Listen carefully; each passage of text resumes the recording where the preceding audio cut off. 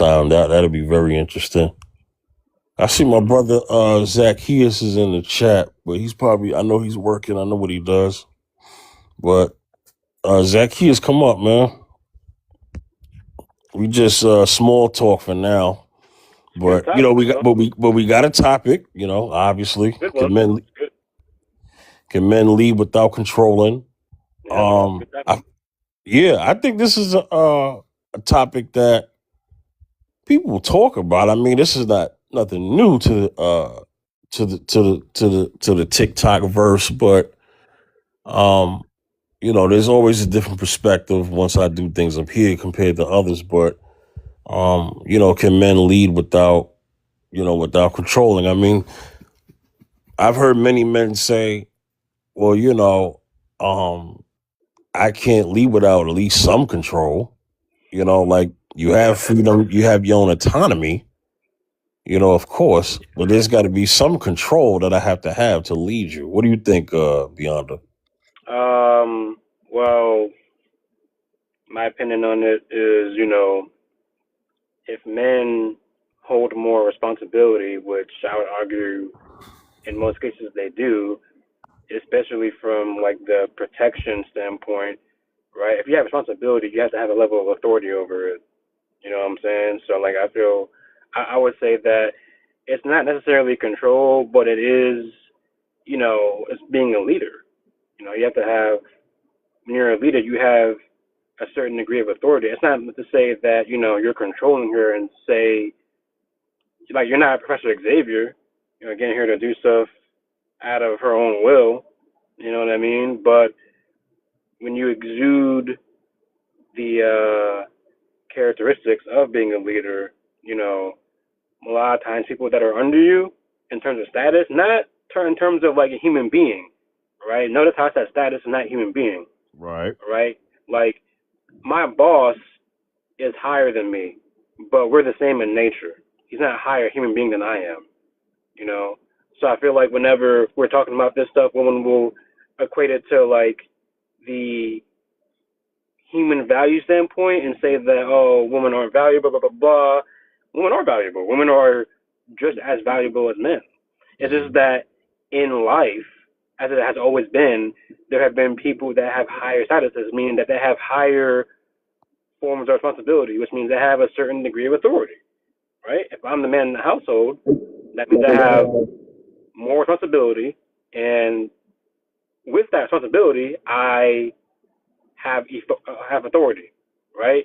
The problem is that men nowadays are expected to be responsible, but are being stripped of authority because women don't want to submit, right? And the whole controlling thing is a buzzword for, oh, you're calling me out on my BS, and I don't want to follow your rules. If I say, hey, you're dressing kind of provocatively, they'll say, oh, you're insecure, or saying that you're trying to be controlling.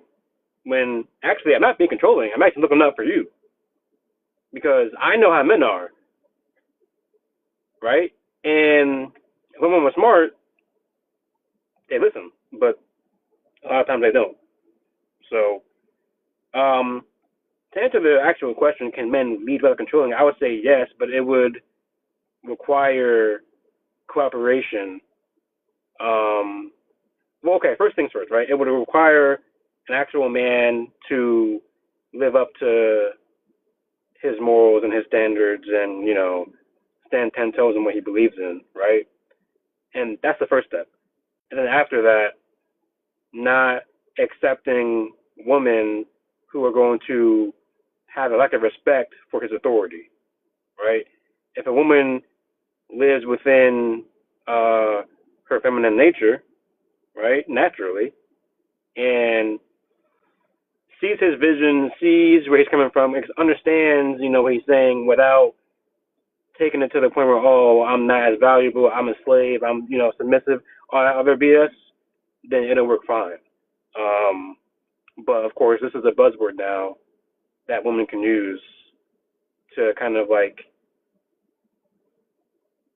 combat against male authority. And what we have now is women have the authority now in terms of, well, they have false authority, meaning they're very, very privileged to the point where like they think they have authority, but in reality they don't. So you mean like their authority is filtered, basically? Exactly. Like they, it's kind of like the whole woman empowerment thing, right? Women don't have power. I don't Mm-hmm. mean that in a mean way. They have a lot of privilege, Uh-huh. and you know, as a society, we respond to a lot of things through a female lens, but that doesn't mean women have power. Um, it's delusional, and it's gone to their head overall as a collective unit, you know, throughout Westernized society. And yeah, that's pretty much how I. That's what I think. It's what I feel. It's what I've seen, and it's evident when you look at what's going on in the states. You know, it's pretty evident the fact that a woman could sue a man for SA, right, when a car was coming towards her and he got her out the way. Like that's insane. You know, it's like the privilege that I'm talking about is women can the world is their oyster. They can do essentially whatever they want without little to any consequence because no one is willing to call them out on that consequence, right? Women don't go to jail for lying on the man's name whenever, you know, they lie and say, oh, he raped me or whatever, SA, whatever. And then when it comes out that the man's innocent, who suffers? The man suffers. And what does the woman get? Nothing. She gets away scot free. There's no jail time. There's nothing. There's zero. And I've seen this has been going on for. I mean, this has been going on for years. Years. I've heard plenty of cases of college athletes, you know, on the rise to become the next big thing. Go to the NBA. Go to the NFL. Go to MLB or whatever. And long and behold, woman, you know, try to say, oh, he did this, did that. Comes out that they lied. Well, the college still strips him of his scholarship. Life is ruined. And where's the girl? Still doing what she was doing before. You know? It's crazy. We live in a really, the world we live in has elevated women to the point where like they're on the pedestal, right? And that's what I think. That's what I feel. That's what I believe. So You know, there's a story. You may be familiar with it. It happened last year. On your subject about not being held accountable by law, right? yeah, Where a woman lied on her ex boyfriend and had her brothers go to the man's house, right? yep, And to defend his life, he had used his weapon, and both of her brothers are now, you know, gone from this earth. And do you know that she's had no accomplice charges to the crime? that's crazy. Yeah, that is crazy because it's like you got your brothers involved. One got ended on the spot. The other one, uh, he his life depleted in the hospital. You know what I'm saying? Yeah, And like, although the intent was to bring those men there to get rid of that ex, but the ex ended up being victorious. Yeah, But you got your brothers involved. You know what I mean? It's like, you know, you got to be held accountable for that. I mean, if any of us would have did that, we would have been accomplices to it. We would have zero been. accountability. That's the Oh, problem. Man. we would have been. Zero. And I'm not even like trying to be like exaggerating or I'm being extra. Zero accountability for women in today's society. Zero.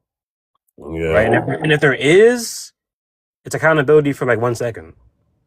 yeah, that's crazy. All right, let me get to everyone who jumped on one by one. Okay. Hey, Wicked, you there, Wicked? Yes, sir. How are you doing today? Absolutely, I'm good. How you doing? I'm doing good. Good. I have a very interesting topic. Yeah. Both men and women could definitely comment on this. Not just men, although the topic is what it is. But the topic is: can men lead without controlling? What do you think, as a woman? Okay, so as a woman, and especially a married woman, a very happily married woman, Absolutely. um, it is definitely possible, Like, I don't like to use anecdotes, but my husband, he knows how to be like, hey, honey, do you think we could do, like, I feel like we should do this and not X, Y, and Z. What's your thoughts on that? And I'll be like, you're the breadwinner, honey. Like, you're the breadwinner. Pretty much what you think is the best idea, unless it goes completely against my morals, which that man would never make me do anything that goes against my morals. I'm gonna listen to what you say. It's all about how you come at it. If you come at it and you're respectful, like, honey, I think this is the best idea. Or, what do you think about doing it this way? It's all like in the wording of it, Right. Right. Sounds like there's demands, commands, and then there's like advice and suggestions. Like there's a difference, basically. Yeah. Okay, we'll come back to you, Wicked. Zacchaeus, what up, brother? Hey, what's good? Fifth, what's good, man? Everyone, what's good, man? How y'all doing? Okay. What's going on, man? I got a very interesting topic. Obviously, this is a topic that gets talked about a lot, in social media, but you know how things are done a different way here. Yeah. The question, man, and you're a married man, so hmm can men lead without controlling? What do you think, brother? Can they lead without being controlling? Um, of course, of course, it's all about the respect aspect, because you see, it's no love without respect. You got if you can respect your partner, you can actually lead, and she'll actually look to you because you're following certain principles, especially if you're a man of God and you're walking with God. You could take the lead without being arrogant or being over controlling or treating her like a little girl. Or you can certain things. It's all about the approach. I always say it's all about the approach. You can lead your your mate, and she can look to you as being the head of the household, and looking to you and being like, well, yeah, you can lead her. And she look to you and she say, well, that she's following and walking with the principles of the word of God, so therefore I can look to him as the leader, as the head of the household. Why? Because he's walking according to how God wants him to walk. So yeah, and they don't have to be controlling, dominating, and controlling, because remember, she already had him. She already had a mother and a father. So as a leader, you don't have to be dominant. You don't have to be. But you could be a leader, but be a respectable leader. Understand their needs, understand their love language, and just listen to her thoughts and listen to what she think.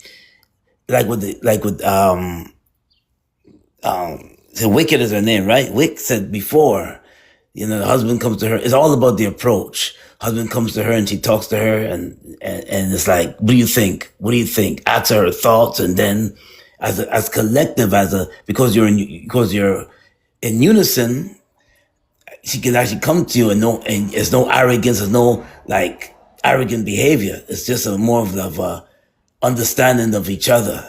But she can look to you, and that right there, she can look to you as a leader. Yeah. You don't have to be controlling. So yes, men can lead without being controlling. Yeah. Absolutely. Let me get to I feel like I could pronounce your name either is it Anna or Anna? It's Anna, but can you give me like 10 seconds? I'll come right back. I'm just doing one last thing. I'm sorry. Nope, no problem. No problem. I'm not moving off or going down or anything, but I'll get my response in 1 minute. It's okay. It's okay. Let me get to Mark Titan, okay? Mark Titan, are you there? Going on. Hey, how's it going? So, for people Good. who are new on my panel, I just like to give a disclaimer, okay? And up here, no cursing, no foul language, and just answer the prompt before talking with everyone else, okay? And that is, can men lead without controlling? Go ahead, Mark Titan. Sure. I think that, the leader is a natural position that's kind of appointed. Like whenever I got married 25 years ago, I told my wife what my goals and my plans were. And, it was her choice whether she wanted to be a part of that.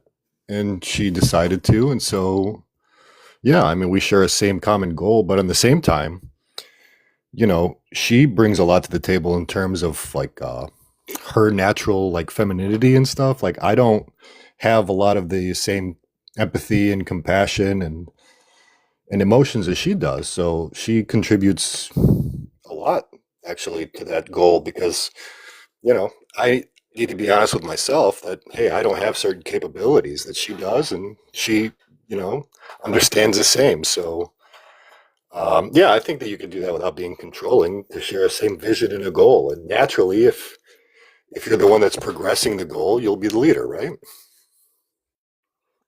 Yeah, yeah. I mean, that sounds like definitely an understanding between you and your wife, and it seems logical and rational, in terms of it it it's it's whatever who would deem what control means, and I'll get to that.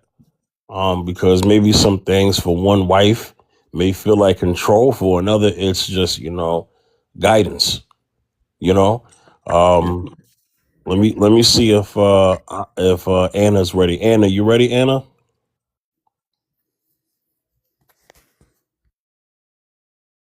Okay, I don't think she's ready. Um, so Anna Lee, whenever you're ready, just come up on the mic, okay? Yes, I'm Uh, ready now. I'm sorry. okay, good, good. I was Well, just pumping my gas. it's all good and be safe out there. Definitely. Um, um, so what do you think about the topic? Can men lead without controlling? What do you think? I definitely think that's possible. I want to agree with Wicked and Zacchaeus. I'm sorry if I'm saying it wrong. Basically said as far as like it's all about the tone and how you say things. Like like words matter. Like it's a difference between hey babe, do you mind warming up my food or go warm up my food? You know what I mean? Or like I mean I just don't like a certain thing because at the end of the day, I grew up in a time where my parents, they was tough on me. You know what I mean? So now that I'm an adult, I got my freedom and everything like that. I don't want no man trying to tell me what to do and talk to me like I'm a kid.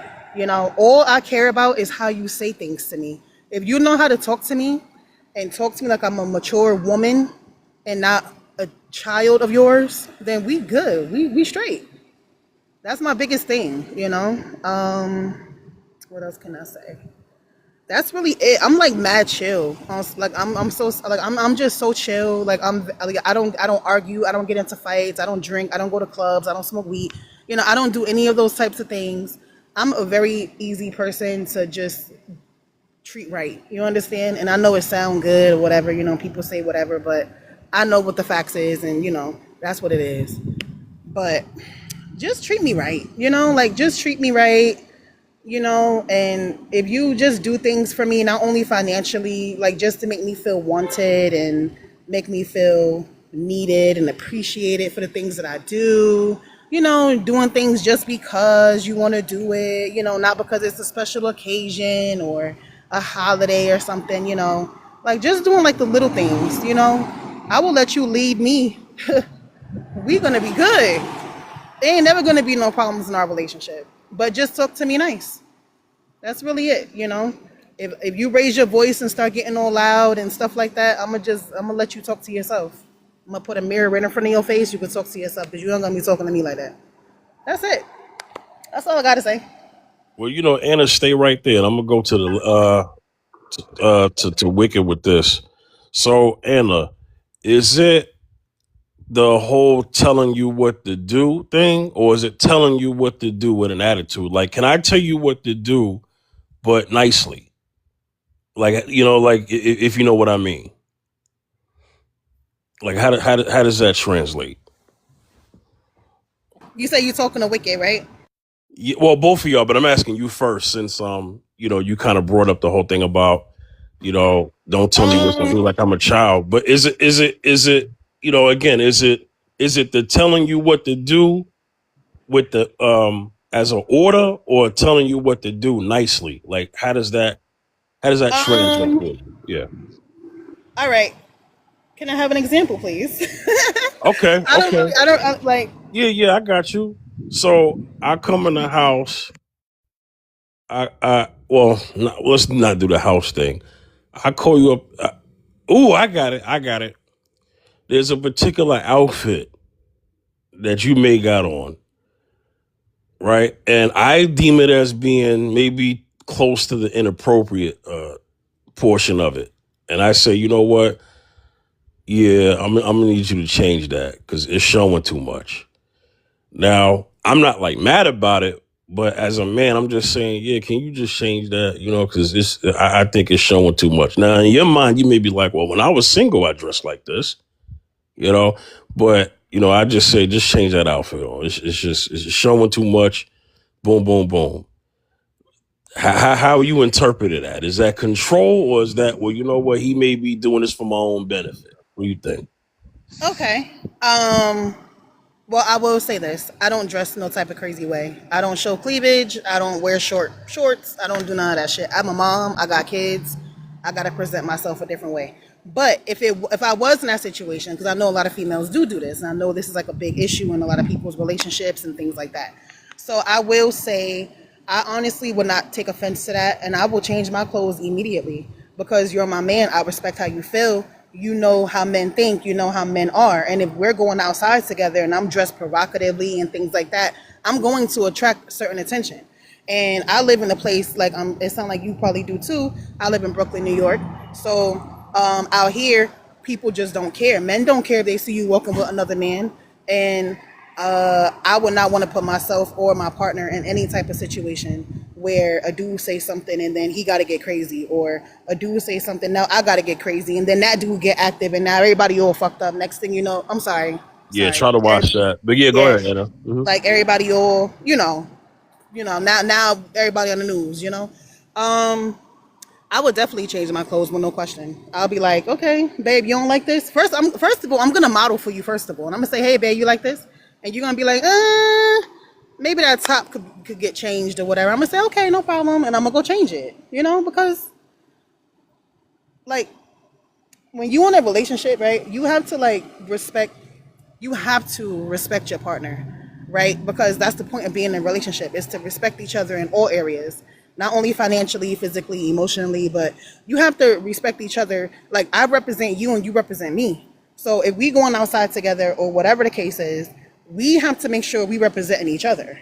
Like the same way you might go outside and I might say, you look a little too, like, we only going to the supermarket while you dress, like, you know what I mean? I know it's only a certain amount of ways a guy can do his thing, but I'm gonna be like, yo, you're doing too much. Like, why you getting a whole fit like that? Put on some basketball shorts, let's go. Like, who you trying to look here for?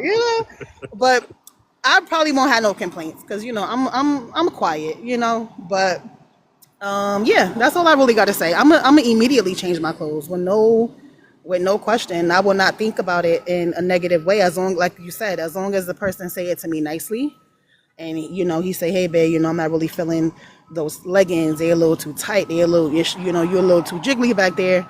And I know we going out to like a lounge or something. I'm gonna say, okay, definitely, yeah. I'm gonna throw on some, some jeans or some sweatpants or whatever. Whatever he want me to do, I'm gonna do it because I don't want to get into no sticky situations.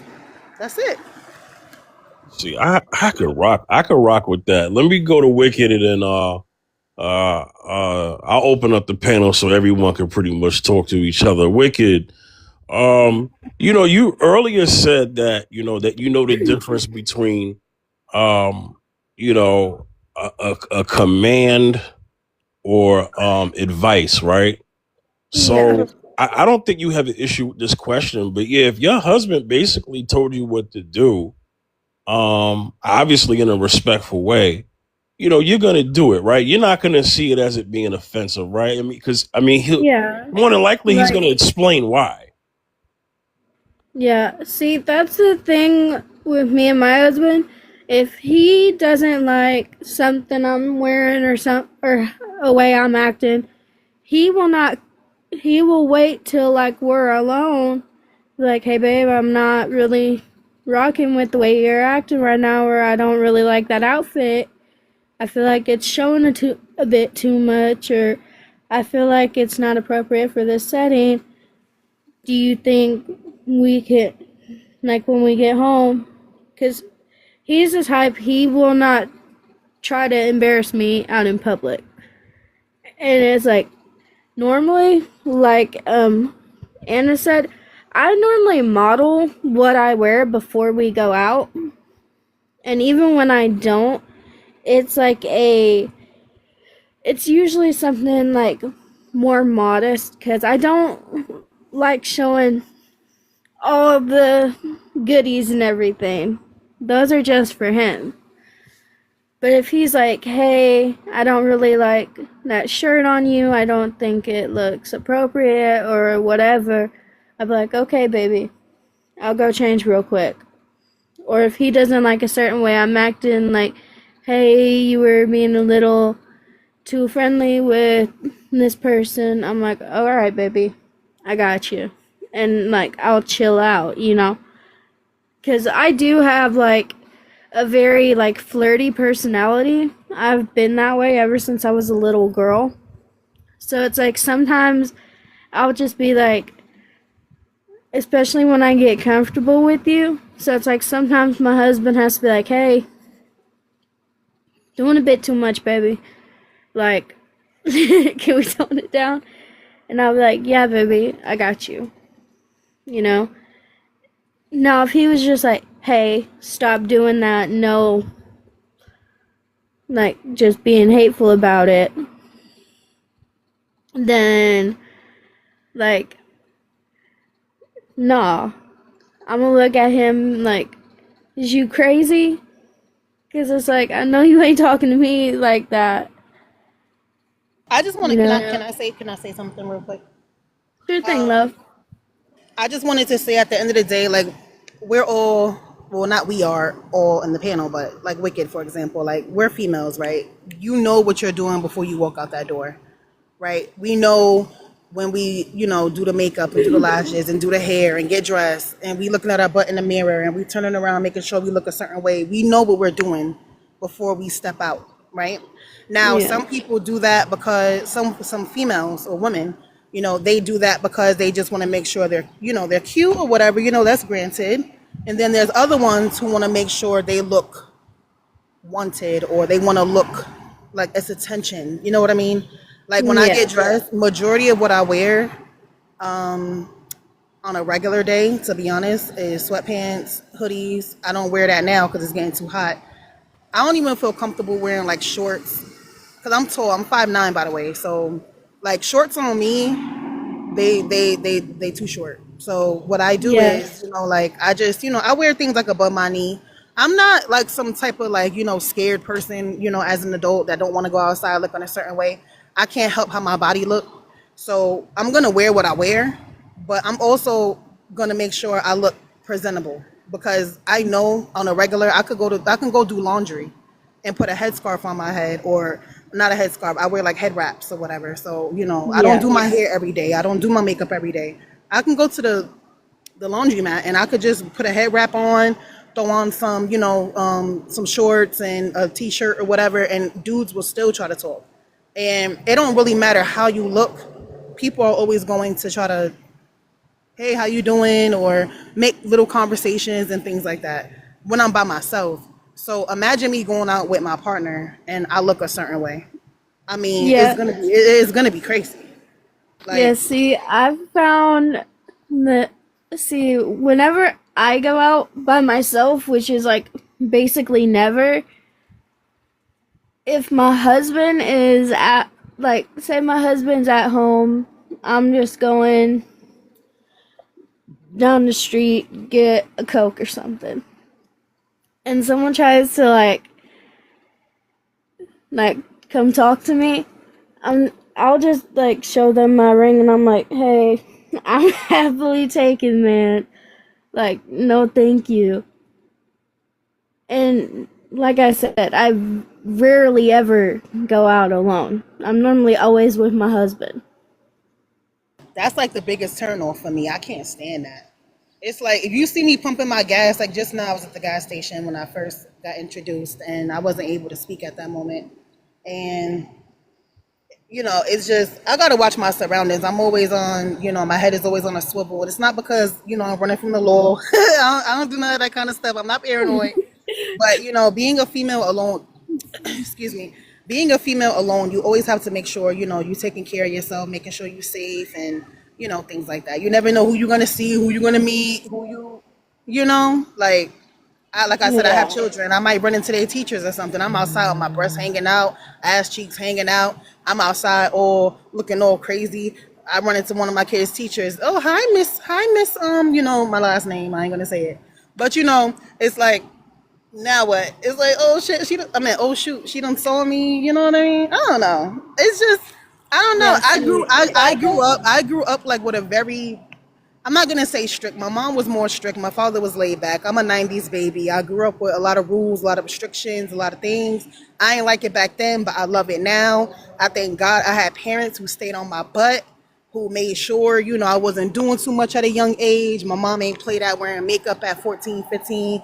I ain't do no lashes at that age. My parents was like, nah, you ain't getting no piercings, no tattoos until you get a job and you move out and you know what I mean? So they instilled that in me and I carry that now inside of me now. Like the way I present myself, I always go outside saying to myself, I'm representing my kids and I'm representing my partner. I don't have a partner, but I'm just saying, like if I did have one, every time I step outside, I'm representing them. You understand? Yeah. And I got to make sure I carry myself a certain way because, and what you just said about people hollering at you and all that, somebody talk to me, I keep it pushing. I don't even have a conversation.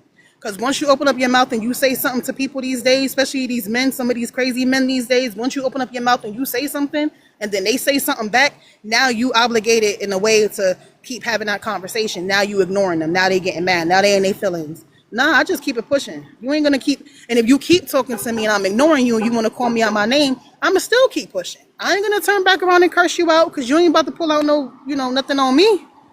Yeah. I don't want nobody saying, no witnesses talking about, oh yeah, she was talking to him. They had an argument. Nah, she wasn't doing nothing. He just did that. Nope. Yeah, he just got in his feelings because she wouldn't talk to him. Right. That's crazy. I know other people want to talk, host. I'm sorry. I like this conversation. No, it's cool. Yeah. Beyonda has a question. Go ahead. I do have a question, and I was gonna ask you. Well, the other guys left, I guess, but that's whatever. So listening to y'all talk, it's cool. Y'all seem receptive to following a man's lead, which is refreshing to hear. Don't hear that too often nowadays, especially with all the, social media and whatnot. But my question is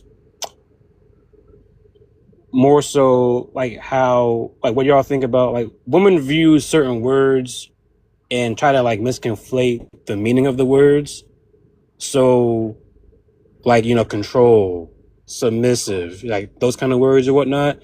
So like, in y'all's opinion, how are you able to, look at the prompt and not get triggered by, oh, if a man tells me to do X, I'm going to call him insecure or whatever. You know what I'm saying? Like, a lot of women use buzzwords to kind of like, demonize the man for having a standard, So have y'all seen women do that? And have y'all done that personally before you guys met like your respective partners? Okay, so okay, go ahead, Wicked. No, you go ahead first, love. I'll be fine. Okay. So I'm gonna answer this really quickly. It's gonna be very brief. So another reason why I'm so like cautious, and I care so much about how the way things are said is because I was once that submissive type. I met my kid's father when I was a teenager. I only have one kid, one baby daddy. Me and him have a very cordial relationship. We respect each other. All is well. I'm not bitter. He can move on all he want. He not on no child support. I don't believe in doing any of that shit. I mean that stuff. I'm sorry. As long as he take care of his kids and he mind his business, only conversation we need to have is when it comes to the kids. That's it. As long as you respect that, I respect you. That's that. Okay. So I was submissive at one point. I did every and anything. I'm telling you, every and anything. I didn't care how he said it. I didn't care nothing. I just wanted to make him happy and please him and do all that under the sun. Okay. So it turned me into I don't want to say weak, but I started to mature after a while. Because like I said, I met him when I was a teenager. So as I grew up and I had my first kid and everything, I was saying to myself, this is getting kind of, it's getting kind of boring now. Like I started to mature. I started to realize how I needed to be respected. I started to realize my worth. And I started to realize that I'm changing, but he's not.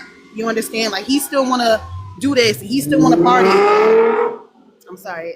He still want to party. He still want to do this. He still want to go out. He still want to do that. And that's not what I wanted to do anymore. Like it was fun for me at one point. We were having fun. And when I say we were having fun, I'm talking about having fun. So when you think about having fun with your partner and you think about all the extra stuff that some females might not be down with, that's what I was doing. I was doing all that.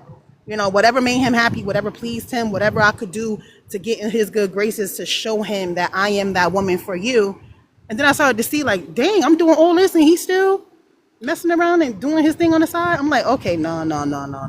I'm not going to sit here and continue to play wifey for somebody who hasn't even proposed to me, So I had to propose to him. Not propose literally, but I had to propose to him. Listen, it's either going to be me and your family, or you're going to just be out here and doing whatever you're doing. Because I'm not having no females knocking at my door. I'm not fighting nobody over you. I was always taught, don't never fight no man. Don't never fight over no man. Don't never argue over no man. If a female got to come to you about your man, let her have him. Let her save you that headache. Let her go through that with him. And keep your peace. Keep your peace. So that's what I did. Can I give you something my mama told me before I ever met my husband? Yeah, go ahead. My mama, she told me before I ever met my husband, because before I met my husband, I did not have the best taste in men. I can admit that. But she told me, look, if another girl can have him, that ain't your man, that's your headache. And you don't need that no more. And that really stuck with me, And it made me realize, hey, I'm not really like with the best type of man to be with. But and to answer your question, the reason I feel like a lot of women like misconstrue words like submissive and like leading and stuff like that is because a lot of us are taught from a very young age, don't let no man tell you what to do, all of that. And before I met my husband, I was also one of those girls. I was never gonna let a man tell me what to do. Mm-hmm. And now I'm married, and it's like the way he comes at it is very respectful, and he's just like, hey honey, I don't like this, that, or the other. Do you think we could change it? And I'll be like, yes, baby. I love that for you, girl. Yes, I love that. I love the fact that you found your person. I love that. Yeah, I always joke with my husband. I'm like, you made me soft. Before I met you, I was a tough, independent woman. Now I'm like, no, I'm not. And he's like, ain't that a good thing? I'm like, it is. Because I spent most of like my dating life like tough and like guarded, not trusting no one to be able to guide me, and it really messed with me a lot. So now that I met my husband, I'm learning, hey, your husband's gonna have you, you know, like he's got you. You don't have to worry about it. Just if he gives you some advice, like take the advice. That's what's up. Let me get the Mila. My bad, Zacchaeus. Mila ain't been up here in a while. I just wanted to get her to speak. Go ahead, Mila. How you doing? Hi, everybody. I've Hey, been hey. working. Hey, Long Leela. time no see. Damn.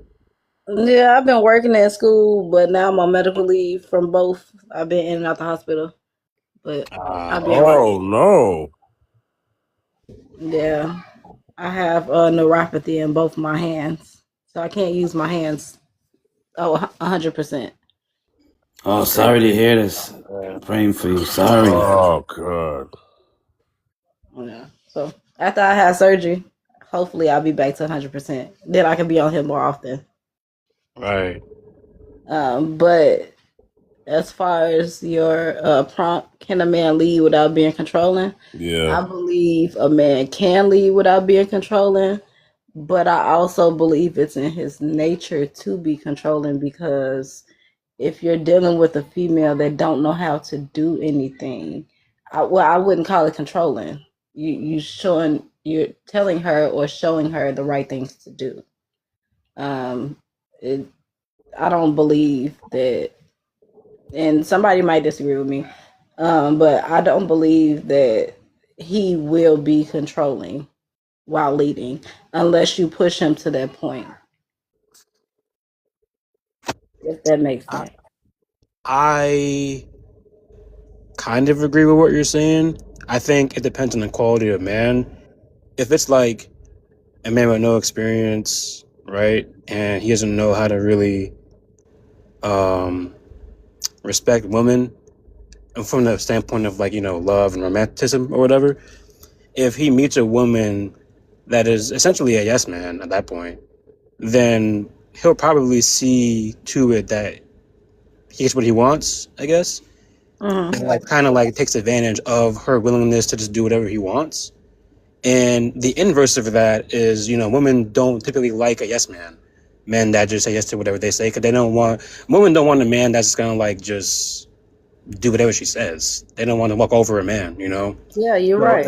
it depends on the quality of man, And I was I wanted to respond to Anna Lee because she was saying that she was pretty much not like that to where he was controlling, but she was pretty much saying going with the flow and doing what he wanted.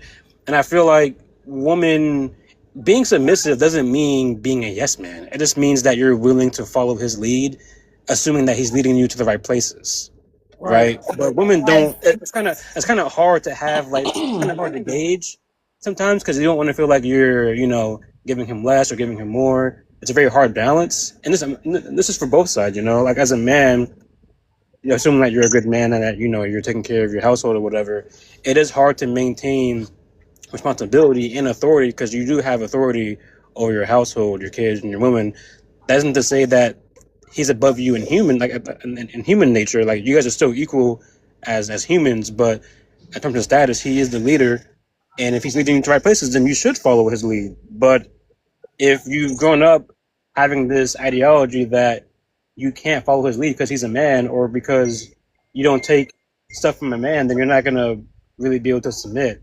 If you don't submit, then it's not going to be a long lasting thing. It's going to end quickly.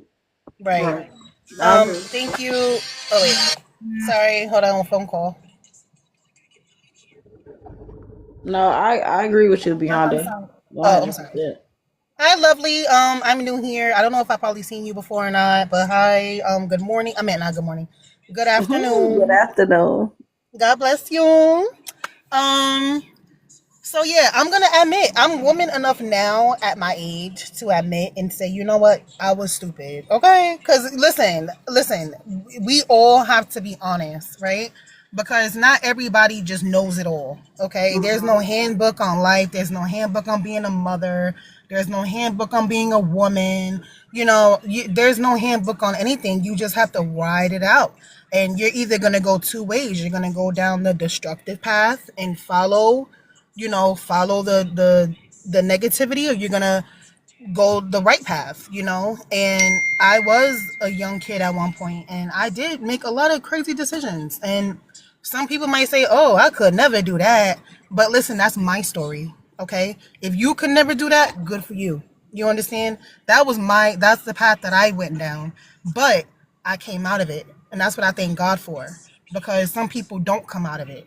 It's 34-year-old women that I meet, and they are still partying, no jobs, going out every weekend, leaving their kids with this one, that one, this one, bringing Joe Schmo in the house every new man they meet.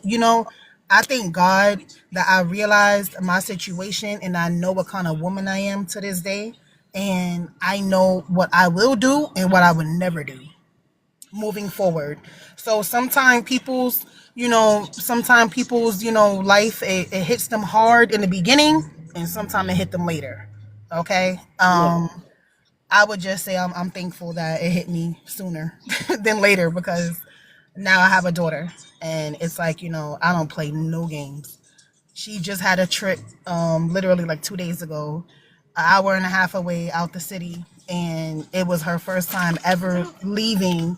It was her first time ever leaving, like out of, it was her first time ever leaving me, so you know what I did? I went to Six Flags too. I bought me a ticket. I took my two sons. We went out there. We had a good time. Because, you got to just be on top of things, not being like a stalker parent or nothing like that. I'm sorry. But my baby, I could never let her leave.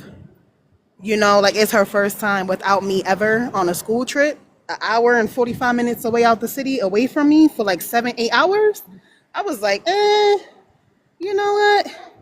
Let me put the day in for the day off. Let me go down to Six Flags too, and let me go have fun, just to be in the vicinity, if that makes any I sense. get it. I get exactly how you feel. That's how I felt when my daughter wanted to go 2 blocks over to her friend's house. I'm like, no, I need to meet the mama, the daddy, the grandma, the auntie, the uncle, the cousin, brother, best friend. Yup. Like, I need to meet everybody. But at the same time, I know I what feel you're gonna like say. when I know your what you're child gonna gets older, you say. have to give them the space. Yeah, I know. Because my daughter's about to be 14 on the 15th. Oh my gosh, my daughter's turning 14 too in August. And when I tell you, my daughter, now that she's been gone with her friend for almost a week, and she called me every day. Yes. She's like, thank you for not calling me and checking on me every 5 minutes. Right. But since you don't call me, I'm going to call you. So Yo. I just say, give your child the space to call you every 5 minutes and get on your nerves. Don't call them every 5 minutes, because it's going to push them away. It's going to feel like that you can't trust them. And that's not the case. You just want to make sure that your baby is okay. Yeah. So the only reason why I went on the trip is because June is a big month for me. Both of my sons' birthdays are in June, and then my other son is graduating to first grade in this June, and my daughter has graduation. She had her prom, she had her senior trip, all in June. Now listen, prom was last night. Her trip was the day before yesterday. So I say, you know what? It's just too much going on right now, and I don't want to like leave her like in a dust type thing. So I said, you know what? Instead of me looking at it as me being like a little stalker and following her around, I took my boys to Six Flags. I said, you know what? Let's go ahead and kill some of these stones. Kill 2 birds in 1 stone. So y'all, what y'all want to do for your birthday? Oh well, I want to go to Six Flags. Okay, that's where we going. But I worked out. It was beautiful. My daughter saw me. She was with all her friends and her class and her teachers. I only got on her nerves like one time. That's when she first walked in. That's when her brothers ran to her. They gave her a hug, and I left her alone the whole day. I didn't care about nothing. I was like, okay, go sit down. Look. All right, go sit down. Go sit down. Okay, so as you can see, it's a little a little rowdy. That's all. That it's kids. It's life of having kids. Yeah, so let me get back to the topic real quick. Cause Trust Nobody was trying to come up. Yo, Trust, you there? What's up, host? What's going on, man? Hey, I just like to just explain the rules to anybody who's new on my panel, okay? And that is, up here, no cursing, no foul language. Do your best, all right? TikTok guidelines, all right? And answer the prompt before you talk to anyone else as far as the conversation, okay? So the topic today is, can men lead without controlling? What do you think, brother? I believe they can, but a part of man punishment concerning whatever it was he did that didn't make God happy has to do with authority, leadership, guidance, and control. And I do know for a fact before all of this turned out the way it has, there men was able to lead and guide without being controlling and have authority, because God gave them authority over the earth. But sometimes, just like you give a person a job at being a manager or a supervisor, or the host said, "Hey, I'm gonna let you be the moderator," you can misuse and abuse what you've been given. So if the host allowed me to be a moderator, he didn't tell me to be. You heard him. He coming through the door. He gave me his rules, his boundaries, his guidelines, his laws concerning his life and how he run it. So if he said, "Okay, Trust Nobody, I'm gonna let you be a moderator," that don't mean I get to disrespect the host, disrespect the panel, and disrespect. That's not. So we as humans, been given positions, and we misuse them and we abuse them. Some people is not good at being a manager, supervisor, moderator, a therapist. My grandfather used to say, you give a man a rope and he'll think he's a cowboy. You tell him to take an inch, he'll take 2 or 3. And so what it is man can lead without being controlling. And all men are not controlling while they are leading, while they are guiding, while they are in position of a power. And see, God, he gave the man authority over the earth, over the animals. He gave him authority, but authority don't mean I'm married for 17 years. But that don't mean I get to disrespect my wife and control her and be rude to her. I'm a father, I'm a dad, I'm a husband. I give my son money, but that don't mean because I gave my son some money or my daughter some money or my wife some money that I get to go in their wallet or in their pocket whenever I get ready. My son sleep, for example, and I may need a few dollars or something, for example, and I just go in my wife's purse and just get it without asking. That ain't what a husband's supposed to do. That's stealing. That's breaking the boundaries. We born with boundaries. So yeah, a man can lead, he just don't want to. Or he don't know how to. Or he haven't been taught how to. Or he has been taught and he's just abusive and misusing his leadership. So like the prompt say, can men lead without controlling? They can. They've been known for leading without controlling. But we as man, we've gotten out of control with it. We want to be abusive. We want to misuse it. My wife and kids, I'm going to land with this. My wife and kids just took a trip to Dallas, Texas last Friday. They made it back yesterday. I didn't go. My wife take our daughter to concerts. You can't go to concerts. You can't take her. You can't go here. You can't go there. You can't go nowhere by yourself. I grew up around men that was like that. They was controlling to the bone. I've seen it. It was disgusting. It was toxic. I break generational curses. I break chains. I break cycles. Not me. Thank you, host. I'm going back on mute. Yo, I can respect that. Beyonder, go ahead, Beyonder. He's totally. I'm sorry, my fault. He's totally correct on that. Men can lead but don't want to. That's evident today. Looking at all the stuff that we're going through as a society, all the problems and nonsense, and I can go, on a tangent about that. But everything that's wrong with society is everyone's fault. You know what I mean? Like it's women's fault and men's fault. You know, if men had been the leaders they were supposed to be, at least when it was first brought to their attention about I'm speaking more I'm speaking more towards like like feminism and things of that nature. That I truly believe that has contributed to the downfall of our society, at least in today's world, in my opinion. Men have the ability to kind of like put a stop to that.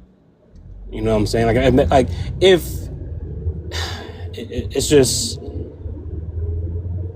we were the shield to protect, this stuff from happening, at least to our children and all this stuff, and no one did anything.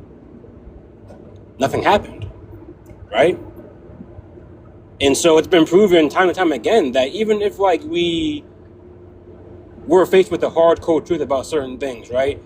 No one does anything. No one stands up. No one pushes the envelope, right? And I think it starts with men, and if men were who they were supposed to be, myself included, because I'm a man as well, I'm 28, then women would be behind us and we'd be a unit, but there's no unity anymore. There's no unity among the average man and average woman, and it's evident in today's world. You can see it with it's black and white, you can see it, and everyone has contributed to some degree to the state of the country today, whether it be dating, whether it be social issues, whether it be the law. All of it has to do with us, and men are definitely to blame for some of it, right? So I agree with what he said. Okay, well, I agree with what he said, and I also agree with what you said, Beyonda. But sometimes, even when a man is leading, a woman thinks it's controlling. So you have to be careful with that as well. Even though you're not trying to control the situation. Hey KJ, welcome in. Even though you're not trying to control the situation or whatever the relationship or whatever the case may be, she might think it's controlling because it's something that she's not used to. Or vice versa. That a lot of, and I hear what you're saying, and I agree with you, because a lot of women don't know. Some women don't know what good leadership is, and that's correct. But the problem is that a lot of these younger women that are coming up will see anything as controlling. If you say anything, even if it's constructive, telling her a flaw about herself, not in a rude way, but in a way that she understands, she'll still take offense to it and not want to take accountability for her flaws, because everyone has flaws. It's just that a lot of people don't want to admit it, and I get it. Admitting your wrongdoings and flaws is not fun. I don't like admitting it either, but that's part of being an adult. And I would say that a lot of girls or a lot of women who are younger coming up, being taught certain things, are gonna see pretty much anything that a man does as controlling, no matter if it's good or bad. It's all bad in their eyes. It's all like bad, no matter how you slice it. Even if you like convey it in layman's terms, it's still going to be toxic. Yeah, that's true.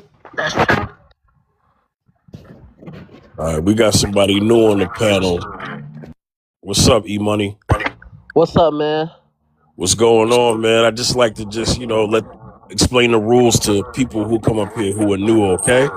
And that is just, no cursing, no foul language, and, read the prompt, answer that, and then you can talk with everyone else, okay? And that is, can men lead without controlling? Go ahead, brother. You have the floor.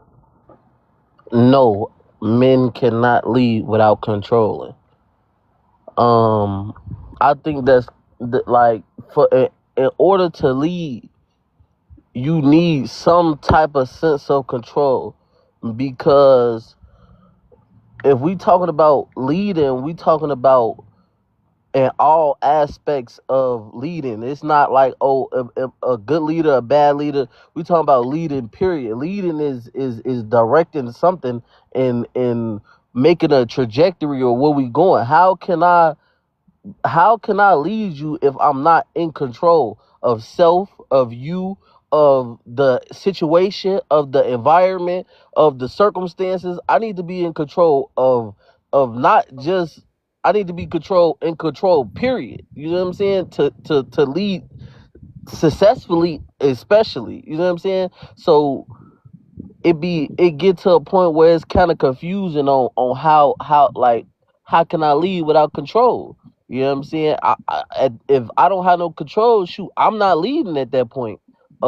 Is we just uncontrollably drifting, we floating, we just, you know what I'm saying? And that's right. I agree with him. Leadership and authority and guidance comes with control.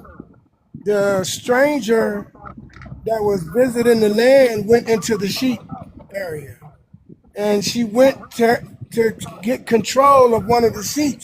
She was just visiting, but she was out of place. She was out of order. True story. And that what the brother said is true. So she goes into the sheep field, and she eventually gets control of one of the sheep. The whole time, the owner of the sheep are watching. Not only the owner of the sheep are watching, but the dog who protects the sheep, lead the sheep, guide the sheep, and it comes with control and was watching too. Once she grabbed one of them sheep and bear down on him and got on top of it, the lady they ain't got to run. The owner don't got to run into the midst to stop it. The dog does. The dogs run in and get control of the lady. He bites her until she lets go of the sheep and walk away. He don't continue on fighting with her. He just want her to know that I'm in control of these sheep. I lead these sheep. I guide these sheep. I don't hurt the sheep. I don't misuse or abuse my job. I don't disrespect my call of duty or my assignment. And you're not welcome here. And the lady hurry up and gets away. She goes away. But like the brother said, control does come with leadership. As long as the control is not abusive, as long as you're not misusing the control. And I salute to that brother that just spoke before me. I was going to say that. But, I'm going to land with this. Like my 73-year-old mentor told me, I'm 53. And I asked him if there was something good you could say to a young 53, what would it be? He said, young man, be slow to speak and swift to listen. God gave us 2 ears and 1 mouth for a reason, and that's to listen is twice as much as you speak. So I was going to say that, but I'm glad this brother come in, so now it's 2 of us standing on the same truth. I land. That's Yeah, what's up. E-Money, you had something to say? Go ahead. yeah. The last thing that I wanted to say was, a lot of time when it come with women, I feel like women have a hard time relinquishing control because of the thing of feeling like because this person has this control that they're gonna abuse it, or it comes from a place of hurt or trauma of I don't want to submit and give away this control because I could possibly give this control away and it could be misused.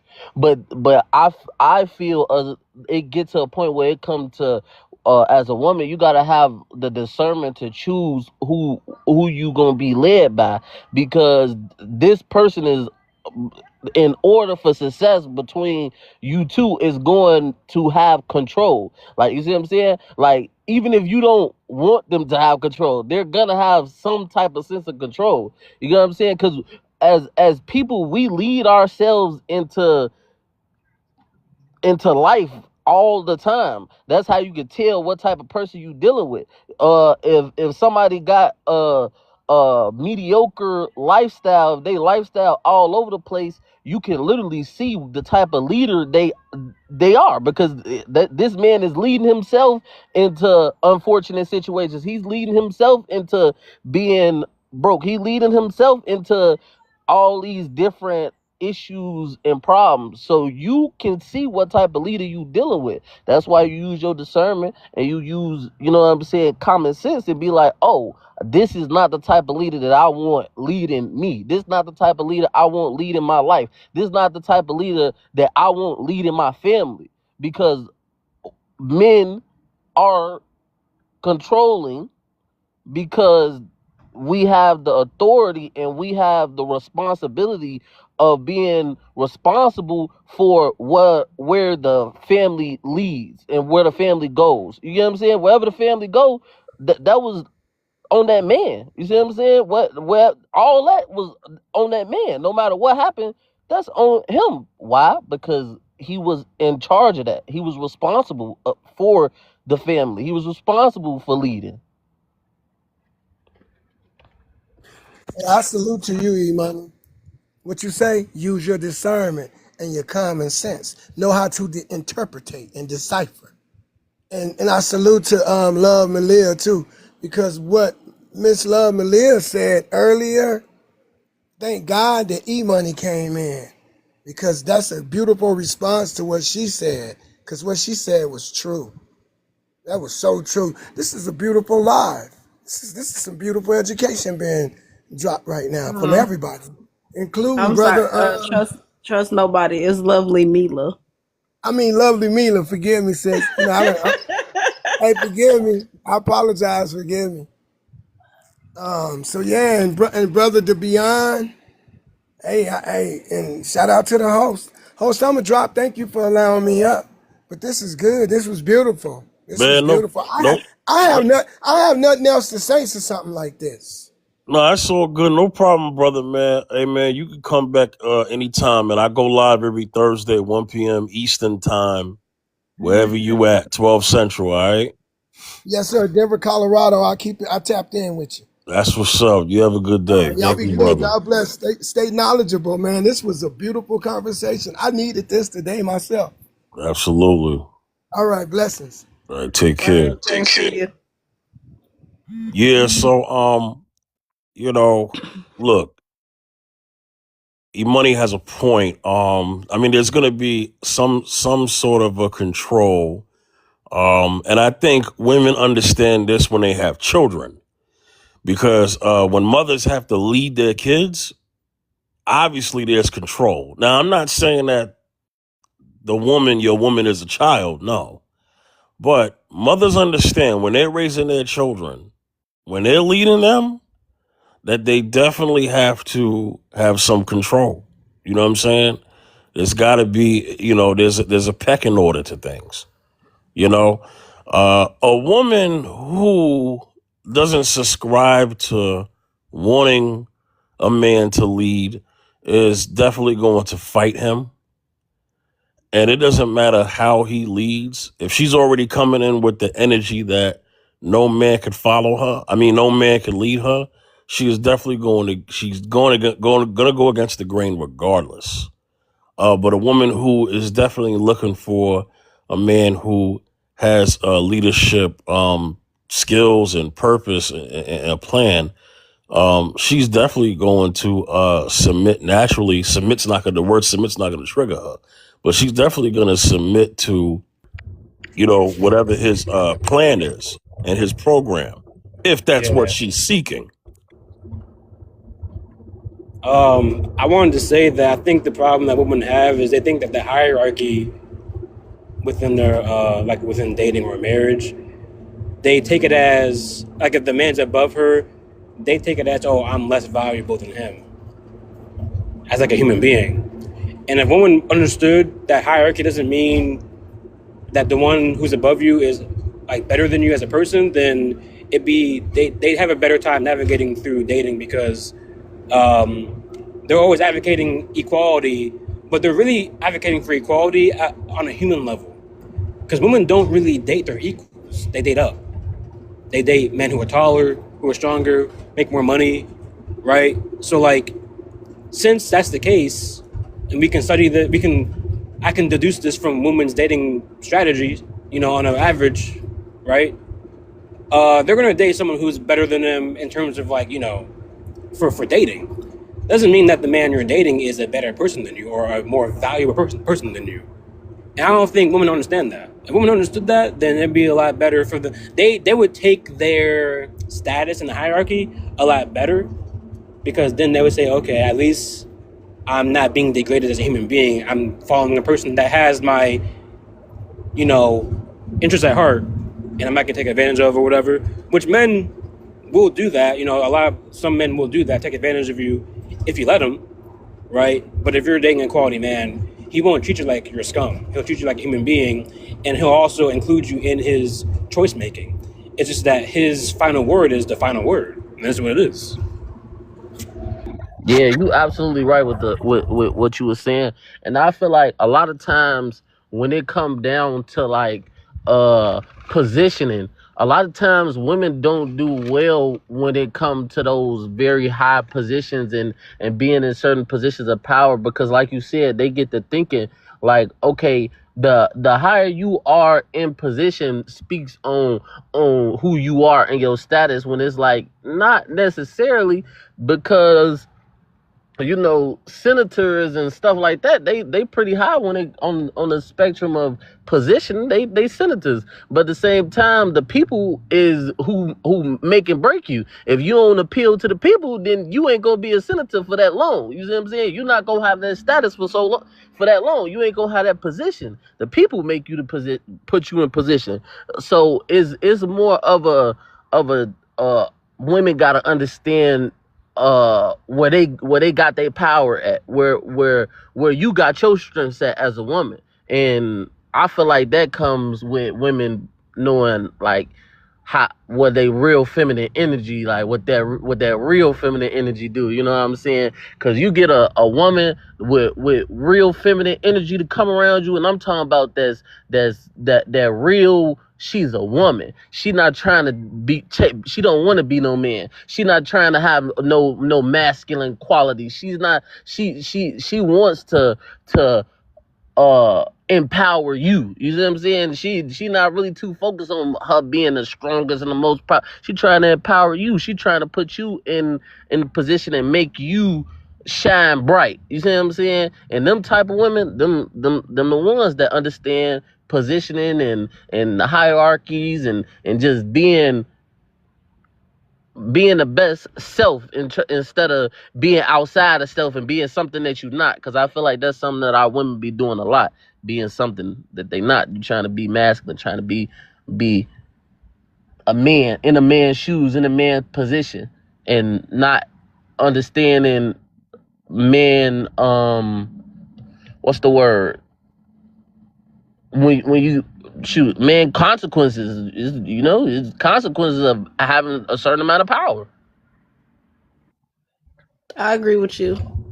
But there's some women out here, like I said in the beginning, that don't know what valuable control is. There's some women out here that don't know what good control looks like because they've been controlled all their life, from the parents on down to the relationships that they choose to be in. So if you're the man in the situation and you're saying, hey, no, this is what we're going to do because this is right, what you're trying to do is wrong, she's going to always take that the wrong way. So I do agree with everything that you're saying, Imani. I really do. But some women don't look at it the way that you're explaining it because they don't know what proper control looks like. Like me, I had all type of masculine energy. Man, I have all brothers and one sister, and I don't communicate with my sister. So all I know is me being in control of what I need to control. Now, my past relationship. I'm not gonna bring that up because that's done enough with. But now that I'm by myself, I have to learn how to take control of what I need to control. It's me and 3 kids. It's no man. So therefore, I got to get on my high horse, and I got to be the man and the woman in this situation until I'm 100% healed to be with somebody else that knows how to control a situation and not trying to control me as a person. If you get what I'm saying. No, I get what you saying 100%.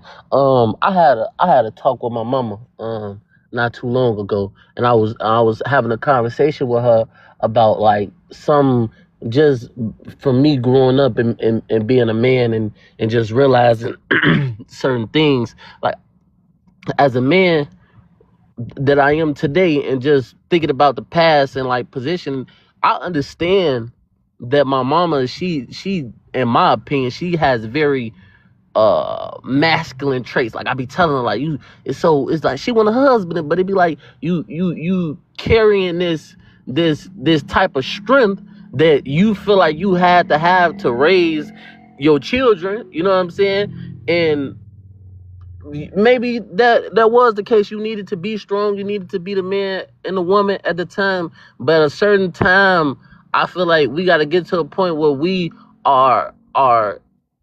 take our trauma and we sit it to the side, and we open to welcoming certain things. You know what I'm saying? Like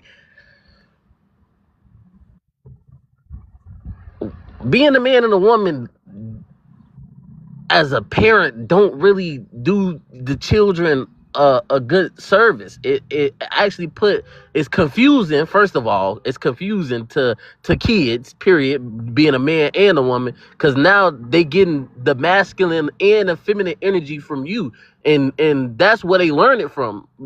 In a future as an adult, they learning you learn feminine energy from mommy, you learn masculine energy from daddy. But if you getting both from mama, or you getting both from daddy, now you starting to exemplate both. You know what I'm saying? It's not like I, as a child, how do you know? Well, mommy has to be this, and she has to be and she has to be that, so I should take this from. No, as a man, I had to knock so many feminine traits that another man told me this. Another man was like, "Hey, you know, you do this. This is very feminine of you. This not something that a man really do. I'm picking this up from my mama. I'm picking this up from my single mother. But my mama had to be the man and the woman, like you said. But because of trauma and past mistakes and such and such and such and this and that, and it kind of like do a disservice to the kids. And I was just saying, sometimes you gotta be able to watch it and catch it and know, like, sometimes we don't be doing the best service to the kids when we be confusing them. And then, you know, now they pushing the rainbow community on us so heavy, on the black community, and yeah, I don't be rocking with that. Well, it's not so much as me being the mother and the father in this situation, because my kids still have their dad. I'm just saying, under my roof, I have to do both, because I have to tell my son, you don't do what these girls do. This is not for you to do. That's what I'm saying when I have to be the mother and the father. But when their dad is around, like when he come pick them up and he spend time with them, I'm pretty sure he do the same thing. Because he, for some odd reason, he like to raise his girls like little boys, like tough wise. You know, you don't let no man walk over you. You don't let no man tell you what to do. You are your own person, kind of thing like that. And that's something that I'm learning to do with my son, because my son used to be like, oh, if my sisters go to the hair salon, I get to go to the hair salon too. And I had to tell him, like, no, son, you go to the barbershop. You don't go to the hair salon. Or if they go get their nails done, oh, can I go get my nails done too? No, you don't get your nails done, but you can get them clean. How about that? Like, it's just certain things that I have to constantly tell my son, that he can't do certain things that the girls can do. Or like now my son is in football and my daughter does cheerleading. And at one point in time, he said he has to go to practice with his sister. And I'm like, what are you going to cheerleading practice for? And he was like, oh, no, they do football practice there too. And I was like, okay, tell me something that I didn't know, because I didn't know that at first. Like, sometimes it be confusing and heartbreaking, but it's just something that I have to get through. Hey, let me hey Keaton, what's going on, Keaton? How you doing? Outstanding, bro. How about yourself? Good. Thanks for coming back, man. Let me let me speak to Mila real quick, and then I'm What do let you you in the think? conversation, okay? So Mila, I barely have anything to. I've never like disagreed with you like that, and it's not that I have a disagreement. It's kind of more of a suggestion. I think women have to be very careful with saying that they're gonna be mommy and daddy in situations, and the examples that you give. I'll tell you why. Because the examples that you gave, in terms of what you would say to your sons or daughters, I don't think that's masculine or feminine at all. I think when you're telling your son, when you're giving your son game about women, that's you still being a mother, and that's you, and mothers do lead in situations. They definitely mothers do have leading responsibilities, right? Um, because and this also is in nature as well, right? It's with us as humans, and it's also in nature, right? You ever see how a mama bear acts? Yeah. So that's still mama bear. That's just the role of mama bear. Mama bear is leading those cubs. You know what I'm saying? To safety. Mama bear will fight a male bear just to save the cubs. You know what I'm saying? You Yeah. know, so I don't think it's so much that, because if you're giving, and I'm not saying you're saying that, I'm not saying that's your purpose of saying that, but I think what we have to understand is that a woman can't be mommy and daddy, but what she can be is the best mother that she can be. It's the same thing, and although we don't talk about this a lot with single fathers, I've never heard a single father say he has to be daddy and mommy, right? I haven't either. No, I Right, haven't either. right. He just has to be the best father he could be, and if he and God willing, he has his mother in his life or sisters. The femininity, he could get that from them for the kids. He could get grandma. Grandma's grandma. Grandma always gonna be grandma. Shout outs to grandma. Shout out to our grandmas. Exactly. He could get grandma, and grandma could give that feminine thing that the sons and the daughters need if the mother is not around. You know what I'm saying? Because we have widows too. We got, sadly, we've had fathers and mothers who have passed away. Mm-hmm. And grandpa steps up, uncle, aunt, somebody steps in. You're still you. You always gonna be you. You may have to be more stern in situations, but guess what? When in a healthy marriage, right, in a healthy parenting, if one parent is home, the mother still is the parent there, and the father definitely is like, look, while I'm gone, you respect your mother. You respect your mother when I'm not here, and the mother should be saying, "Hey, when I'm not here, you respect your father." You know what I'm saying? Because at the end of the day, y'all are both parents. Y'all both have y'all sides of the game that y'all have to do, right? Yeah. But it's not that you take on what the other one does. It's just that you just do your best part, and the community village part of it would be your family, your grandmother, your aunt, your stuff like that. So that's why I say that, because I think sometimes it gets said a lot, and then women feel like, okay, well, since I'm a single mother, I have to be masculine now, because that's the only way. I have to have more of a masculine side to my kids, because that's the only way I'm going to be respected. No, I don't think so. You can still be feminine and be a leader. I don't think femininity is you don't get upset or you don't talk with a loud voice at your kids, because like that doesn't make you masculine because you're yelling. You get what I'm saying? I think sometimes Yeah, that's I get it. yeah. It's just with certain situations with my son, He feel like he have to be involved in all girl activities, and I have to tell him like, no, that's not the case. Like, you can go over the road truck driving with your dad. Like, even though we're not together, you can still go Oh, with your okay. Well, dad. that's You different. can I get that. you Yeah, I can get do that. things like that. That's why I keep saying like I have to find something that's consistent for him to do, because he think being around his sisters, he's supposed to do everything that they do, and they're girls. A Oh, boy okay. cannot do everything that a girl can do. Okay. I'm glad you still keep that balance because, I've seen mothers sadly let the boy do what the girls do. And No, no, I I don't believe in stuff like that. I wasn't raised like that. I'm not right, saying that it's a good thing to raise your kids like that, and I'm not saying it's a bad thing. right. But my brothers wasn't allowed to be like that. My uncles and aunties never allowed me to do that with my brothers, so I'm not gonna allow my son to do it with his sisters. Right. So it's just a rule that's set in stone with my family. Whatever a girl do, a boy cannot do, and whatever a boy do, a girl cannot do. A- absolutely. That correction definitely has to come early. I grew up in a house. It was just me and my brother, so we didn't have sisters.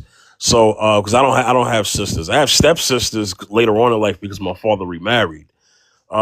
But I didn't grow up with. The only woman in the house was my mother. You know what I'm saying? And yeah, my mother definitely. Hey, that correction got to come early. You know what I'm saying? Yeah, man, Listen, he's only 7. He when, about to be 8 next month. He's still a right, kid.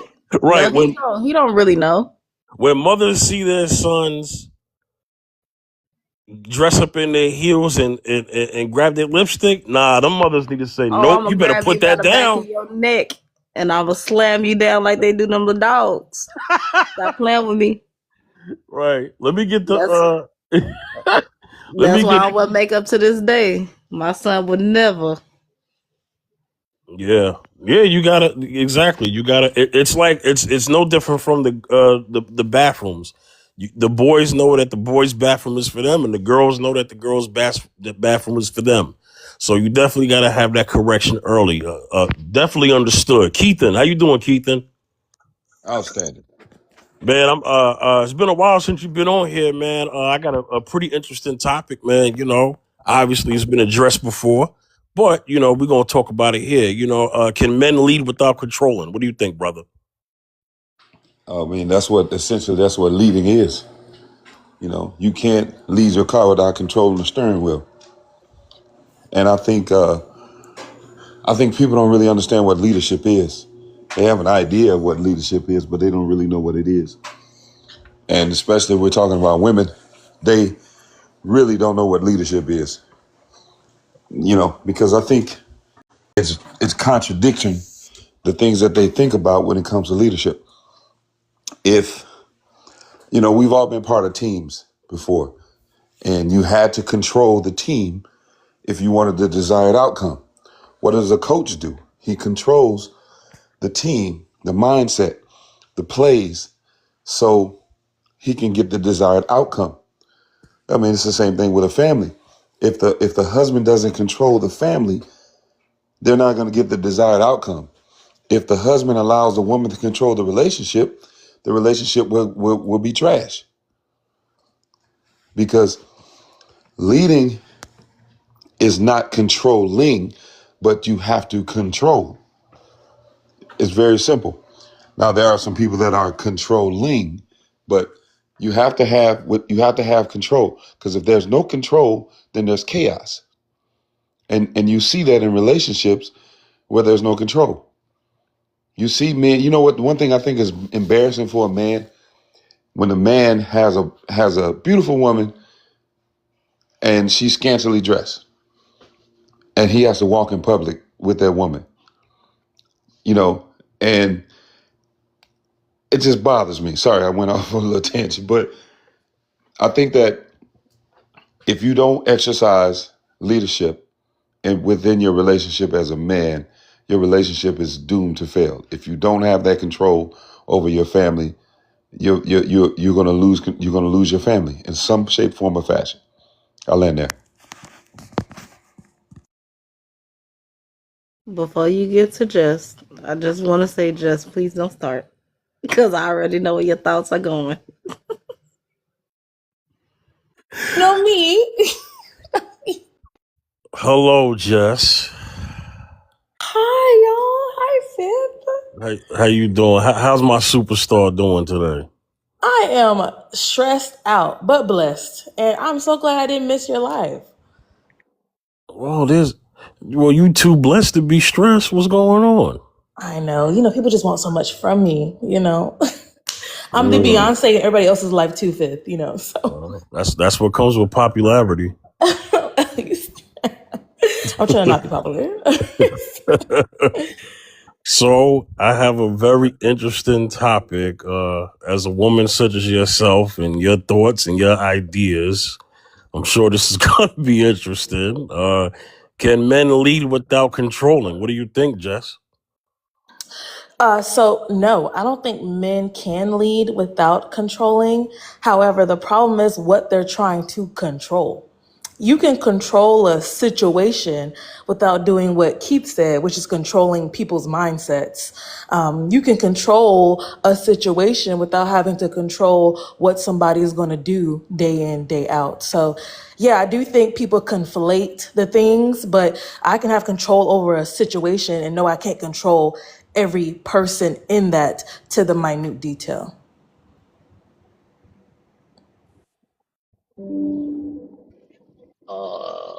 Can I?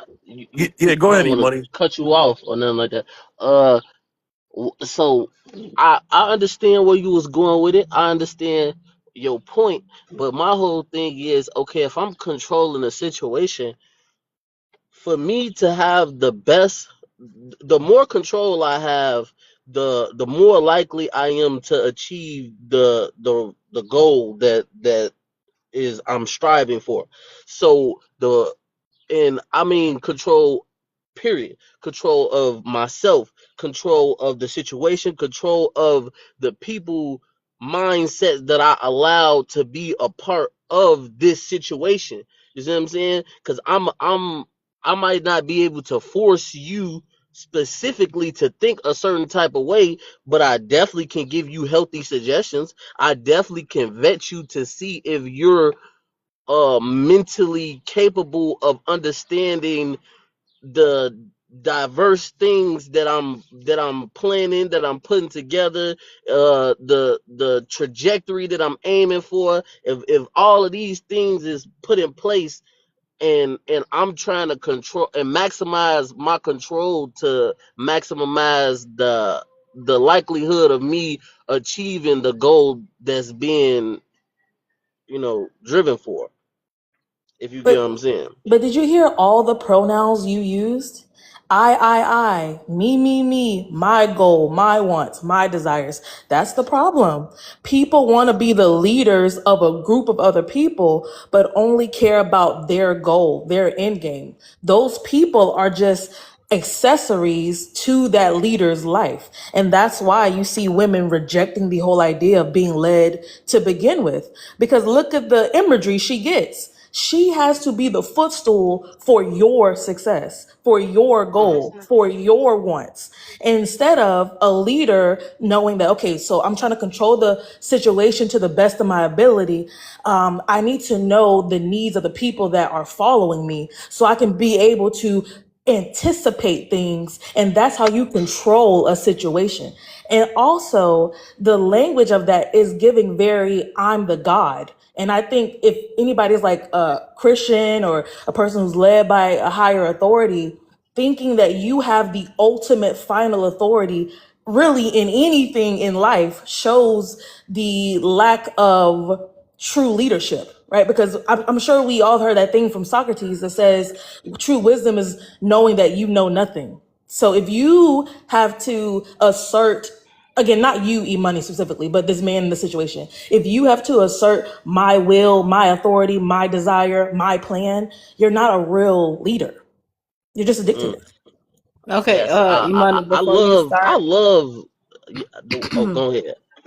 Imani, before you start, she's very big on words. I don't No, know if you I paid think attention to the she was comments. great. So I literally put in the comments, don't start, LOL, because she's very big on words.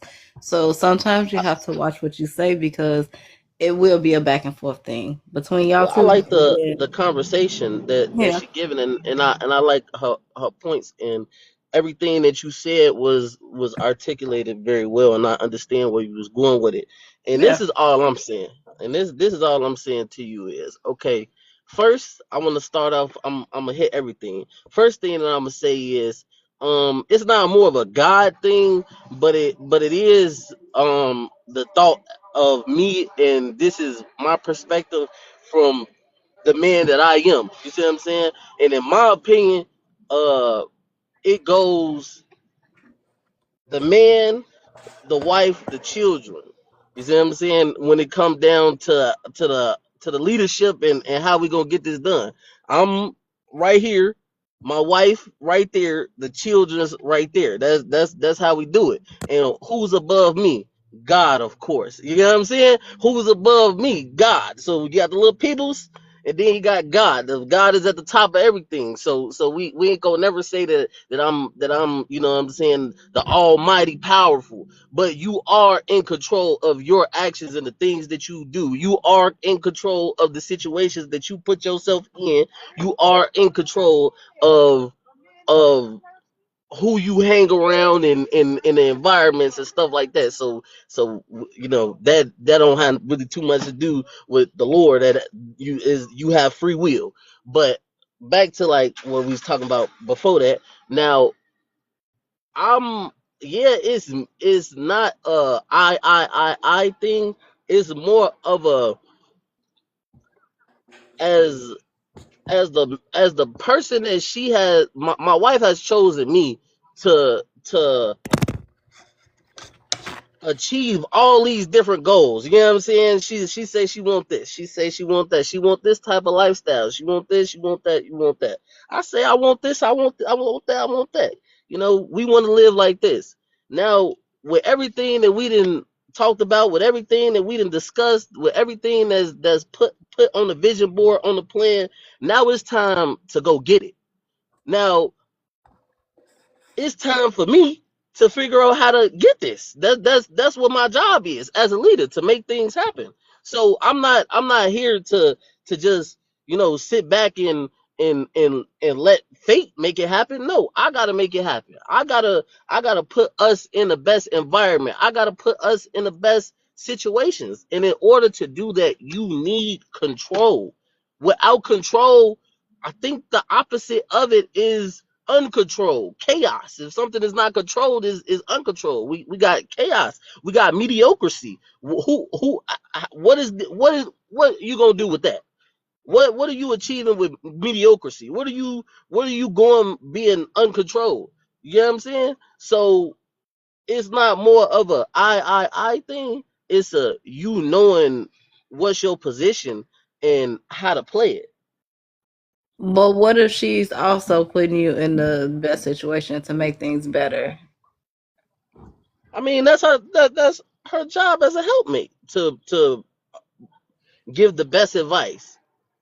Give I'm making the plays, but that don't mean I don't have a suggestion box. That don't mean that I know everything. I don't know everything. I don't know the best decisions. I don't know everything. I'm not just the best So the sometimes best at she will making. be a leader then, Imani. Sometimes she will Yeah. be the lead in that situation. Keitha, you can also speak as well. You don't have to wait. Yeah, it's an You open tell us You you panel. everything. I you Just be just said she the respectful. Just leader, open see? panel. Yeah, it's cool. I Yeah, it's open panel. You don't have to. You don't have to just sit there and be quiet. I know you've been trying to say something for the longest. no, I just like to be courteous. That's all. That's just me. You doing good, brother. I appreciate it. Whether we realize it or not, and this is to the people that don't understand control. You are controlled every day of your life, whether you realize it or not. You're controlled. That's what I find funny. You are kept in order. You are kept in peace 24/7. And we have this conversation about control, but you're controlled every day. You think you have freedom of speech, but you don't. That's called control.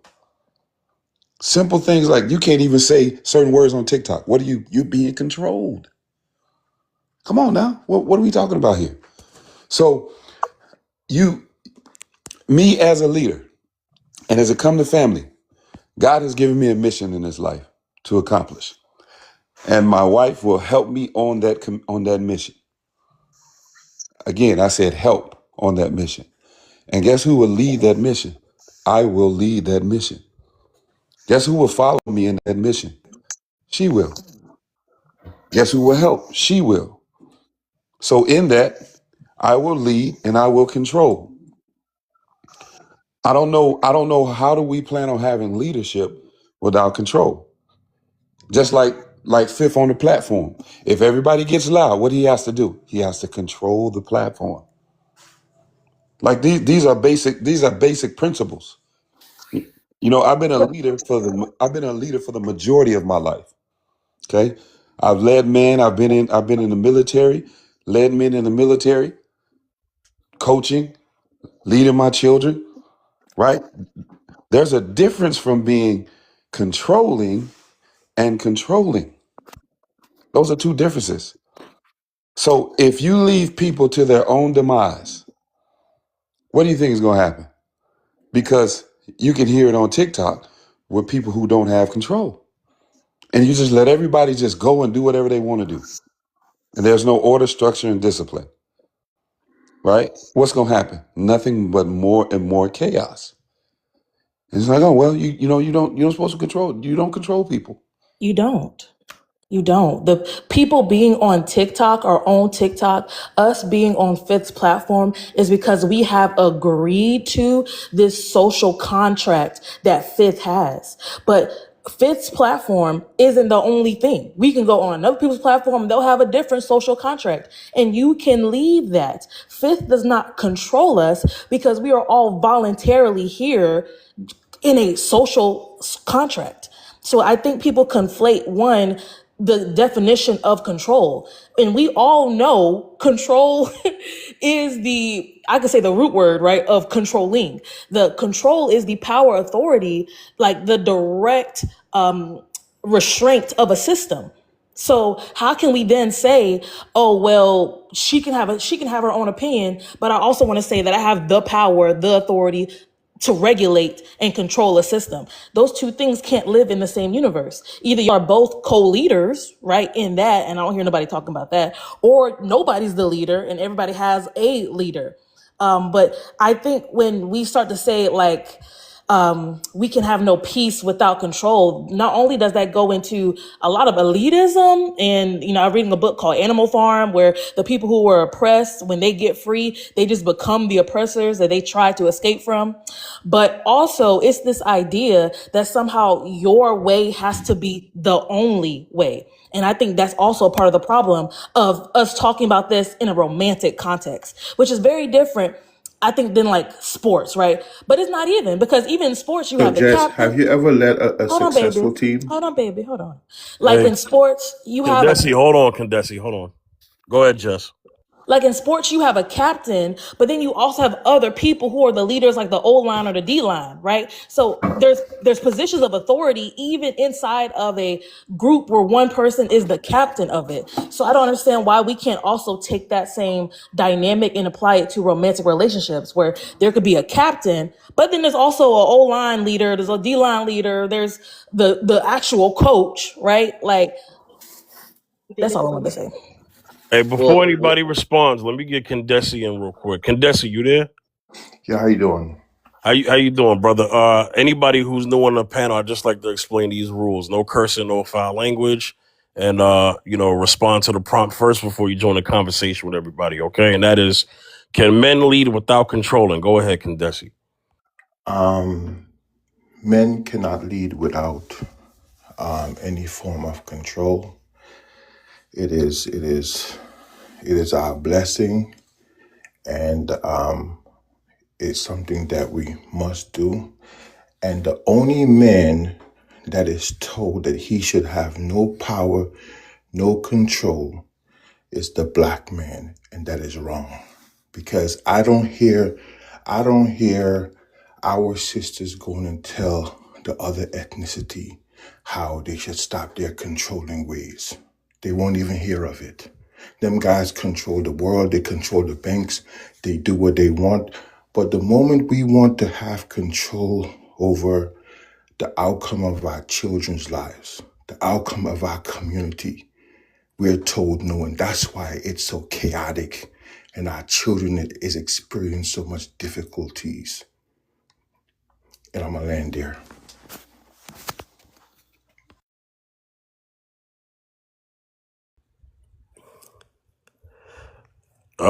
This ain't Yeah, rocket anybody science. I can. promise you it ain't. Yeah, go ahead, Keith. And you came off mute. Go ahead.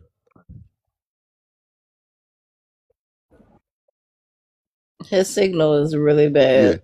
Yeah. this ain't science Keith, either drop and come because back up. I would relate to authority position. Keith, drop and come back up. Hey, Keith, can you hear? Can Hey, you hear me? Keith, can you hear me? Yeah, it's my Wi-Fi. Okay, go ahead, Keith. Yeah, it's Go my ahead. Wi-Fi.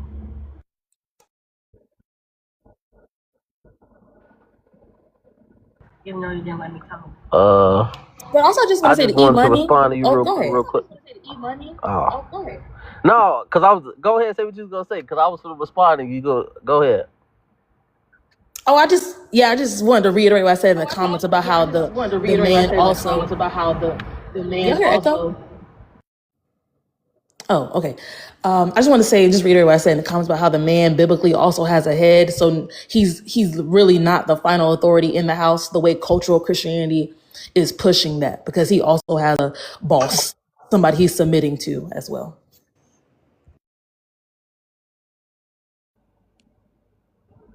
Wait, hold on. Okay. Wait, just repeat Yeah, that I was, last. Yeah, just repeat that last part because I'm trying to figure out where you're going with that. Because that was mentioned as far as like God being the head of the family of the man. So just you bringing that up, what are you saying? Just asking.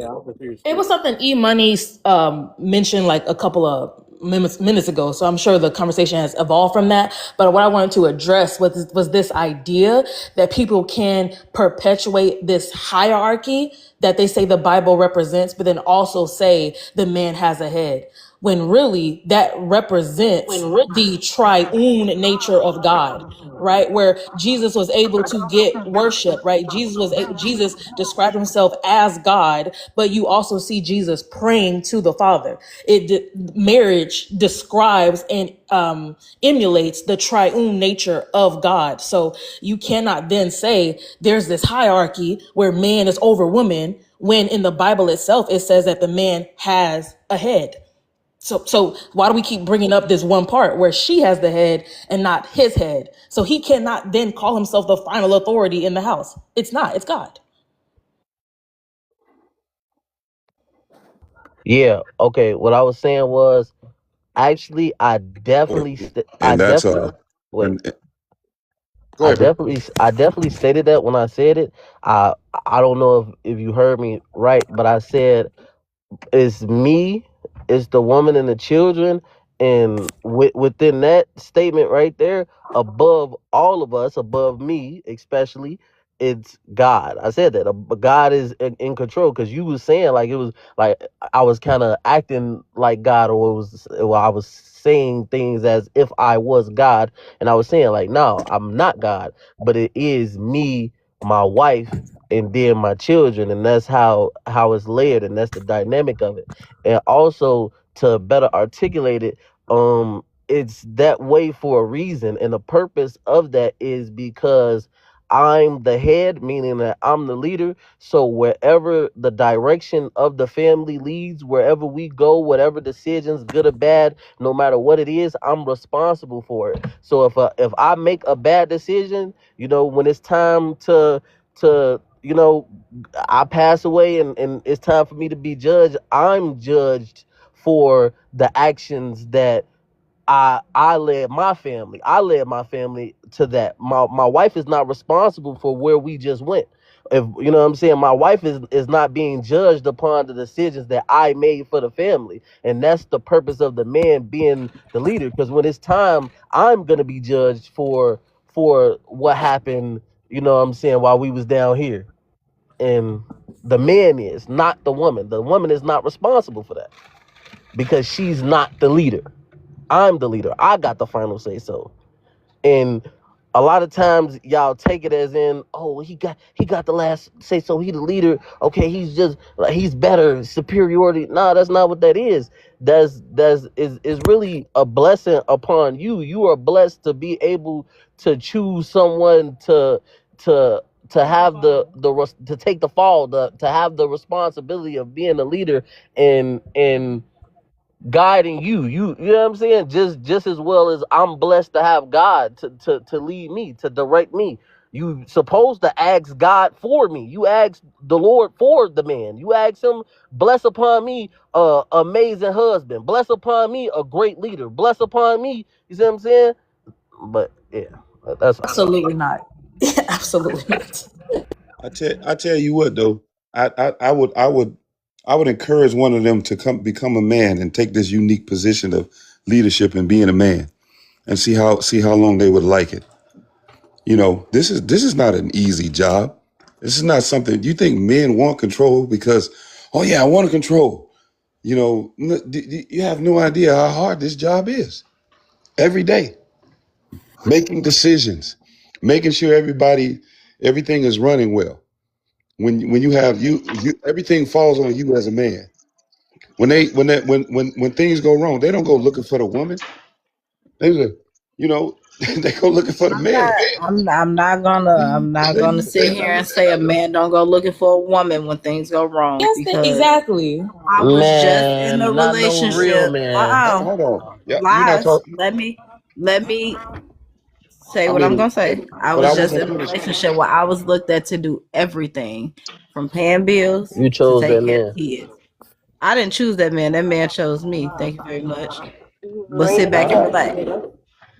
I'll say I'm this. going to say I took myself out of that situation because of the simple fact I'm tired of paying your bills, my bills, they bills, her bills, his bills, helping your mama when you can help your mama. Everything under the sun. I'm only one person and I have 3 kids to attend to. So why are you I, complaining? What you mean? Why am I complaining? I'm not in that situation anymore. That's I what I'm got 2 saying. A kids. I lot of got You to guys watch have a my don't choice to baby. complain; not they be in a just lead. situation at all, period. I'll say this, right? The crazy Hold thing about this, on. You have to answer the prompt before you jump into the no, conversation. Sorry to that's what I not was going cut to you answer. off. It I'm says, sorry about that. no, I'm answering. I want to answer it. It says, can a man lead without controlling? Yes. If you think about it, right? A woman will go to work. Her manager or supervisor will tell her what to do, how to do it, and when it's done. And I guarantee you, she's going to meet the deadline. She's going to keep her mouth shut, and she's going to do it. If she get around a man and he tell her what to do, how to do it, and when it should be done, it's rebuttal, it's tone, it's this, it's that, it's whatever the situation is. It's not the fact that it's not it's not what is being said, it's who's saying it. It's like y'all want to argue too much. It's like Okay. Here it's just you like go, y'all want to Lion. argue. That's your name is Here You Go, Lion. I need you to answer the prompt first before you jump into the conversation, I just please. answered it. Can a man lead without controlling? Yes. It's not controlling. Is Okay. you it's a man being a leader and you following him, but you're looking at it as controlling because you don't want to listen. You want to make too many excuses about tone and this and that or whatever situation it might be. But if you go to work and your manager or supervisor tell you something, you're gonna do it. It's Not just that always. it's just like y'all just want to argue about everything. For absolutely, it could be the most smallest thing in the world. Please, why y'all is cooking chicken? Why don't you cook something else? Well, you know what I'm saying? Like, come on now. It shouldn't be that way. So it's not too much of us being controlling. It's the point of y'all don't listen. And y'all don't want to listen. Y'all want to be argumentative about everything and you think it's cute. And now y'all growing up lonely. Okay. So When you again, say people being y'all, who do you mean? Because I mean, you know who he Women talking in about. He talking general. about the independent women who don't need no man and now they have No, cats and all these I'm things. not blaming it on independent. I ain't gonna blame it on independent women. I really Exactly. blame it on I blame it on these TV shows that y'all watch. That everything on there is She like said, arguments who and are you everything. talking about though? I'm talking about women in general. Exactly. So anyway. So See, men just like that always. right there, that right there is a She perfect asked a example. specific question, but That anyway, right there is a to the perfect example. response to that, men, I do think there's a demographic of men, not all men, right? There's a demographic of men who just want her to shut up. They just want you to lay down on your back, cook me a meal, and shut up when I talk. And those are the kind of men who are the most dangerous men to be involved with. They are predators. Predators. They Like, I could tell you consume single. women. I could tell you There's single. nothing wrong with being single, babe. So calm down, right? And they, again, you needing a person to exist in the world shows a level of codependency. I wouldn't promote that as a good thing for anybody. But like I was saying, the women in these scenarios who just again lay on their back, make a meal, and shut up are women who are incredible liabilities for men. Because if a man comes with a bigger bag, a bigger PP, more access, she will jump ship and go to that guy. So the idea that a man would even pursue that as a woman to look for marriage shows that men actually don't understand marriage. And specifically Christian men, they don't understand marriage, because if God himself gives us the choice, why do we then try to become ultimate authoritarian leaders in our romantic relationships? You're again trying to be like God in that relationship, and God don't even do that. God gives us a choice to stay or go. And also the woman in that employee scenario, she has agreed to do what the job says to do. Like, you have an employment agreement where she reads it and then she says, okay, I want to do that. And then she goes and does the job. There's not this obligation that she has no information about. So bringing up the employee thing is just intellectually lazy. But So also Jess, so people just do. real quick, right? All But right, hold on, look. this is my last point. People also do leave jobs that don't fulfill them, and that do micromanage them. So just to say that there's this hypothetical woman who is laying on her back for her boss and don't give him no flap, that's again just not true. It's intellectually lazy to say that. So But Jess, go ahead. all right, look. We have to be more organized in our community, Jess, right? Words are powerful, right? So if we view our woman as the queen, right? We all know that just saying any type of thing, right?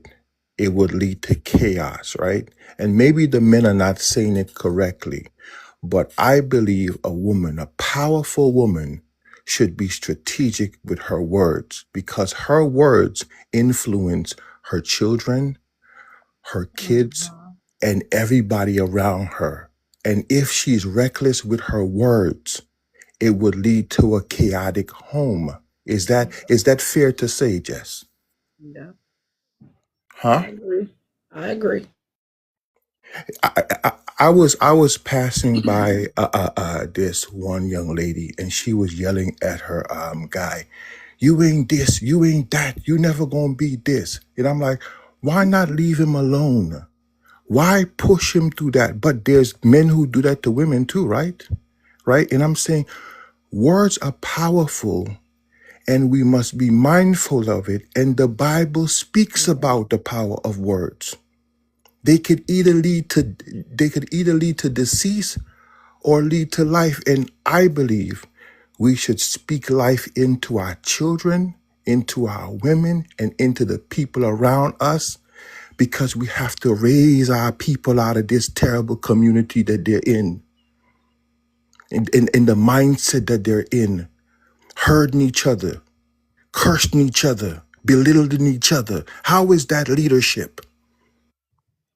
How is that strength? It is nonsense. And then we're quick to talk about the Bible. Some of us really need to read those scriptures, because the first thing that we must be mindful of is our words. They must be impactful. And I'm going to land there. Can I just ask a clarifying question, Kendesi? Why did you address that to me? Because I was listening to what you were saying, sister, right? And when these guys are speaking, sometimes I think they may use the wrong word. And it like for example, if someone say shut up, then they need to shut up. No, I play chess, and on my board, the queen is the most powerful piece. And I know when she goes out there, she's going to bring things back to me, because a king can only move one space at a time. And if he makes the wrong move, the whole family is done. So I wanted my sisters to know that they are powerful. Their words are powerful, but maybe these guys are saying it wrong. And I want to But land it. I hope you're getting what I'm saying. Dempsey, again, I don't understand, and I'm actually trying to clarify, because the first thing you said to my question was I don't want you to take offense to what I'm saying, I'm sister. not offended. I'm just confused. So that's why I'm asking a clarifying question. So do Because you believe I words are asked powerful? Kendesi. Of course. I'm asking, do you believe words are Words are powerful? Of course. I want to All ask right. you about what you responded to my question with, because I asked a very specific question about why in the part of the conversation we were in, you felt it was important to bring up being like words being powerful. So that's why I asked, why did you direct that to me? And then you said, well, some of these men on these panels will say the wrong words, and something about chess and the Okay, let me queen. be clear again. And so what I'm asking specifically, right, is if you have just said that some of the men on these panels, right, maybe not just this one, are using the wrong words, but then you also say that words are powerful, why are you addressing me? Why not address the men who are using the wrong words? Okay. And because I was listening to what you said, right? And I wanted my sister to know that her words are powerful. And if the rest of the women on this panel hear that their words are powerful, I don't want you to take any other thing I said, but remember just that. It is the most important thing I come on this panel to say. Sister, you're powerful. Your words is powerful. It could make your community great, or it could make it fail. That's it. I just wanted to say, because we was going, it's kind of like going in a circle for a little minute. It was just going in a circle, and I just wanted to say that I definitely feel like as a man, you know what I'm saying, you supposed to control, have some type of sense of control while you leading. I feel like I told a decent amount of reasons and examples on why you supposed to have control. And one example that I wanted to give was, as a man, you are responsible for so much, and like my man said, it's such a heavy burden as a man that you carry around, being responsible, and everybody looking at you for this, and they look at you for that. And men, a lot of times men don't complain about the job. We take it and we work it and we do what we supposed to do as men. And some men are just not up to the task, and they can't do it. Some men are not ready for that type of responsibility. Some men have not been built up and shaped up and molded the correct way, and they not ready for that responsibility. So it get to a point where those men are not qualified, and you should not be choosing those men, and those men are should not be in play. So it's up to you women to make sure that y'all don't put those type of men in the position to be responsible for y'all lives and the family lives, and then you won't be going to the rest of the world and saying men ain't this and men ain't that. Because the real men that does the job, the real men that get it done, the real men that take care of his family and his responsibilities, that's a taxing role, and you need some sense of control. And it be a little misleading and confusing when you got the rest of the women telling you how to be a leader, telling you how to control, telling you not to be controlling when that's literally a part of the recipe to achieve the things, and you are not a man. So what makes you qualified to be able to tell me how to successfully lead? You know what I'm saying? But I land with that. Hey, but E-Money, you got to also touch on this part. They're not even followers. They're not even good followers.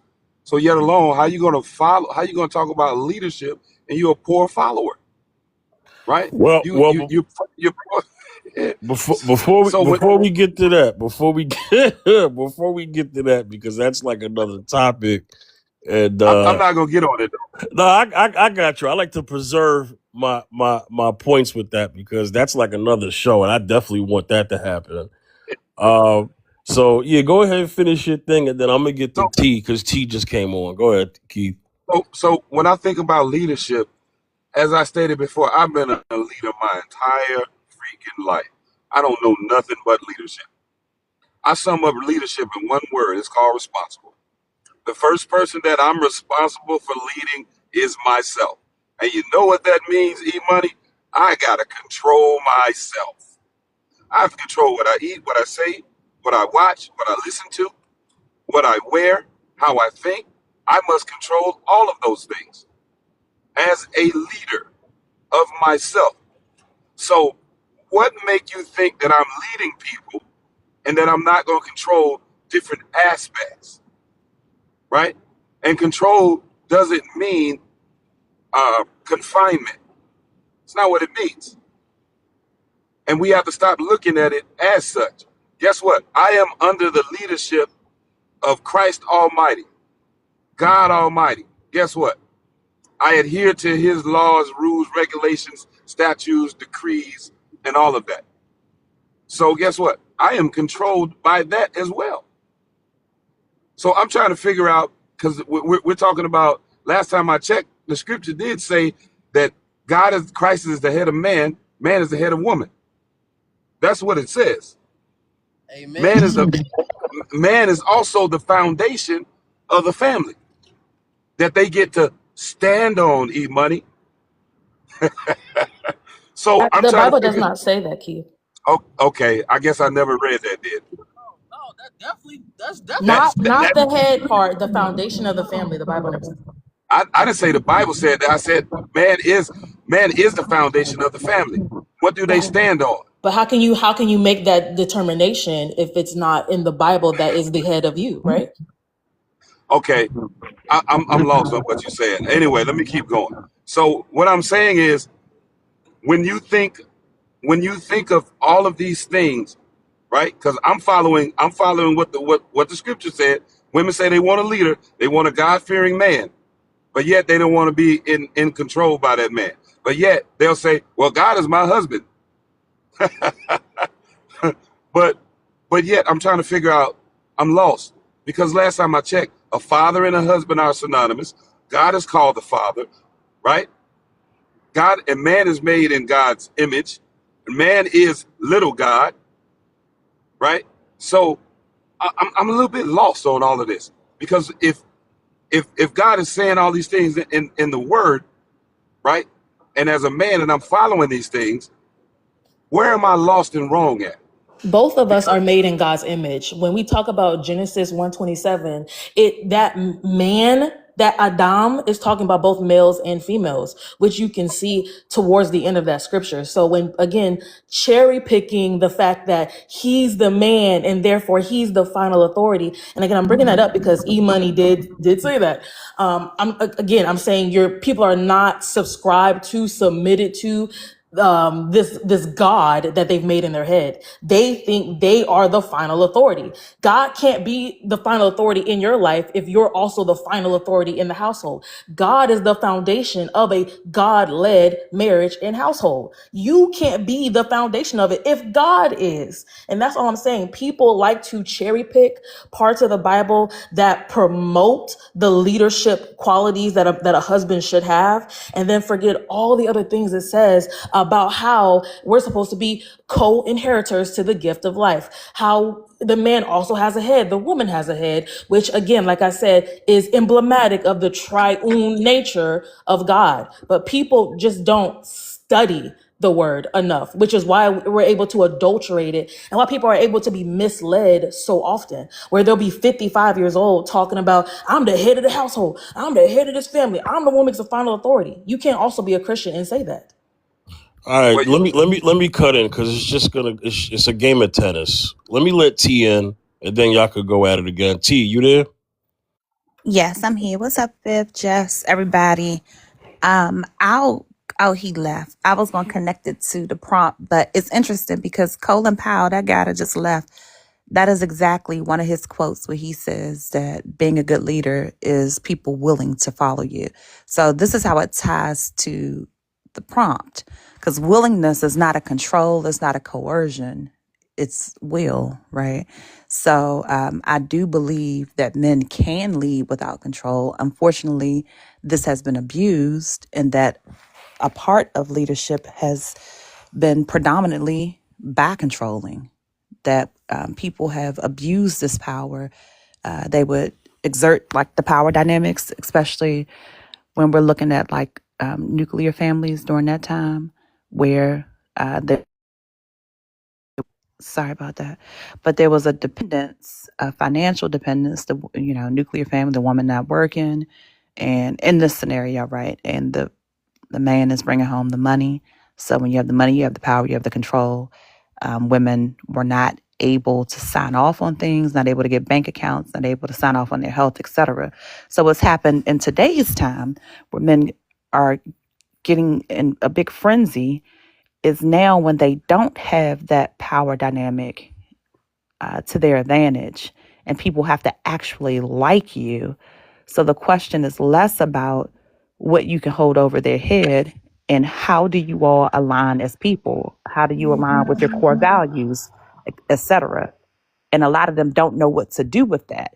They come in with this entitlement, like, I am man, and therefore I am supposed to be leader. And that's just not the way that it's panning out nowadays. That dependency is being more and more removed, and therefore you have to show up as a likable person, as a person that adds value in a different way. I land there. Hey, let me hey, Beyonda, you there? Yes. Hey, yo, remember I said how I got today off and I'm thinking about going live again tonight? Yeah. Yo, you think, judging off the way this episode is going, that it makes sense for me to do that? That makes most sense. Yeah.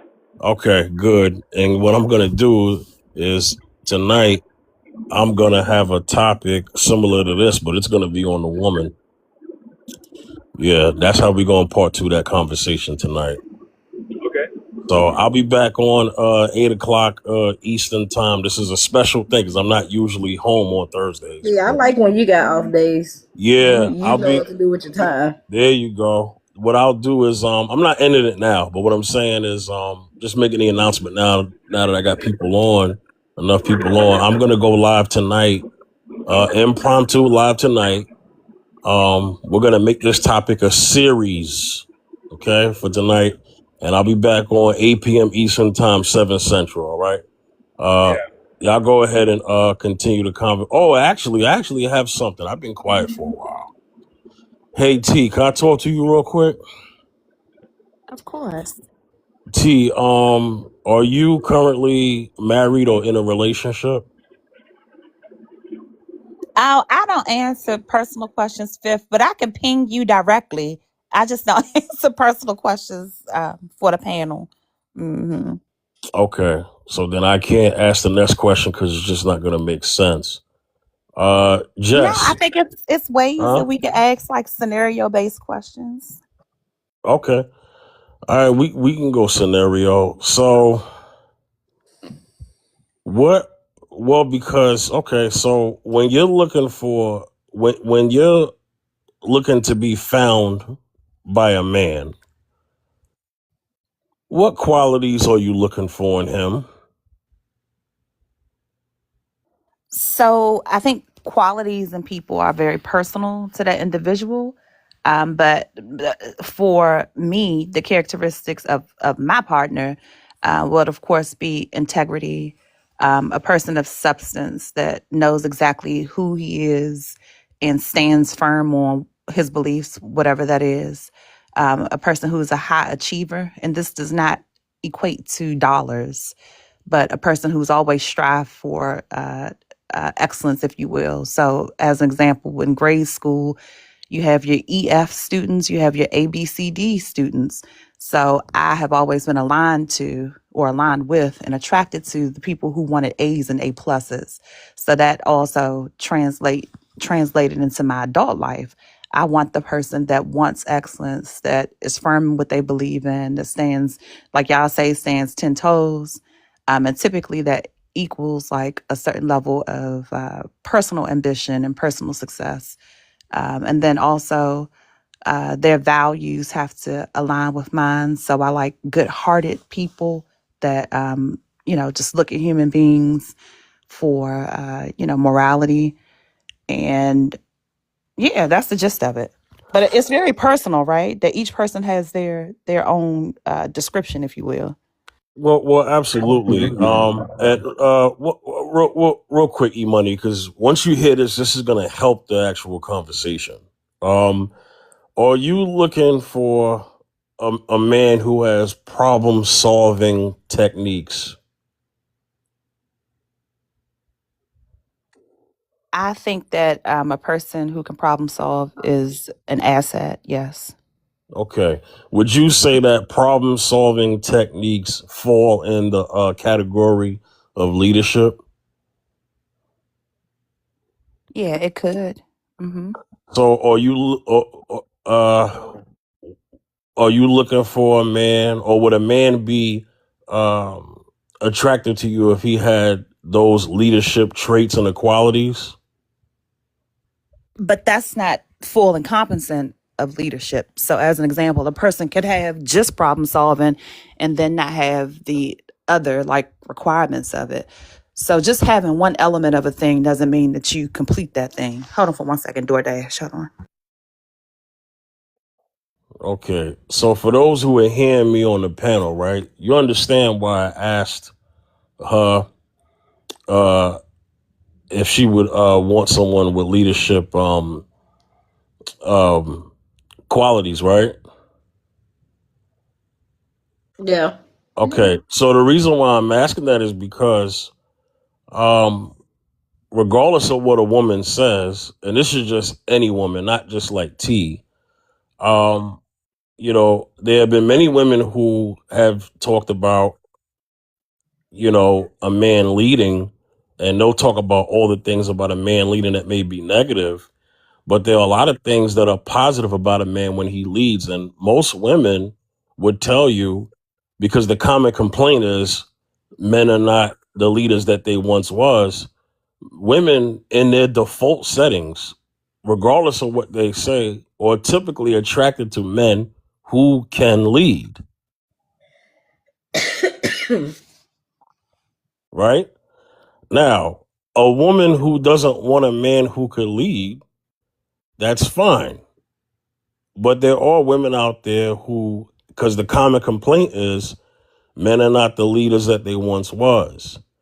So the reason why I'm asking certain things is because when you're vetting a man before he becomes your husband, there are going to be things that you're going to during the dating process, or even before the dating process, you're going to try to see if he has any type of leadership abilities, qualities, or anything that falls in that category besides problem solving. Problem solving is just an example.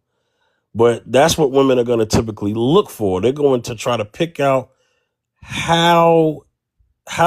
what is the potential of a leader that this man could be. Women typically are looking for that, asking for that.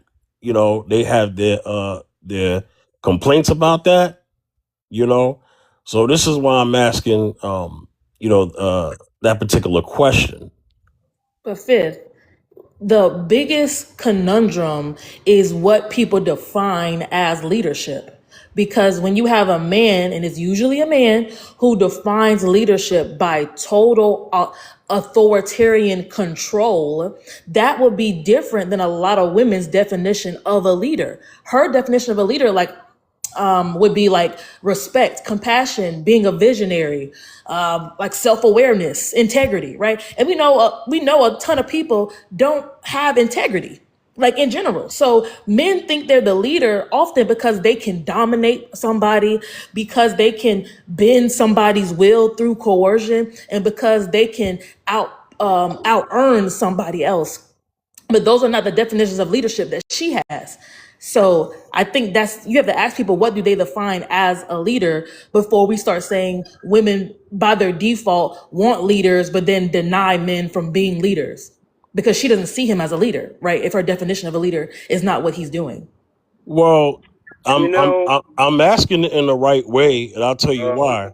And this is why I'm talking. This is why I talked to T first, because T is definitely going to have her example of what she would look for but this would only make sense. This would only make sense if T specifically wants a man who could lead. If she does not want a man that she could lead, I ain't asking her that.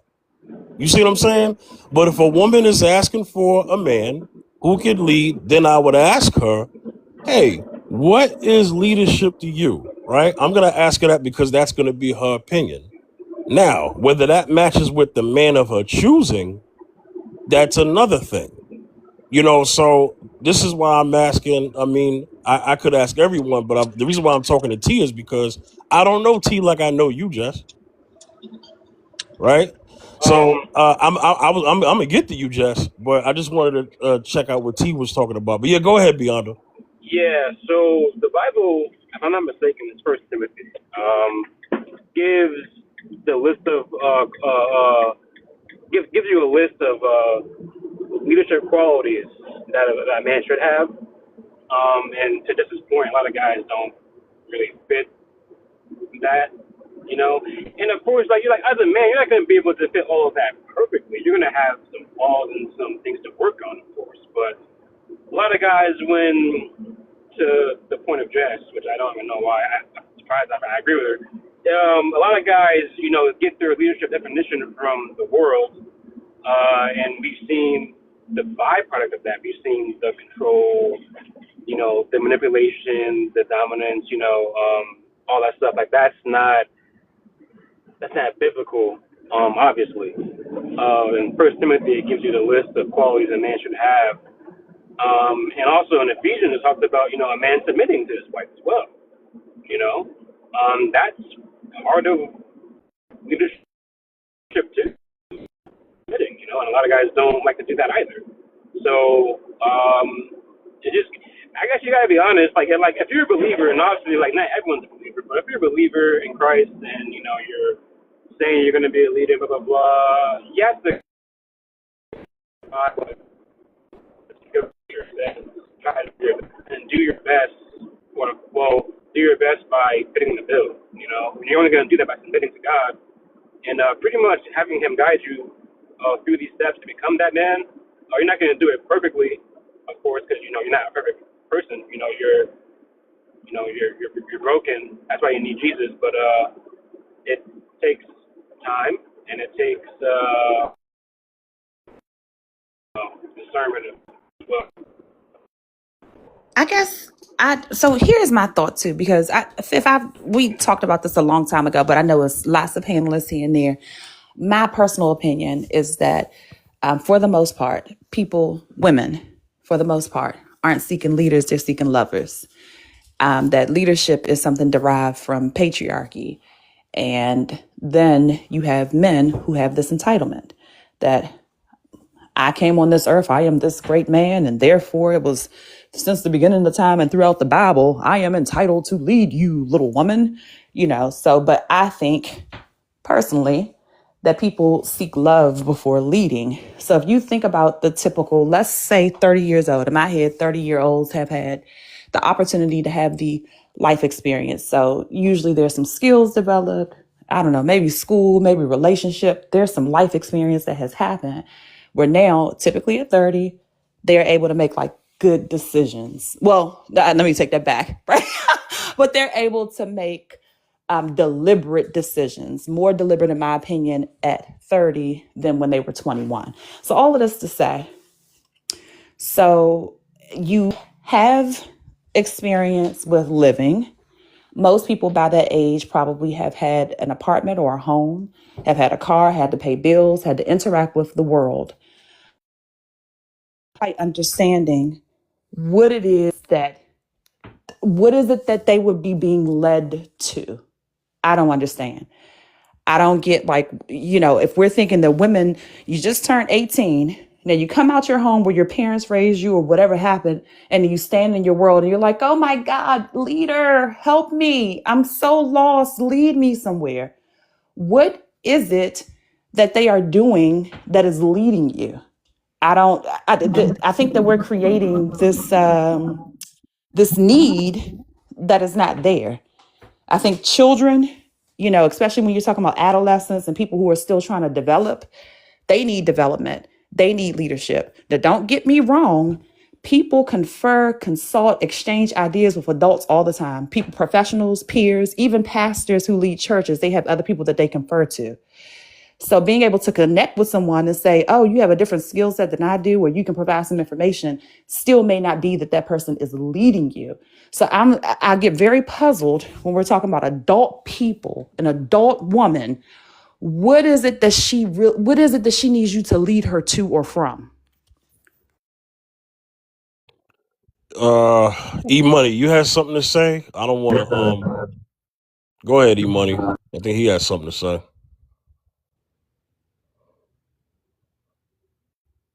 E-Money, you there? Dang, I don't know what happened. All right, just go ahead and then E-Money got to work. E-Money, you there? Yeah, you can hear me? Yeah, go ahead. You've been waiting for a while. You had your hand up. Go ahead. Yeah, no, I was saying. I think his signal is bad. You probably have to drop down and come back. I can hear him. Oh, okay. No, what I was saying was.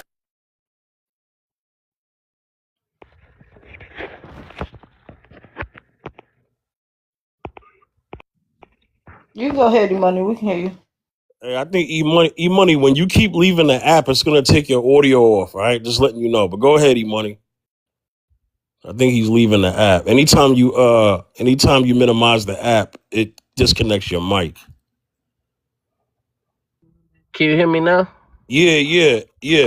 Anytime you leave the app, it's gonna disconnect your mic. That's how TikTok is. But go ahead, E-Money.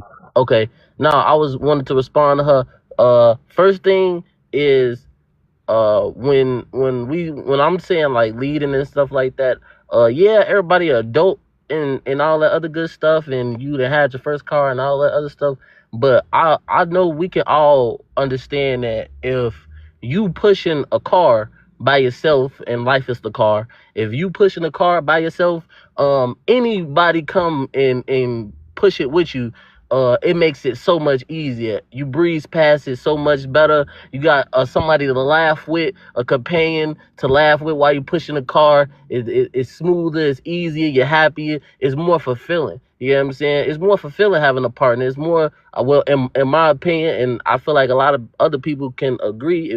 When you find that somebody, you happier. It's more, it's better. You know what I'm saying? That's what that's about. And when we talk about leading, is a lot of people got goals and aspirations and dreams, and having somebody to be there to watch you achieve your dreams and to cheer you on and to do all that. It's a lot of different ways, you know what I'm saying, and reasons for you to have that person, you know what I'm saying, and at any age, you know what I'm saying, old age, young age, whatever. Then also, I wanted to touch on a lot of times when you have dreams and admiration and goals, you might not have the best plan. You might not have the best tool set. You might not have a lot of different things. And when you have somebody that's, like he was saying, a good problem solver, when you have somebody that has certain traits that just come and make things simpler for you and you make things simpler for that person, and y'all fit and y'all in sync, that go together. But just because we're fit and we in sync, we need somebody to be able to put their foot down and say no. We need somebody to be able to put their foot down and say this is where we not gonna do. This is what we are gonna do. You need that. We can be two heads in a certain type of way, like, I make decisions, you make decisions, but at the end of the day, I have the final say. I have the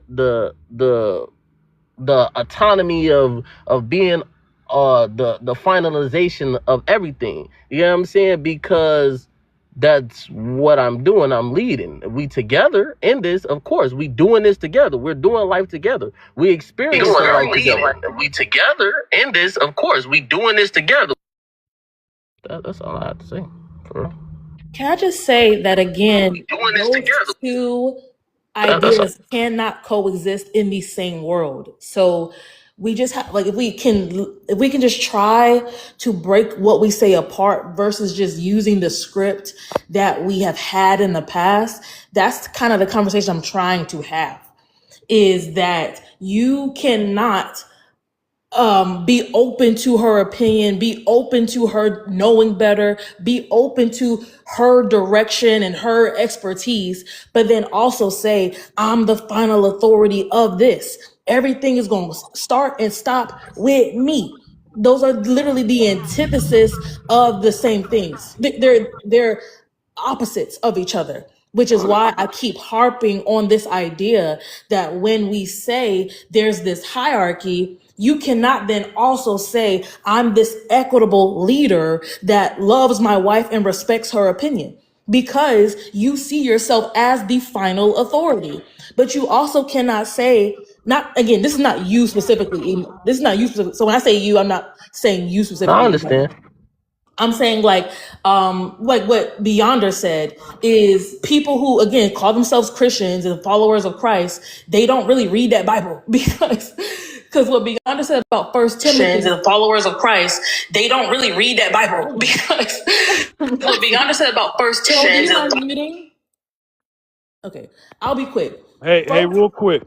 I gotta advise something to Soul Survivor. Hey, Soul, you have a delay, right? So be quick, real quick. So I gotta advise something to Soul Survivor. Hey, Soul, you have a.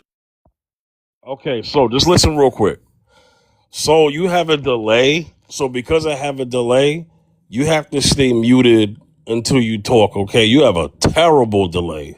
That's about a good you have a good 3-second delay. Okay, so just hold tight, okay, Soul? All right. Okay, so I'll just go ahead. I'll be quick so Soul can add to the conversation. I just want to bring up what Beyonder said about First Timothy, and the things that are described as a leader are faithful to his wife. We know that men are the number one sexual cheaters. So you're faithful, you're unfaithful to your wife, but then also want to be the head of your household. Can't do it. Temperate and self-controlled. Temperate is self-restrained. How are you self-restrained as a leader, but then you say, if she throwing the booty at me, I'm gonna take it. If she looked like a prostitute, I'm gonna treat her like a prostitute. How are you self-restrained, but also then want to call yourself a leader if that's how you talk? Also respectable, hospitable. How are you a leader, the head of anything, but you do not open your door? You do not invest in your community. You're very individualistic in your own community. You're not respectable or hospitable, which is the leader that the Bible talks about you being. What about not given to drunkenness? People be at the clubs popping the bottles, but they want to go home and want to be called themselves the leader. How are you doing that? Again, this is Christian people. And all I'm saying, and then it also says violent and not violent, but gentle. We often determine in our society that gentleness is a feminine thing. I have not heard a man yet describe himself as a gentle person, a nurturing person, because you define that as feminine. But the Bible talks about the man being the nurturer of the home. So all I'm saying is we have this cultural script of leadership that women are rejecting in droves. And then we have the biblical leadership that women love, but men don't really understand what it means to be a biblical Quick leader. question. So you saying if you don't have those traits that you was saying in the Bible that make you not a leader at all or not a good leader? Not a leader at all. So you're not a leader at all. Okay, well, first of all, because I'm just trying to get a clear point to understand what you're saying. What you saying is not being gentle, not being the list of things that are in the Bible. If you're lacking one of those things or a majority of those things, you cannot be a leader. Most definitely. I would say not one, right? Because nobody's perfect, but a majority. All the things I listed, if you lack, let's say 35%, let's give it a number. You're not hitting 35% of them. Yeah, I wouldn't say you can call yourself a leader, but most people are hitting or not hitting a majority of them. Okay, I understand what you're saying. And one of them is also not a lover of money. How many men do we know who have unalived about some money? Can't provide if you ain't got no money, and that was one of the biggest things. I don't know, Jess. You want to make that? You want to actually bring that into the equation of the conversation? Money? Jess, are you sure you want to bring that money thing into the conversation? Yeah, of course. I can answer anything. Yeah. Okay. That's it. And does this only apply to men, or is this applying to also women too? That part of the Bible I'm talking about is applying to men. Okay, because lovers of money, period. If you're talking about lusting for money, it's not just gender, right? Yeah, of course. Okay, all right, go ahead, continue. And I'm just bringing up 1 Timothy 3 because Beyonder brought it up. But obviously, lusting after money for all Christians, male or female, would be sinful, obviously. But I'm saying these characteristics, men, again, because talking about men being leaders, men don't have. So you can't call yourself a leader and then be doing all the things that are the antithesis of leadership biblically. Obviously, if you're not a Christian, you're not led by anything, you just doing whatever, then our definitions of leadership are going to be very different, right? And I'll say to E-Money, because when I asked him, what exactly are you leading me to, right? Or from, or whatever people define this as, because as a grown woman, again, and I'll use the age of 30, who has life experience, if I have these experiences, and then I also have my own resources. So I have a brother that's a plumber. I have a sister that's a this. I have a pastor. I have a this. I have a that. So if I ever had a pickle, there's resources that are there that I can confer to. So that is the gist of what I'm saying, that if I wanted a partner, it wouldn't be like, oh my God, I need someone to consult with to lead me somewhere. It would be, I want someone that I can connect with. And I think that's the disconnect, that people have put so much into patriarchy and men are obsessed with having, oh, I have this big role. I'm supposed to be the boss now. You listen to me. They're obsessed with that. So I'm glad that the power dynamic has shifted in a sense, because now men have to show up and people have to actually like you. So if you have your own house and I have my own house and I make my own money and you make your own money, you now can't say, well, I make the money and now I'm dependent on you. So now I just have to go along with you and do what you say and give you the final word. No, I connected with you because I liked you as a person. You and I did some of the same things together. We have, similar moral views, etc. And I was like, dang, I could sit on the porch and talk to this person all day long. So now it removes that. Again, I just think it's inflated that grown people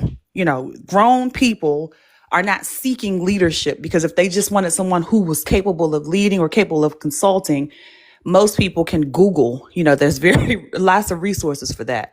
That people first want connection, and then beyond the connection, there may be other characteristics that people have that they are attracted to. But I honestly, for me, and I think that, a lot of people, they're not seeking, that's not the first thing, like, who can lead me?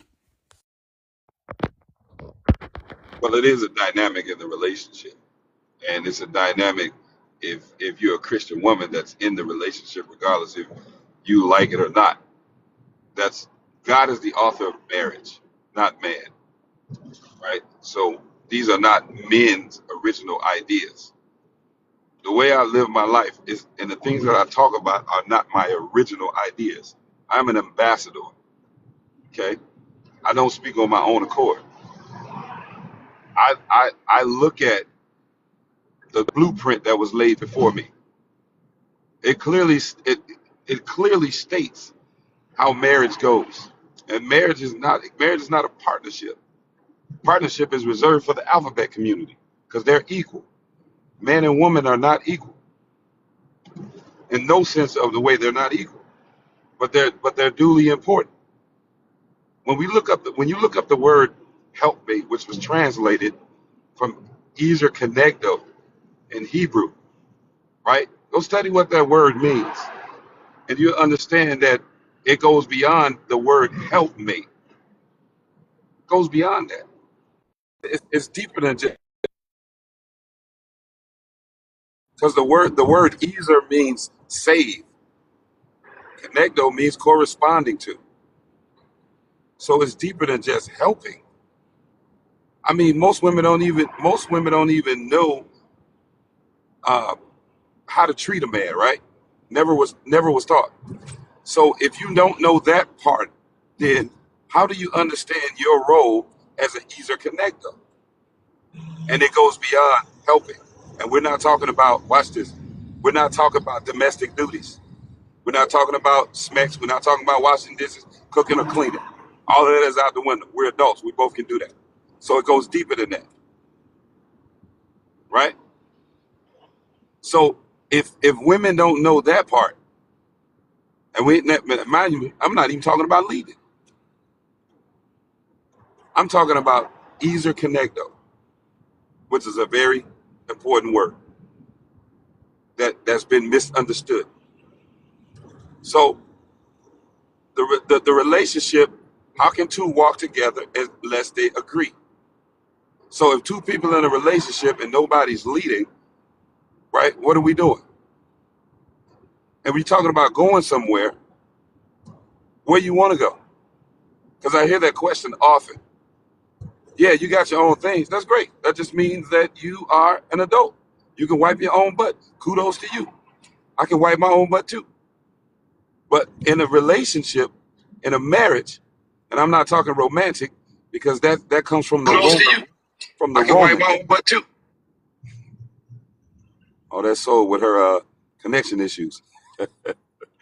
But now, Keith, the burden would be on you or whoever the leader is to answer that question, because the leader is saying, I will lead you. So the question and that burden is on you to say what it is that you are leading them to or from.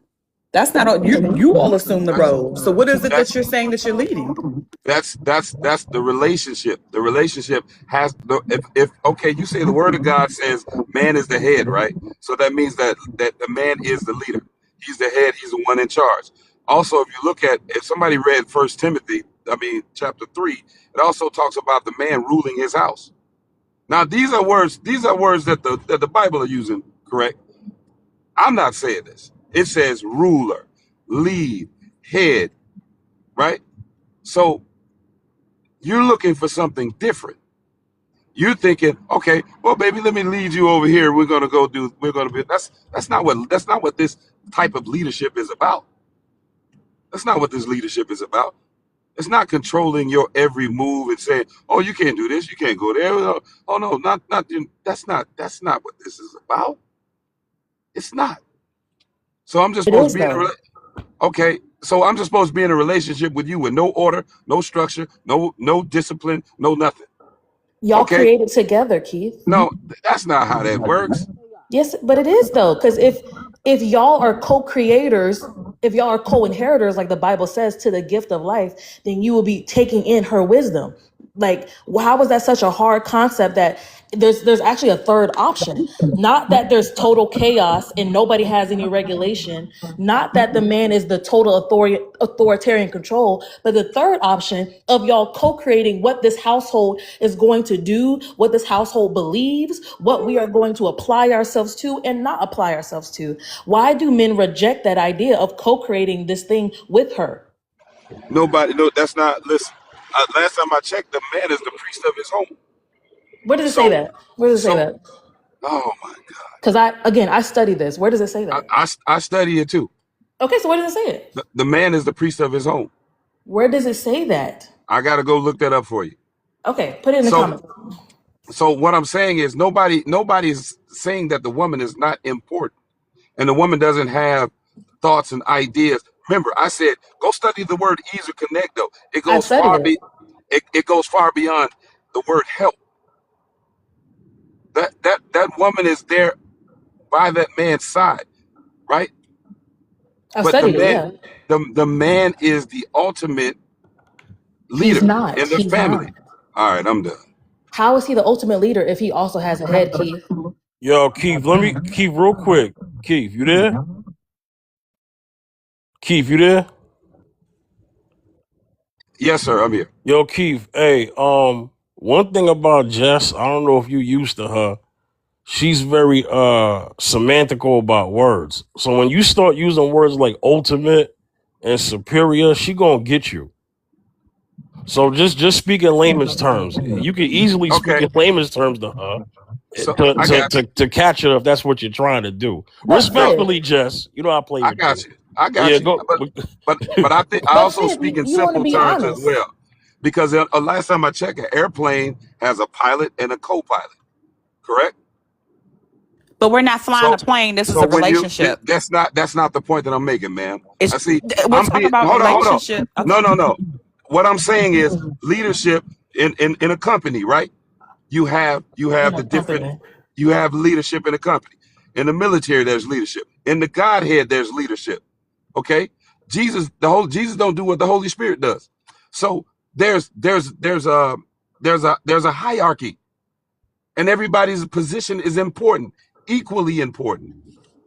Nobody that's is not all relationship, Keith. So as an example, you have peers, and you also, if you have a homeboy or a homegirl, I'll just use those terms. There typically is not any hierarchy there. They typically didn't say, oh my God, where's the leader? You're the leader, so now you're going to lead. They had some type of connection. When there's siblings, if there's brother and sister, especially around about the same age, there's no hierarchy. So the thought that it is only one way, sure, there's a hierarchical model, but that is not the only way that it works. And then when people equate these roles that are in work, and these work relationships to what I'm choosing to have and live my love life with, they are not the same. When I think of love, I'll never, ever think of who can lead me. Leading in love, a partner for me, my mate for me, is not that I don't know where I'm going or what I'm doing. And now that would be a consultant. That will literally be if I need someone to defer to guide me on something. If there was something that was broken in my home and I needed it fixed, if I wanted advice on the market, if I wanted advice I could go to AI or Google. So at no point when I think about how I connect with my man, am I thinking, how is he going to lead me? Because I don't know what to do in this world. So before hold on, because all right, let me let Mocha in.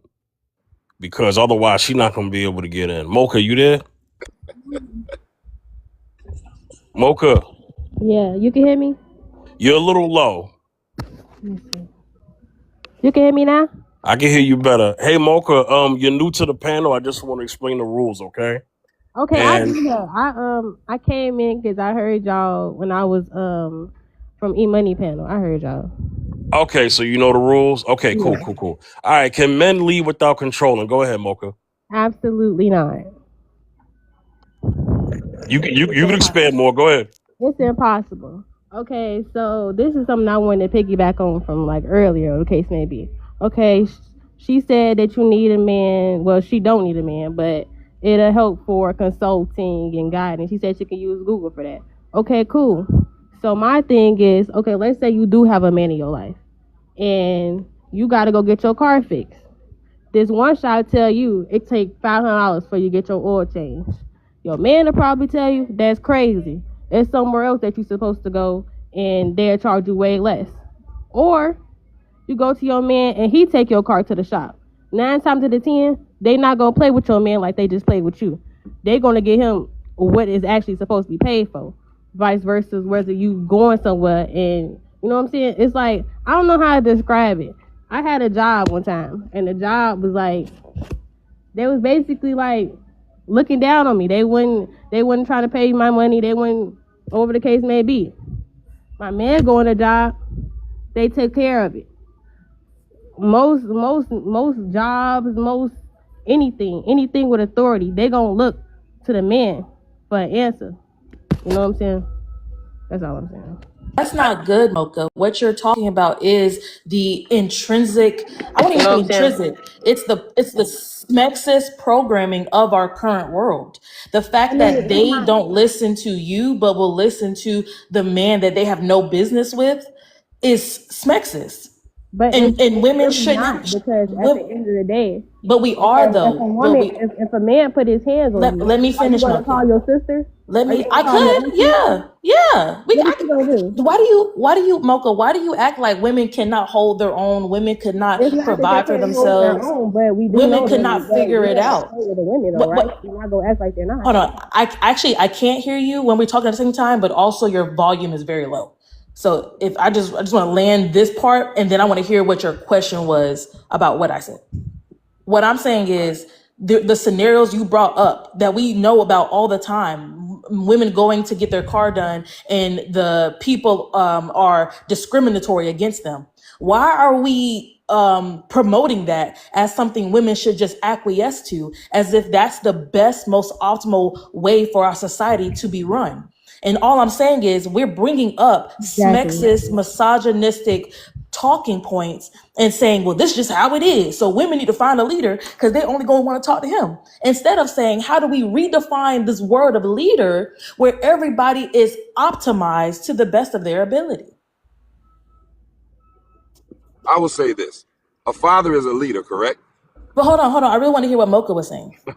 Parents are leaders. Like, you're not going to be like, oh, well, because you're my parent, I don't want to listen to you. No, you're gonna listen to what the parent says. But I guarantee you, if you go to mama and your mama say, go ask your dad's gonna have the last say so. That's why there's a woman and a man. That's the whole point of a woman and a man. So he's her father? Is that what you're saying? You said what? He's her father in that scenario. Is that what you're saying? Like the romantic man. I'm saying, are you saying the romantic man in that scenario is her father? When you get married, you go and ask the father for the permission for his daughter, correct? Or am I wrong about that too? I mean, culturally, you might be wrong. Culturally. Okay, and culturally, you get the man's last name, correct? The man don't get the woman's last name, right? Culturally, yes, but it's not natural. It's cultural. It's not natural. What's natural? It's not natural. No, Jess, biblically, when a woman gets married to a man, she becomes part of his nation. Come on now, what are we doing? That's the legacy, right? Again, her becoming a part of his nation is very different than the cultural happenstance we have of her taking his last name. She can still be a part of his nation without going and changing her birth certificate. You see what I'm saying? And she gives birth to his lineage. It's also her lineage. What are you talking about? You name your daughter. You name your daughter after yourself. Like you be like just a second. Just a third. I could, yeah. Woo! But you're still missing the point, though. Here's the thing, and I'll say it, and I equate it to race, right? So there is you can fill in the blank on either side. That blank believes that they are superior to blank. So therefore, they assert their superiority. So at some point, there were YT people who said that they are greater than BLK people. And therefore, you all need to oblige by everything that I say and do. And they also use this thing called the Bible to back up everything that they said. So you can say the same. It was designed by them. So how can I, if the design, hold on for 1 second, Wait, one mic, Mocha. Just wait 1 second. Go ahead, T. So the gist of it is, if you have a group of people who designed it this way, so if men said, I'm designing this system where I am in control, I'm writing these books, because if you go to the Bible, you will see the dominance of the males whose participation is there. I think there may be, and Jess can back that up, she has more knowledge on that, mentions of maybe like 30 women quotations in the Bible or something of that nature. But if you have a system that's designed by a particular group that said it's my way and I will be in control and you will follow and you will do this, and that. And then we're looking at it centuries later, right? And we're like, oh my God, this is the way it's always been. The question is why? Why? Because that's the way it was designed. So I'm not one for conformity on no way, shape, or form. Anything that comes my way, I am one to take a look at it, research it, see whether or not it makes sense. So you can't just give something to me and say, well, this is just the way it is. Well, you're supposed to take his last name. Well, you're supposed, why? Tell me why. And then show me the origin of it. It just doesn't. So I don't accept that, well, they designed it to be their last name. Yes, of course. They wanted to be in control. I don't understand the point. So would you go put on a hard house to go start building a house? Would you get up all the time? Women build houses. I'm confused. Women don't equate role with relationship. Don't equate role with relationship. Why would you take a man's last name when your legacy goes to your daughter, ma'am? Whoa, Penny, hold on, Penny, hold on 1 second. All right, I'll get to you in a second, Penny. All right, go ahead, everyone.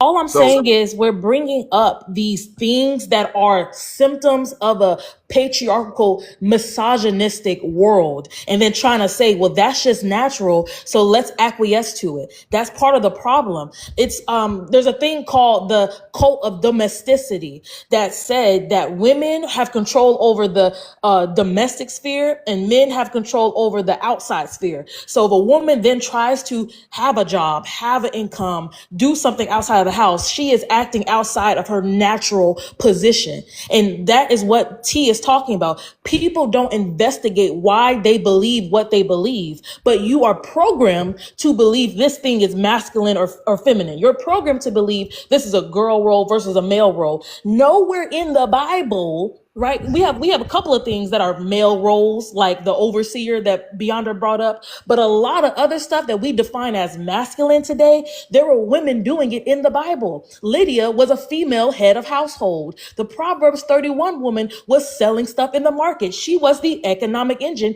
in her household. She was surveying land and buying it. The Hudla was the prophetess that King Josiah went to validate the Torah. So this idea that only men have these positions of authority is cultural programming. And it's, again, people cherry picking parts of the Bible when you have to read it in its totality. Can I say something just to add on? Wait, hold on, Penny, hold on. Before you do, I gotta explain the rules, okay? Okay, because there's rules up here. When you up here, don't curse, respect each other, and can you answer the prompt first? Then you can ask just your question. Can men lead without controlling? Okay. You got anything more than just no? Men cannot lead nothing. Men have no rights, nothing. Men are losers. Wait, I could say that, right? Oh. Ladies, y'all have to wake up. Women have the last say to everything. You have the last say to say yes to a marriage. You have the last say to give a last name. You have the last say to get pregnant. Men will always be under you. Wake up. Stop falling for the system and stop being dumb. These men are nobodies. These men are on this earth just to live up so we can even look their way. You have to work like a dog. We don't. Haha. I don't like men. I like women. I cape for women. I don't like women in that way. But I put women before men because that's just what it is. The reason why y'all want these men last name and want these kids and ready to be statistics and just desperate is because you a loser just like that man. Women undermine themselves in today's society. They're too male-centered. That's why the patriarchal system will stay how it is right now, because women have to get out of this brainwash, this mindset. Girl, be quiet. But that's what it is. Women, the reason why you see men always defending men and men always caping for each other, because there's two sides to the patriarchy, right? Men don't want to let go of this system, so they're gonna cape for every BS men do. With women, y'all will always try to have a problem with women, but always stand on men's, always be with men. Oh no, a man this, make excuses for men, sitting under tables eating grapes for men, having, oh, I had his first boy, all this nonsense, giving. These men are nobodies. Y'all will always have the last say. That's the reality. You think you could get pregnant, you have to tell a man, yes, sperm in me. Yes, I want to give the child the last name, because if you give the child your last name, he has no legacy. The men don't leave legacies, women do. Grow up and get this brainwashing, male-centered shit out your head. Women, y'all are undermining yourselves, and this is why it's taken, like, women are doing better now, but this is why women are not doing much, much better, because y'all are still male-centered. Men have their heads up men's asses, and you're following No behind. You cussing. gotta Let it watch that go. language, Penny. No Okay, Man. my cussing. bad. Smasses. You have to let this go. Yes, you giving a man you having kids and giving the kids your a man's last name and getting married, ma'am, wake the hell up and stop being a fool. These men don't care about women. They look at women as sex objects. That's why if you leave them with a child, a granny, an animal, they will do what they want to do. They don't respect you. Let it go of this fantasy and move on. I'm gonna go make lunch. Goodbye, guys. Girl. Now, Penny. Now you know you No, can't. no, no. That's a person that comes on and just word vomits, and then, girl, she talk about somebody wake up. She don't even know who she's talking to on the panel. She need to wake up. She not giving nobody no advice. I think she was talking specifically about Mocha, specifically because of the comment she made before she came up Oh, here. But I okay. wish she would have allowed Mocha to respond instead of just word vomiting. But I guess Soul is back. Hey.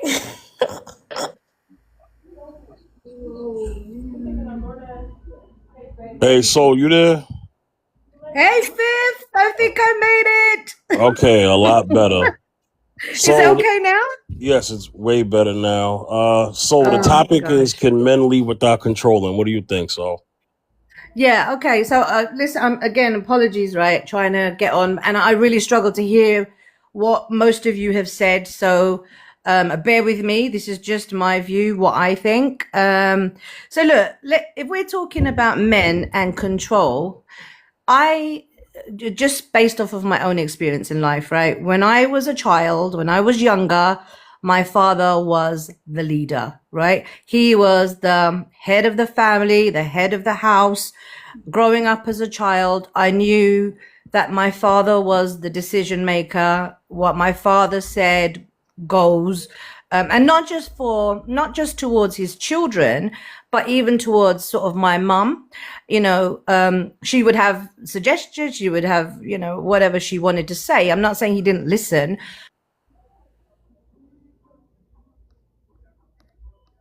Dad, Hey, I'm the leader. my bad, Soul. I meant to hit the different button. Go ahead, Soul. Sorry.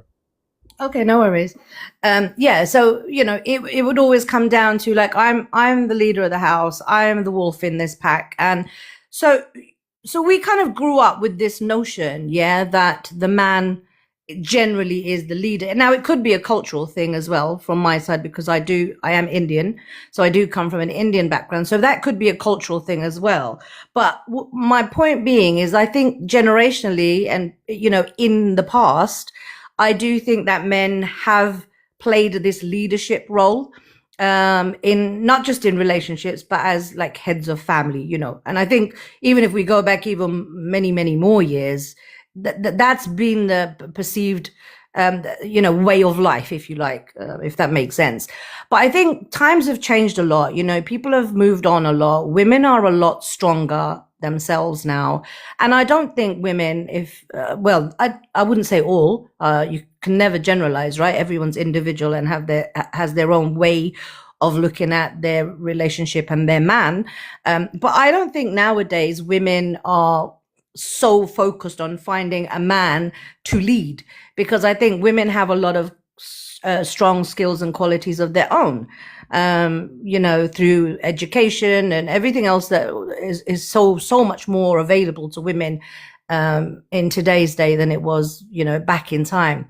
But my point being here in this situation, like especially in a relationship kind of situation, I don't think there's anything wrong with a man being a leader if that's what the woman wants, right? There are women in the world that would prefer, that would want their man to lead. Sometimes that's a nice quality to have in your man. There's certain times I think in my life that, God, if I had a man that would lead, it means I can take a back seat, right? I could chill.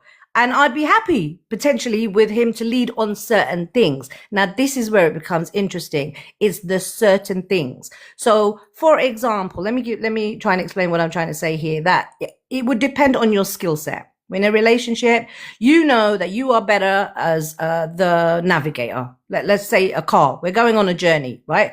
I know that I'm the one that is brilliant at reading a map. Yeah. I know my partner is better at driving the car.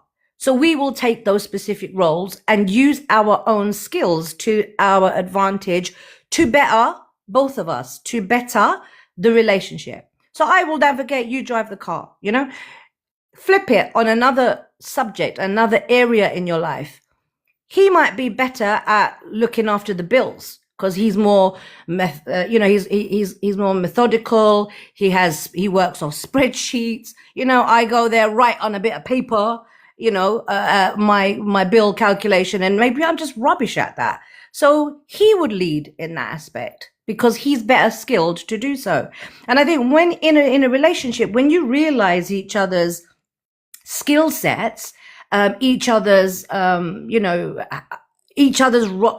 and what they're good at, and if you nurture those things and bring them together and not get hung up on just the terminology of leadership, you're going to be quite successful, because what you're doing ultimately is using the best of yourself and the best of himself to create the best of ourselves, right? As a team. Because I think in relationships, it is teamwork. So I think sometimes people get hung up about, oh, he's the leader, I'm the leader. And sometimes it becomes a bloody ego thing, What good is that? How does that help anyone?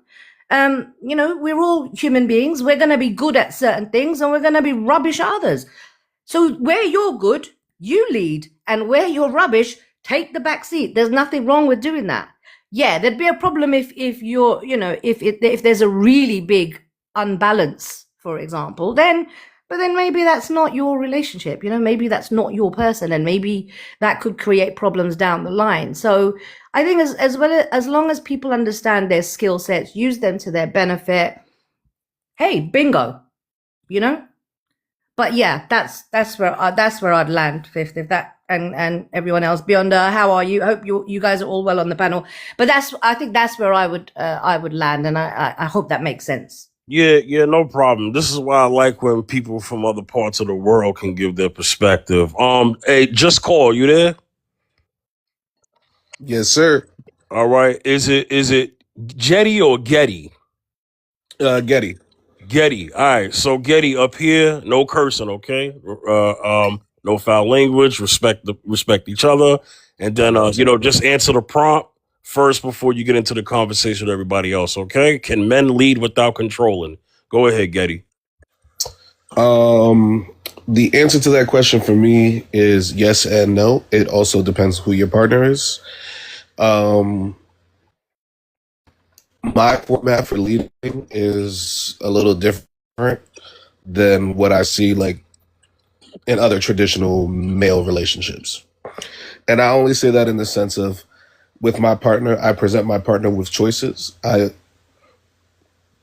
view my partner as my equal. If I chose you, it's because I see qualities and skills in you that align with who I am as a person. And I'm going to present my partner with choices. And ultimately, those choices, we can make those choices together. But at the end of the day, you can't force anybody to do something that they don't want to do. So basically, I boil it down to okay, which one of us is going to do this? If that's not your strong suit, kind of like how Soul Survivor said. But you'll encounter people who will just be honest and tell you that's not what they want to do or are willing to do.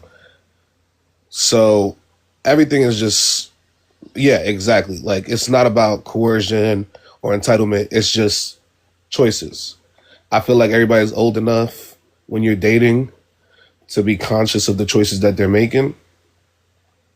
I don't feel like I need to come into a relationship and have to take over somebody's life or tell them what they should or shouldn't be doing. It should be like an innate reason or logic behind everything. And I feel like a lot of people don't have common sense. And that's where I land my plane. And can I just say, that's really, I believe, what the prompt is talking about. That kind of man.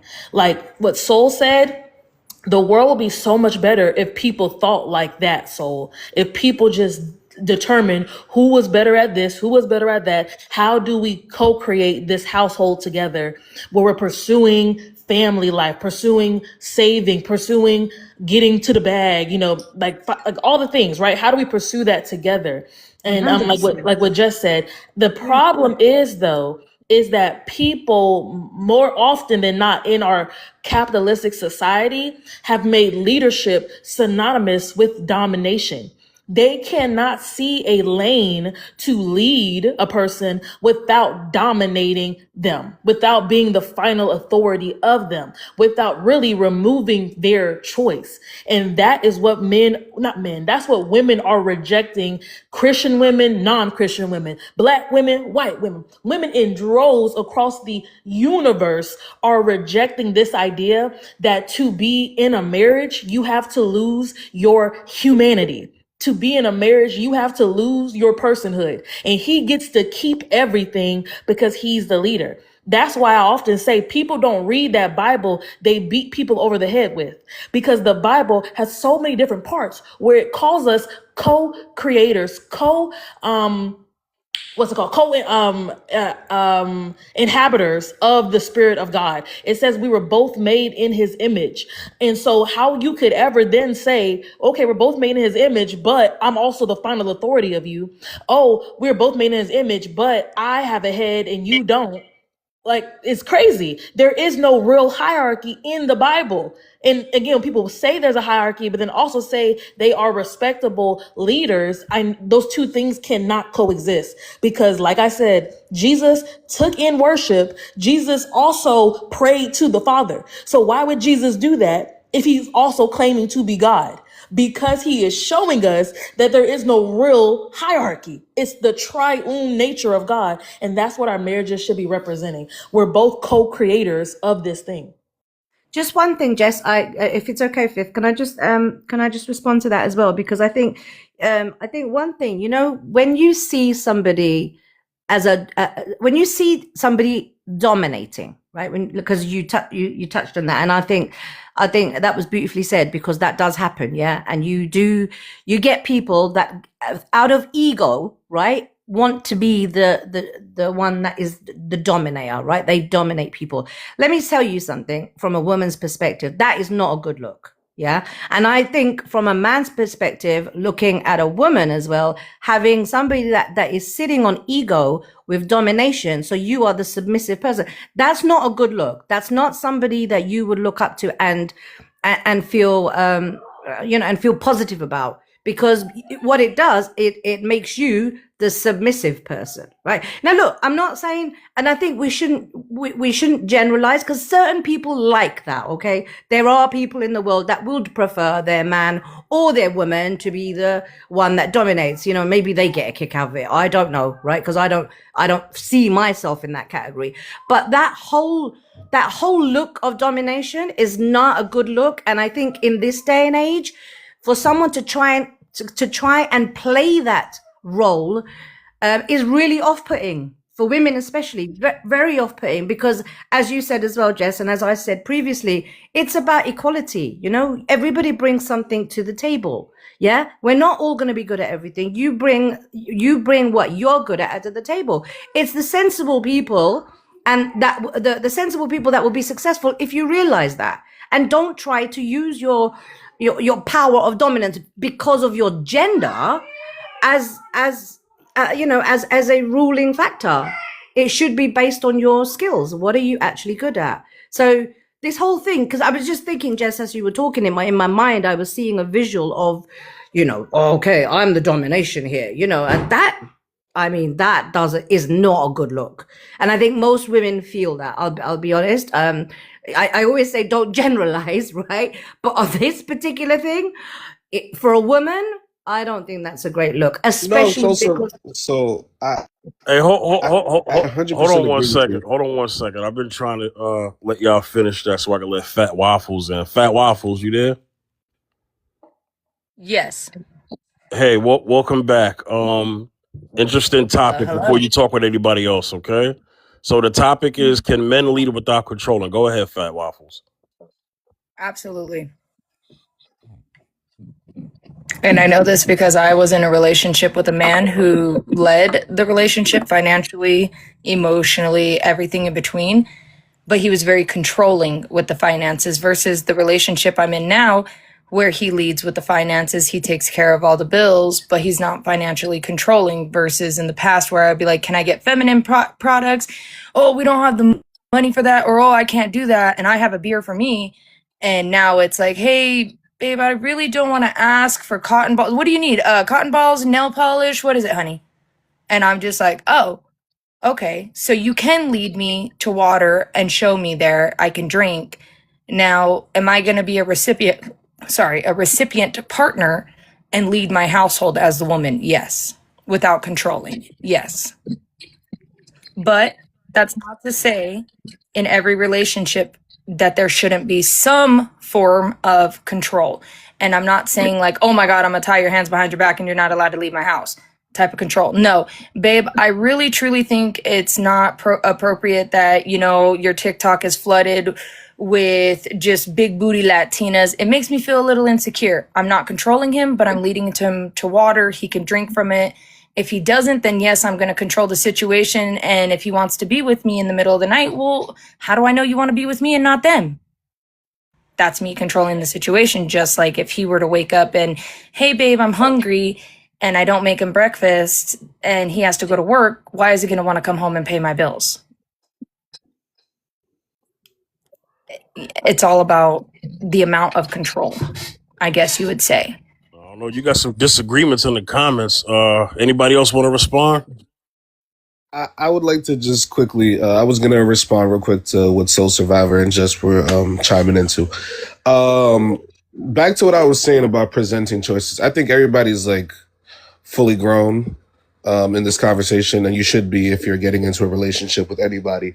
I think it just boils down to like knowing and understanding right from wrong. If me personally, if my partner told me, hey, I don't like this, it's not really going to be a discussion about this. It's not going to be a discussion. It's just going to change automatically because it's something that you do for the person that you're with. What is the point of getting a relationship if you're not willing to sacrifice or change anything or change any of their behaviors? For all that, you could just quite literally be single. Like, that's always an option. I feel as though that we live in a society where we try to hold on to relationships like there's a gun to your head when there's not. You could literally leave at any point and you will be okay, and no one will wrongfully say you're wrong because it just wasn't working for you at that very moment. I'm not saying give up on a 5-year relationship if that's what you want, but just know within that time frame there are sacrifices that have to be made, and you can't make any sacrifices if you guys are both vying for control the entire time. Host, if you don't mind, can I really quick address some of these comments? It's 2 seconds. Go ahead. One of the comments stated, let me go back. It stated, why did you not find a man with your same views? It takes time to learn who a man really is behind closed doors when you're living with them, same as a woman, a friend, or anything. You change when you move in with somebody. Everything changes. And then as for the told them, get a man without social media. I don't give a crap that my man has social media. It was just an example because a lot of women that I hear on panels, that is the number one thing they complain of. If we were going to talk about a real life complaint, My husband doesn't always take out the trash, so I will purposely not load up the dishwasher, and then when he looks for a fork, I will be like, well, how do you think I feel when I'm trying to throw away trash? So that was me Okay. controlling the situation. Can I just speak to the scenario that was brought up?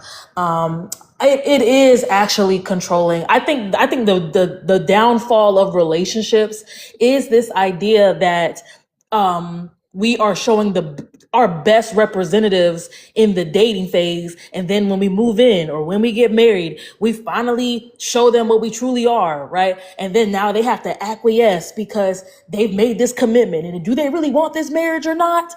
And if they don't want this marriage because they don't want to acquiesce, that's very controlling. Trying to get somebody like what I think Fat Waffle said, getting somebody who in their singleness was looking at big booty women, in their singleness had a corn addiction, in their singleness was out here popping bottles and paying $50 for some gawk in the back of a parking lot. And then you get with them and then want them to be different because you're with them is controlling. The same way if a man got a woman and she is dressing like, in his opinion, a 304, but now that she's with him, she has to acquiesce to his request for her to dress more modestly. That is controlling. When you could have just been honest with yourself and said, is this the woman who I would want to be the mother of my children? If she never changed, would I still be happy with her? People don't ask themselves that. People just want the appearance of being picked. They want the appearance of somebody likes me. They want the appearance of, oh, I could post this image on social media that I'm in a relationship, but they have none of the tools to actually be in a healthy dynamic. I am tired of people getting in relationships just for the sake of being in one. It's better to be single than to be in bad company 100% of the time. Well, Absolutely. we know Sorry. that. We know that, Sorry, but I guess I what's have to. I'm sorry, I Oh, have to don't know clarify that. for the simpletons. When I mean take out the trash, if you have ever been married, if anybody has ever been in a relationship, how many times you be telling your man to take out the damn trash, or how many times you ask him to put his chonies in the damn basket? He don't listen the first 5 times. Come on. If anybody's ever been in a long relationship for 5+ years, you know that there are things that you guys do that irritate each other. That's what I meant, jabba. That's quite normal, guys. Like, I mean, I think we're conflating between normal day-to-day aggravations that you have with your partner versus leadership, right? Versus domination. I mean, I think, you know, that I've been in relationships where, you know, I don't like the fact that he leaves the lid off the toothpaste, for example, or whatever, you know, whatever. And you know, and the fact that I always have to empty the dishwasher, for example, you know, little things. That's your day-to-day little squabbles. I don't think that is, I don't think that equates to somebody being dominating in a relationship to the point where you feel uncomfortable or there's a like, okay, you know, I'm the man here. What I say goes. Do you see what I'm saying? So I think there are. No, I Absolutely. 100%. I Does that make 100% sense? agree with you. Yeah, I 100% Yeah, that's what I was That's gonna why I was like, also say. So that it's the point leading was people that to there water. was more. Oh, sorry, Fat Waffles, and I'll land. I'll keep it concise.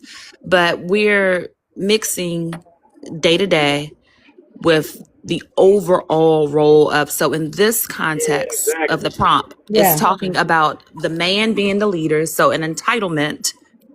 In my head, because that's what I see it as. And then the authoritative, and this is the way that I see it, that it typically comes with, okay, I am the man, I am the authority, I have the final say, everything goes through me. That is different than your day-to-day relationship and people having little pet peeves. Sure, you have pet peeves, how you communicate with your partner and deal with them. That's one thing, but that is not the overall core role of who is the leader in the relationship and who has the authority. I land there. No, I agree with you 100%. And that's what I was trying to come to my conclusion. With some relationships, it's always depending. A man or woman can lead without controlling. But the only time I would feel somebody needed to be controlled in a situation, I guess if you were going to give it a real hypothetical, if I was a man and my woman wanted to go out with her friends drinking and she was wearing something that she would have wore while she was single versus in a relationship, I would ask her, are you sure you want to show that much skin versus get your butt in the house and change? Because I'm going to ask you, and I want you to question your own logic. Are you going to want to be modest for me and for our relationship, or are you going to just go out and be like, whatever, if that makes sense? And I grew up with 5 boys. So I That's guess it's a better performative, that story. Waffles. That's performative. If she changed her outfit and what she does because she's in a new situation, that's performative. And no man should want to attach himself to a woman who performs femininity for him. She's a liability. You should just get with the woman who believes in modesty off rip. Like, I don't understand why we think people should only act like or think about marriage when they're in the marriage. You should be thinking about how to be married when you're single. If your goal is to be in a marriage, you should be thinking I about, agree. how do I be a wife in your singleness? Even though you're not currently there, you should be building up the skill sets to do that. But if she is being, in people's opinion, a 304 when she's single, and then she wants to start performing modesty for you in her relationship, then you should not trust that woman, because she's a chameleon. She will change up and she will be an opportunist. Just find the woman who's modest, who has that value like you have. But they don't like that woman, because that woman is not the one who's getting on her knees in the back of the parking lot. That woman is not the woman who's going to let them be in Dubai spending a ton of money and not paying their student loans. You see what I'm saying? They don't really, certain men Girl, don't really like that woman. can we just, Well, hold on. sorry, let me give that a round of applause. I'm sorry, I've never been shut Hey, up so quick in my life. hey, God but Hold y'all, dang. we got new people on the Wait. panel. Yeah, we got new people on the panel we got to get All to. right. All right, bro. All right, so yo, Rod, you there, Rod? Sure. What's going on up here on my panel? No cursing, no foul language. Okay, I let everybody rock just as long as they respect the rules. Okay, and just answer the prompt first. Okay, can men lead without controlling? Go ahead, brother.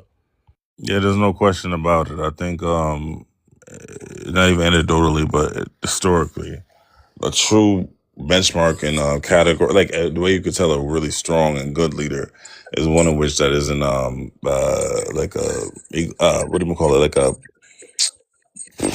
shit. Like my opinion, my stance, my thing is all that matters. Like you got to take everybody else's, or rather, even in a relationship, you got to take your old lady's responses and ideas into consideration when you make your decision, right?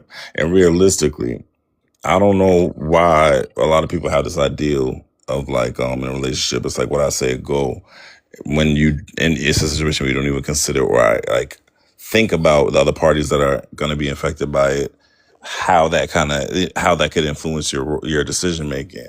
It's a very childish and very young way to think about it.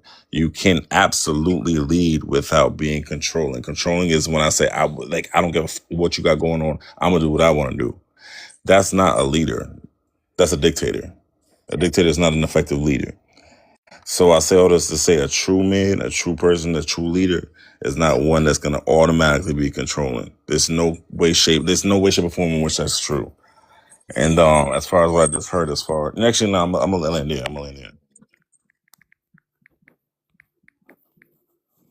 All right, let me get the Nelson.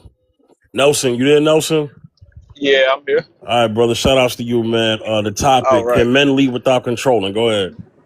All right. First of all, good evening, everyone. And I'm going to read the prompt. Can men lead without controlling? That's without a shadow of a doubt. A real man is going to lead without controlling, because one thing about a real man is, first of all, especially when it comes down to leading a woman, you're not just leading a woman, you're leading the potential future, because out of this woman, you will be birthing future generations. We're talking about typically here, right?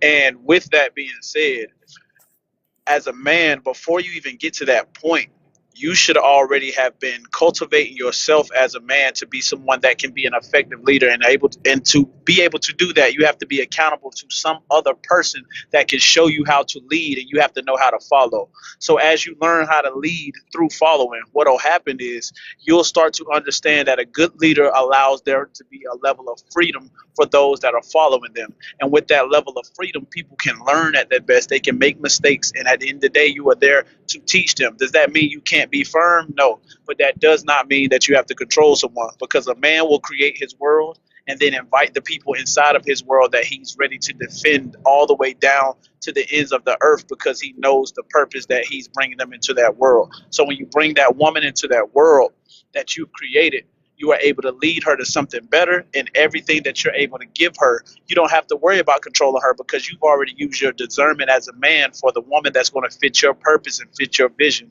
And she's going to be able to grow whatever it is you give her, because you've taught her how to do that. If she hasn't already learned, and on top of that, you don't have to worry about trying to control her. You can learn how to delegate certain things to her, allow her to help you, and she will trust you more. That way you don't have to worry about controlling. You can just really literally lead, because you've already given her an example of the type of man you are and how to actually follow. And I'm going to land there. 100%. Fifth, can I just say one thing? Because I think, you know, in my comments, what I mentioned, right, is that when you are being controlled, trust me, you will know. You will feel it. Yeah, you will feel. Because like Fifth, you said that some people don't know. I honestly feel that when you are being controlled by your partner, you will know. And you know how you'll know? You will feel really uncomfortable. Yeah, you will be feeling really unease. Yeah, you would be sitting there questioning a lot of things that are happening in your relationship. You will know the difference between control and leading. Because when your man is leading, he may lead because he's skilled in that area or whatever, right? And you will look at that and think, actually, yeah, that makes sense. Yeah. What you're saying, what you're doing actually makes sense to me. When it happens and it doesn't make sense to you, and you're feeling uncomfortable, yeah, and you're feeling maybe a little bit oppressed, yeah, which is what control does, you will know that you are not in a leadership, in a relationship where your man is leading in a healthy way. This is control, yeah. And I say that with chest because I've been in a situation where I was with a partner. And, I used to travel. I used to do a lot of things in my younger days, shall we say, right? In my youth. And I used to travel freely and stuff. And I would always get, no, you can't go there. You can't go there by train. You can't be doing this. And I'd be sitting there thinking, bro, what is the problem? Like, I'm a grown ass woman. I can handle it. It's okay. So then I started to question, are you telling me not to do this because you genuinely are concerned about my safety? Or are you doing this because you want to control where I'm going, what I'm doing? I got a quick question. I got to ask. Hey, wait, hold on 1 second. I got to say something real quick.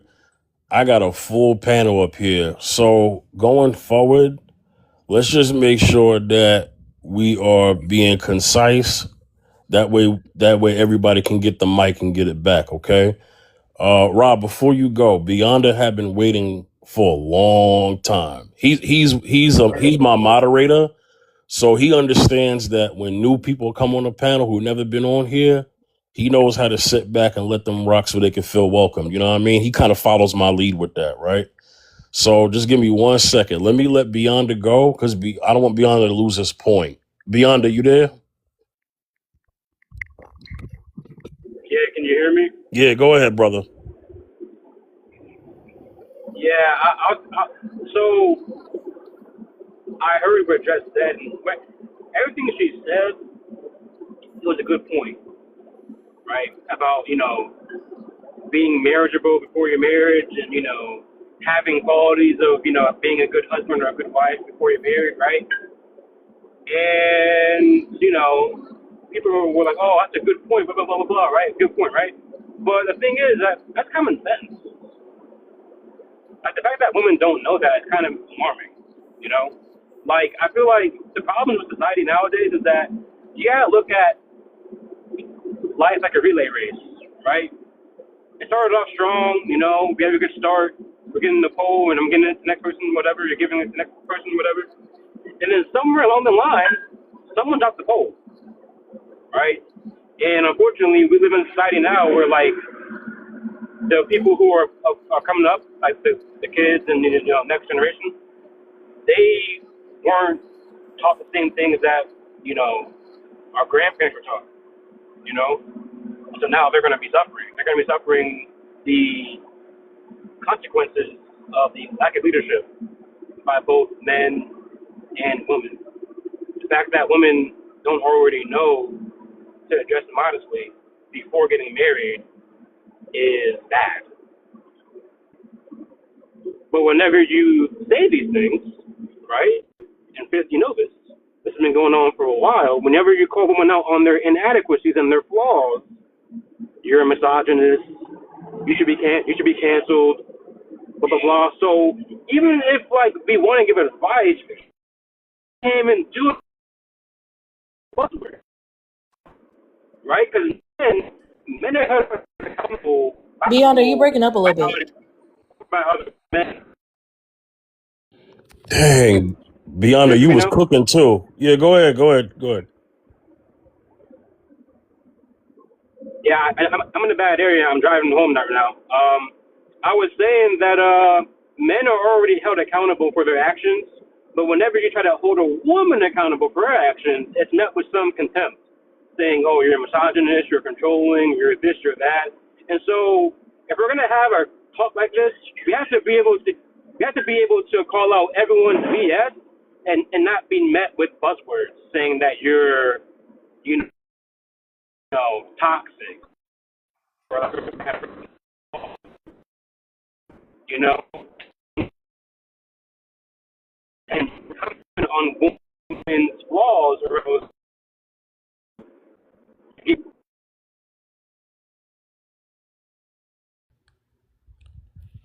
Oh man, yo, Beyonda, you there?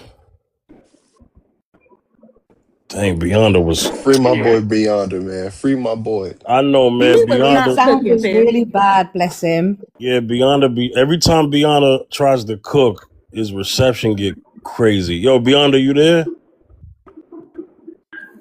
Beyonda, where are you? Beyonda, where are you? The reception cooking him. He's beyond Yeah. somewhere.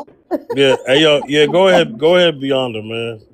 Come on, Beyonda. We got you. Let's go. Let's go. Hey, Beyonda, you got Metro PCS or Boost Mobile?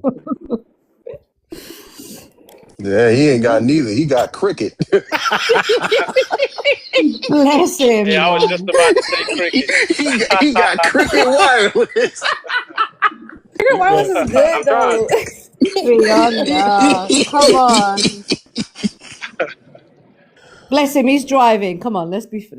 My happens, bad, right? Beyonda. I just put a little joke in there, but yeah, go ahead and talk. I think you're good now. Could I just when we get back to open panel, I would like to address Beyonder's point because I know we have KJ. Yeah, Beyonda, go ahead and talk. Go ahead. Can you guys hear me now, like clearly? Yeah, go ahead. Go ahead. It's better. Yeah. You sound like you calling into a radio station, but go ahead.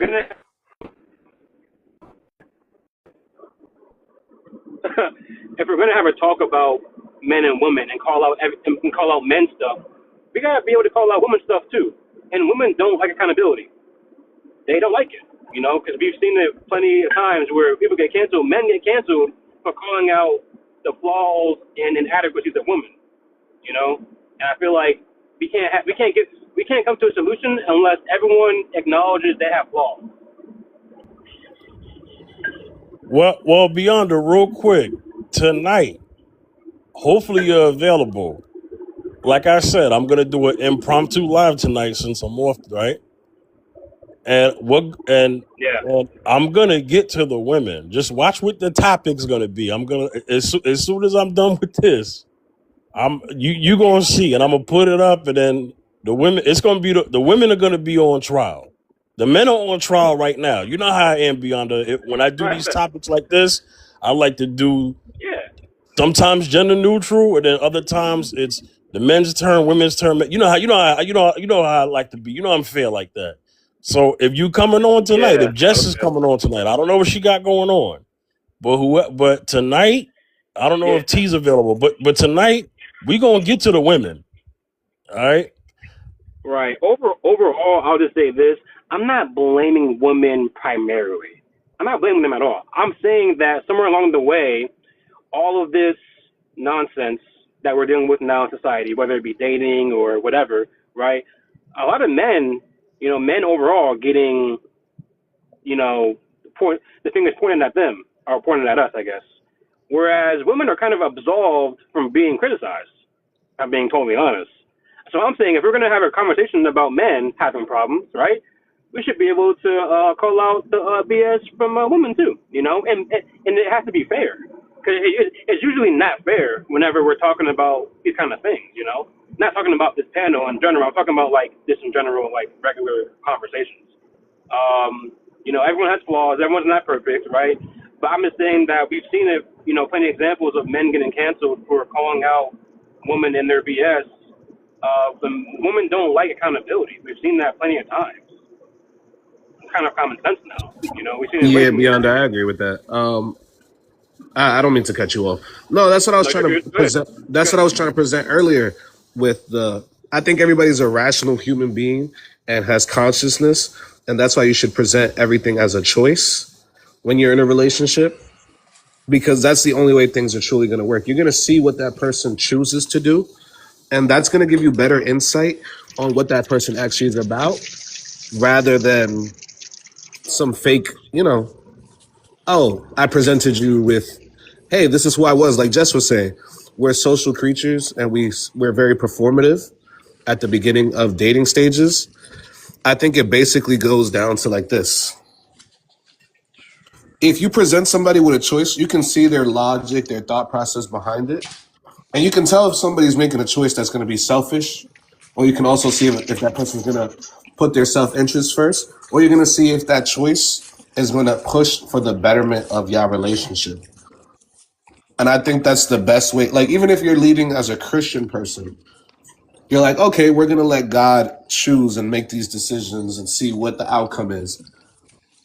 Once you can put a higher power, like, okay, the betterment of this relationship would be considered a higher power as the main choice, not my choice and your choice, that's when you can truly grow and move forward with things. Okay. Let me make sure I'm not missing people. KJ, hold tight. I saw what you said. So I think T. Who had their hand up? It's okay, babe. Go ahead. KJ can go, and I'll just come back around. So it's Okay. T and Raw had their hands up to open panel. KJ hasn't spoken at all on the prompt. And then I wanted to be in the queue when we got back to open panel. Okay. And Let me then get the. Nelson. Okay, cool. Let me get the KJ. If you're ready to talk now, cool. I'm If ready. not, let me go to Rock. But KJ, you ready? My Yeah, bad. I'm ready. Okay, go ahead, KJ. You see the prompt. Go ahead, brother. All right. So, can men lead without controlling? Absolutely. Yes. Here's the problem, though. Women tend to conflate guidance with controlling and dictatorship. And because of how easily that tends to be conflated, there is a lot of situations that I've either read up on or observed where a man is simply trying to give guidance to his woman, and she conflates it with controlling. Perfect example. Let's say that hypothetically, a man tells his woman, when they're going out, hey, don't dress like that. We're not just going to some club. We're going to church, or we're going to my mother's house, and your dress is kind of like skimpy. I don't think it's appropriate for where we're going. And she takes it as controlling, right? But what she doesn't understand is that he's looking at it further down the line. You're looking at it for temporary gratification if you just want to look sexy. Okay, fair enough, of course. A woman naturally wants to look sexy, ain't nothing wrong with that, right? But when we're looking at where you're going, right? If it's a special occasion, right, where reputation matters, first impression matters, right? That you don't want people's first impression of you to be that you are just some thought pocket. And you also don't want people's first impression of him to be that he has no standards or boundaries because he's just letting his girl walk out the house looking like bumfuck whatever. So that's something that tends to generally get conflated. Now, I'm gonna get a little anecdotal. I literally just had this conversation with my shawty yesterday. Not about clothes, but just about, controlling. I told her like this straight. I told her this from Jump Street, actually. Everything that I tell you is nothing more than guidance. You have full agency. You have 110% agency to do whatever the hell you want to do. But if I observe based on pattern that your decision making is not taking me into consideration, I will pack my bags and I will leave. There is nothing more that needs to be discussed because I've already observed your actions. If you're not taking me in consideration, why would I stay with you? Right? Because I Exactly. have Conscious so there choice. and this is full agency on your part because we are in a relationship, because we are a unit. The way that I'm taking you into consideration, you need to take me into consideration as well. So you can have your guy friends. I'm going to it's not even a matter of allowing. You probably already had these guy friends before you even met me. So who am I to tell you who you can and can't be friends with? But here's the kicker.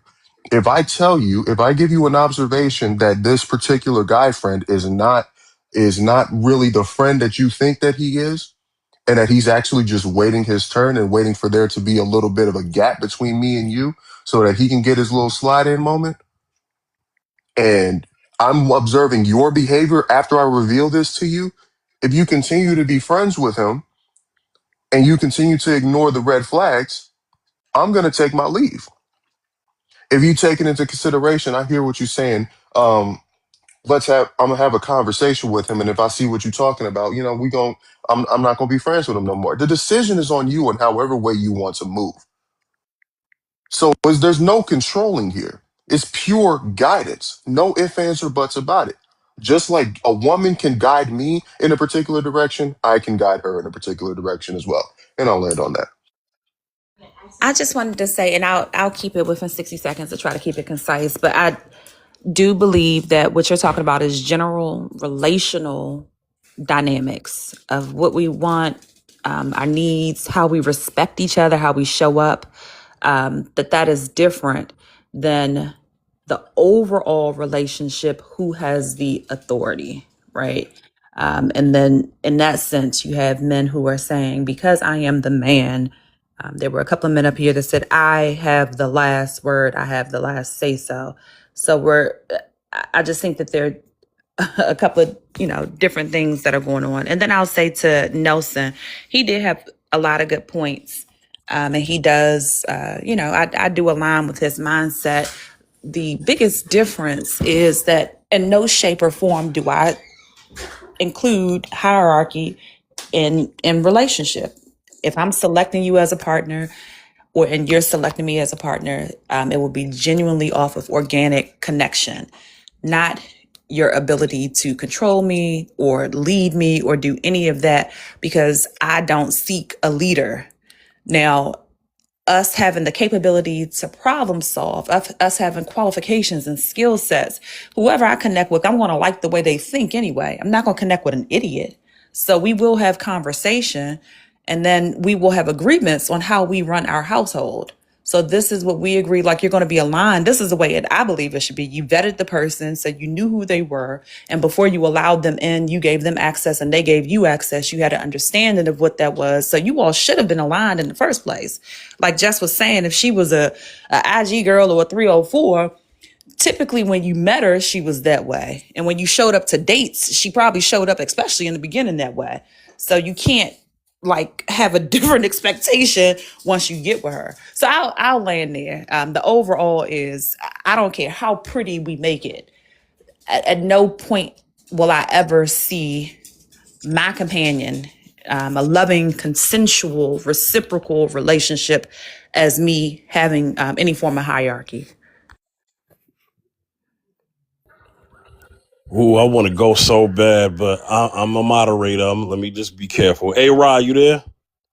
Yes, sir. All right, go ahead. You can say what you wanted to say. I promise I'm gonna make this fast as hell. My thing is this: what I come to notice in a lot of these conversations, this is not so much the ideal concept and/or how we as men and women want it to be carried out. It's more so the words we choose to use, right? right? So like, the last gentleman was speaking before me, he used the word guidance. And the thing is, what he was describing wasn't so much guidance, it was more so consideration, right? Like, boom, this is how I feel. I need you to consider it when you make a decision. I'm not controlling you. I'm not telling you what you can and cannot do, but consider me, my feelings, my vibe, my identity, my reputation when you make that decision. And if you make that decision and it's not in consideration of me, I'm about it, right? But the word he chose, and it's not against you, brother, but the word he chose to use was guidance. And guidance in itself is a very, one is above the other. I guide my kid. I guide my dog. You know what I'm saying? Like the guidance in itself is a stance in which one person is above the other. Like I know better. This is how I guide you to do better, right? And I feel like realistically, when we have these conversations, because of the words we choose to use, submit, right? Some men choose to use submission as a form of subservience, and some men actually mean submission in the sense of like a compromise, right? When you ask them to describe it, realistically, this is like a compromise. Like I'm gonna make the quote unquote final decision, but it's not one that's controlling and not without your value input and nothing like that. But what they're describing is compromise. You see what I'm saying? Realistically, it's not so much about the actual day to day, boom, boom, boom, how we're gonna move and operate and be a healthy, functional relationship. It's just these words. And I think like we gotta just kind of move around the syntax and this grammar, like all this weird, you know what I'm saying, like definitional type shit, and just actually get to the nitty gritty, right? And I think once we do Ra, that, language, Ra. Go I ahead. apologize. Let me just, I'm gonna end with this and just say, like, realistically, nobody wants to be subservient to the other based upon how they was born. We're not in 1920. It's not like no race war or nothing like that. I just feel like if we remove all that and actually get into the actual concept and the feelings, none of us are disagreeing with what each of us want. That's it. May I respond to that? I'll make it quick. Only if you'll let me. Beyonder. Beyonder. Can y'all hear Okay. me? Yeah, You we might can be hear you. driving better. You Okay. might be Yeah, driving better. take your minute to Oh, respond to him, and then we'll get back into the open panel yeah. queue. I'll make it super quick. So, yeah. Consideration is not a ridiculous word, right? I actually used that in my diatribe, and I understand if I may have monologued and you might have missed it. So, I'm not holding that against you. Now, when I use the word guidance, right? Guidance comes having the ability to be guided comes with a level of humility. Everybody has the capability to be guided. If you're not willing to be guided, then you better have you better have it completely planned out. Otherwise, it's just pure arrogance and ignorance alongside with it. So I said that just like I would be able to guide her, she would also be able to guide me, right? It depends on what we're talking about. Regardless, though, the guidance is mutual.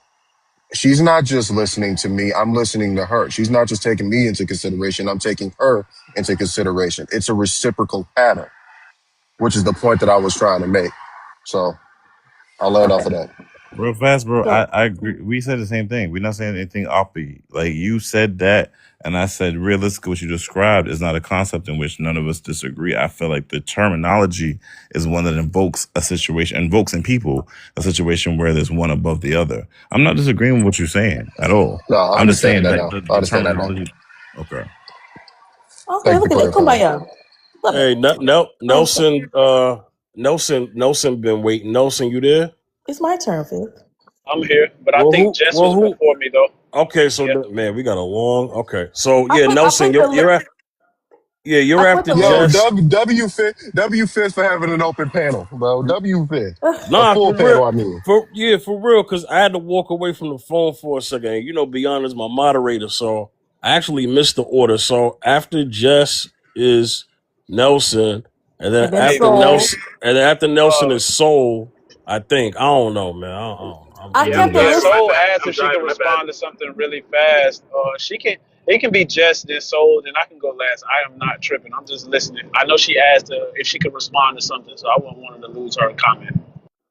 Yeah, I put the list in the comments for y'all hosts and Beyonder. Just FYI. But what I did want to say, it was to Beyonder, okay? And it will feel like I'm taking the conversation backwards, but please humor me. So I think this is a part of the disconnect sometimes, because when I brought up the situation about why, if you are pursuing marriage, you should be thinking like a wife, thinking like a husband in your singleness. I don't understand really why you then said, Beyonder, see, well, women don't know how to be accountable. That's like a completely different conversation.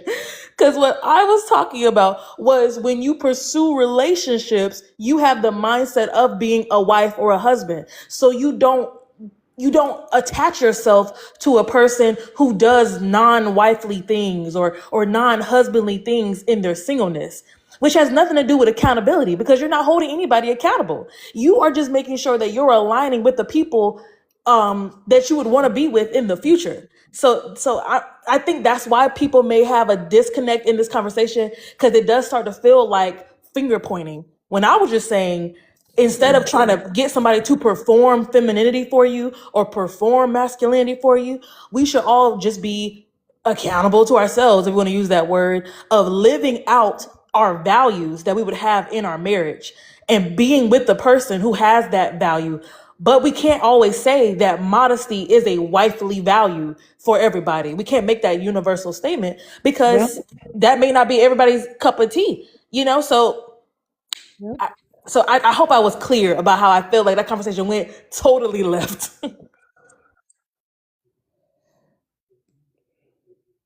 Is it all right if I jump? Is it all right if I jump in next, because I want to just piggyback off Jess, if that's okay, guys? Is that right? Yeah. So, you know, the thing that struck me, Beyonder, when you were speaking was like when you said that if you say it to a woman, then they think you're controlling, or if you say it to a woman, then that it's an issue. If you say it to a woman, what my point is, I don't think we should be gender specific. Number one, okay, because it happens both ways. A man can say it to a woman can say it to a man. It's not gender specific at all.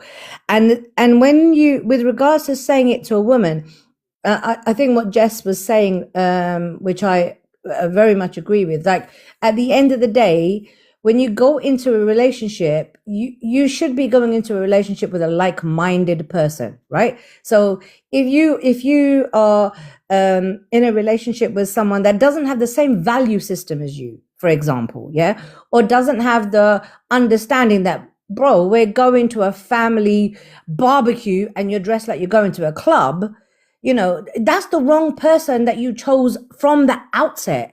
And that's where we mess up. Okay, that's when we mess up, because when you're on the dating scene, for example, you like it, right? When the girl's looking good and but then maybe that is your outside kind of girl fling time. When you're looking for a wife, you gotta have a perspective of the kind of person that you see as your wife, right? So if you are the kind of man or woman, like I said, let's not be gender specific, because it works both ways. Yeah. Same for women. Women, I'm telling you, when you go into clubs and meeting guys that are, you know, having a ball and dancing with X, Y, and Z, is that really your kind of man? No. So it works both ways. So when you're out there looking for a partner that you are thinking of longevity with, marriage, it doesn't have to be marriage, or however you perceive your relationship to be, make sure that you connect with the person that aligns with your value system. So if you are the sort of person that is like, do you know what, I need someone that understands that when we go to a family function or a religious function or whatever, you're dressed appropriately. And you know what? Don't get me wrong. Maybe you meet this person in a club because that's your going out club time. But then you date after, no? You do go out and meet each other after that, no? And then you assess that, does this person get me? Take her to a family function, see how she dresses. Same with women. Take your man to a family event. How does he portray himself? So you have to do all this due diligence. Sorry, it sounds really like what can I say? It sounds very like you're investigating. It's not an investigating thing, really, but really it is. deep down, right? Because you are investigating, is this person the right person for you? Does this person actually align with your values? So, to turn around at a later stage, once you're married, and expect that, it's just not going to happen, because that person was already that person prior to the marriage. And then when you turn around and say, and holding women accountable, which Beyond you were talking about, and saying that, and then they think you're controlling.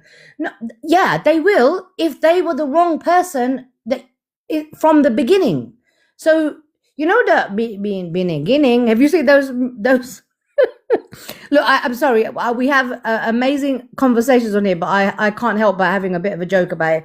But there is like memes where they say, in the beginning. So my point is, in the beginning, right? Let's just go back. In the beginning, when you meet somebody, make sure you're aligned in your value system. Because if you're not, or you don't know, you're gonna run into these kind of problems. And I'll just land it there, guys. And just one thing I do want to say, because you guys are so awesome on the panel, but you obviously are across the rivers and the seas, and some of your slang I don't get, but shorty I got. So thank you. Just saying. No problem. Getty, I think Getty was waiting. Getty, you ready? No, I think it it's was Nelson. Just I said think it was Nelson was Nelson. going first. Just said Yeah. Nelson was going first, and I'll go after Nelson. Okay, no problem. I'm working on the next topic for tonight. My bad, yo. I'm going live. I'm gonna do an impromptu tonight. I don't normally do it, but I just so happen to be off today. I'm gonna have a topic tonight on. It's gonna be for the ladies, right? We're gonna do the ladies side. It's gonna be a part 2 to this series. All right, because y'all been talking about leaders, but yeah, we got to talk about followers now. All right, so we gonna talk about that tonight, and I'll put it on the page. I'll announce it. I'll have everything ready as soon as this live is done. All right. Whoever who had to go next, go ahead and talk. My bad, y'all. Okay, so I was gonna, just kind of clear up something that I said, but she did leave, so I'm gonna go to another point that I had. I do believe that sometimes the word submission is not right. Whenever you're dealing with someone in a relationship, right? Of course, I think it should be basic adulting to know that you have to vet the people that you are getting into a relationship with. You should already know that you know the type of woman you want, because you know the type of life you want to live once you get to the point where you're talking about marriage, right? And I think that one of the biggest things that gets thrown under the bus is that only women submit, but men never submit to a woman, because submission has somehow become a negative word. It's become like some type of dart used to manipulate women, right, and make them feel bad if they're not submissive. But submission is mutual, right? She could submit to the fact that, okay, you know what? I trust your judgment. I trust you enough to allow you to lead me, and you submit to the fact that, you know what, I trust your judgment enough that if I'm leading you wrong, you can help me in those different things, and we can both submit to a greater vision. But we have to do it together, and we both have to submit to each other to have a partnership, right? And so whenever it comes down to that, one of the biggest things that gets overlooked in the process of these things happening, to have like these conversations where it's even a topic, is the character development. As you're single, as you're, if you desire marriage, you desire a healthy marriage, you should be developing, and that comes with that comes with your development in your character. As you continue to develop in your character, you will understand that there are certain things that have to come about in your character first before you can properly vet a person, before you can properly even vet yourself, and before you can properly submit to someone. So a lot of times the process of character development is underdeveloped, and you have people making bad decisions, and you have people folded under the pressure that comes with something as serious as marriage. And whenever that happens, you have a lot of people that feel like they can't lead, or they feel like they have to go to a level of control because they don't have the submission from the person that they want. And I'm going to just land there.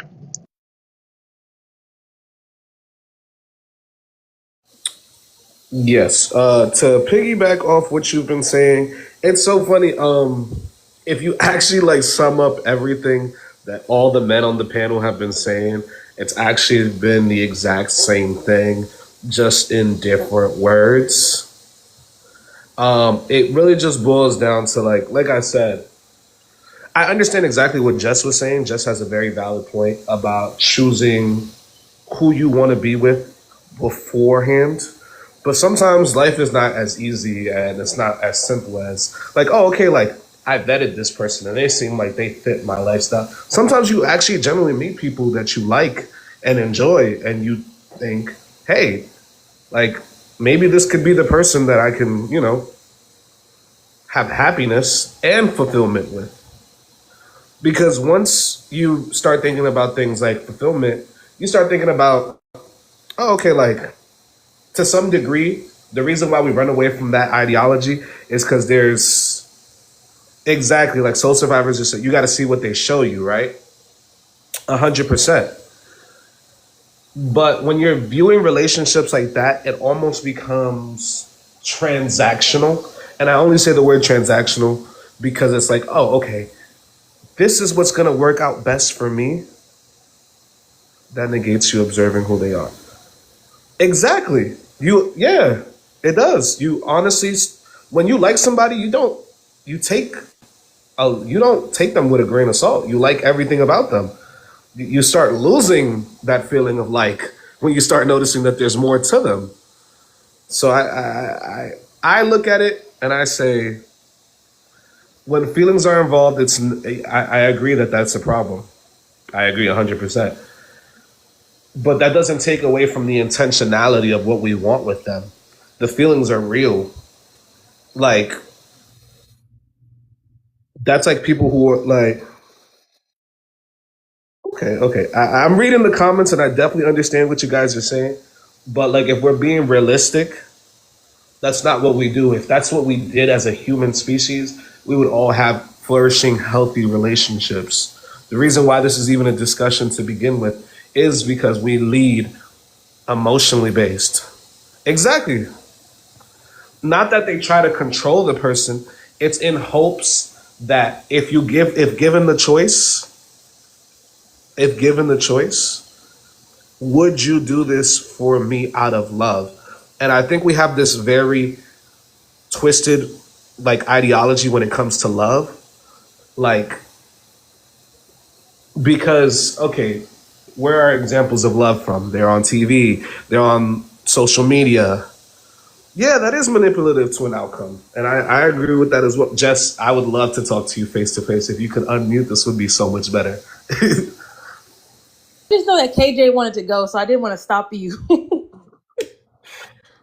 But No, don't let me stop it. Let it rock. Let it rock. Go ahead on. Let's hear it. Like, I'm literally looking at it from the perspective of, I wouldn't say it's controlling and manipulative, and I only say that in the sense of this. You don't go into the situation with that intention. You want to love somebody for who they are. It just so happens that once you start noticing who a person really is, you don't really get that. Even if you vet somebody, that does not keep you 100% safe from them growing to grow resentment or life happening and things changing down the line that make them change how they feel about you.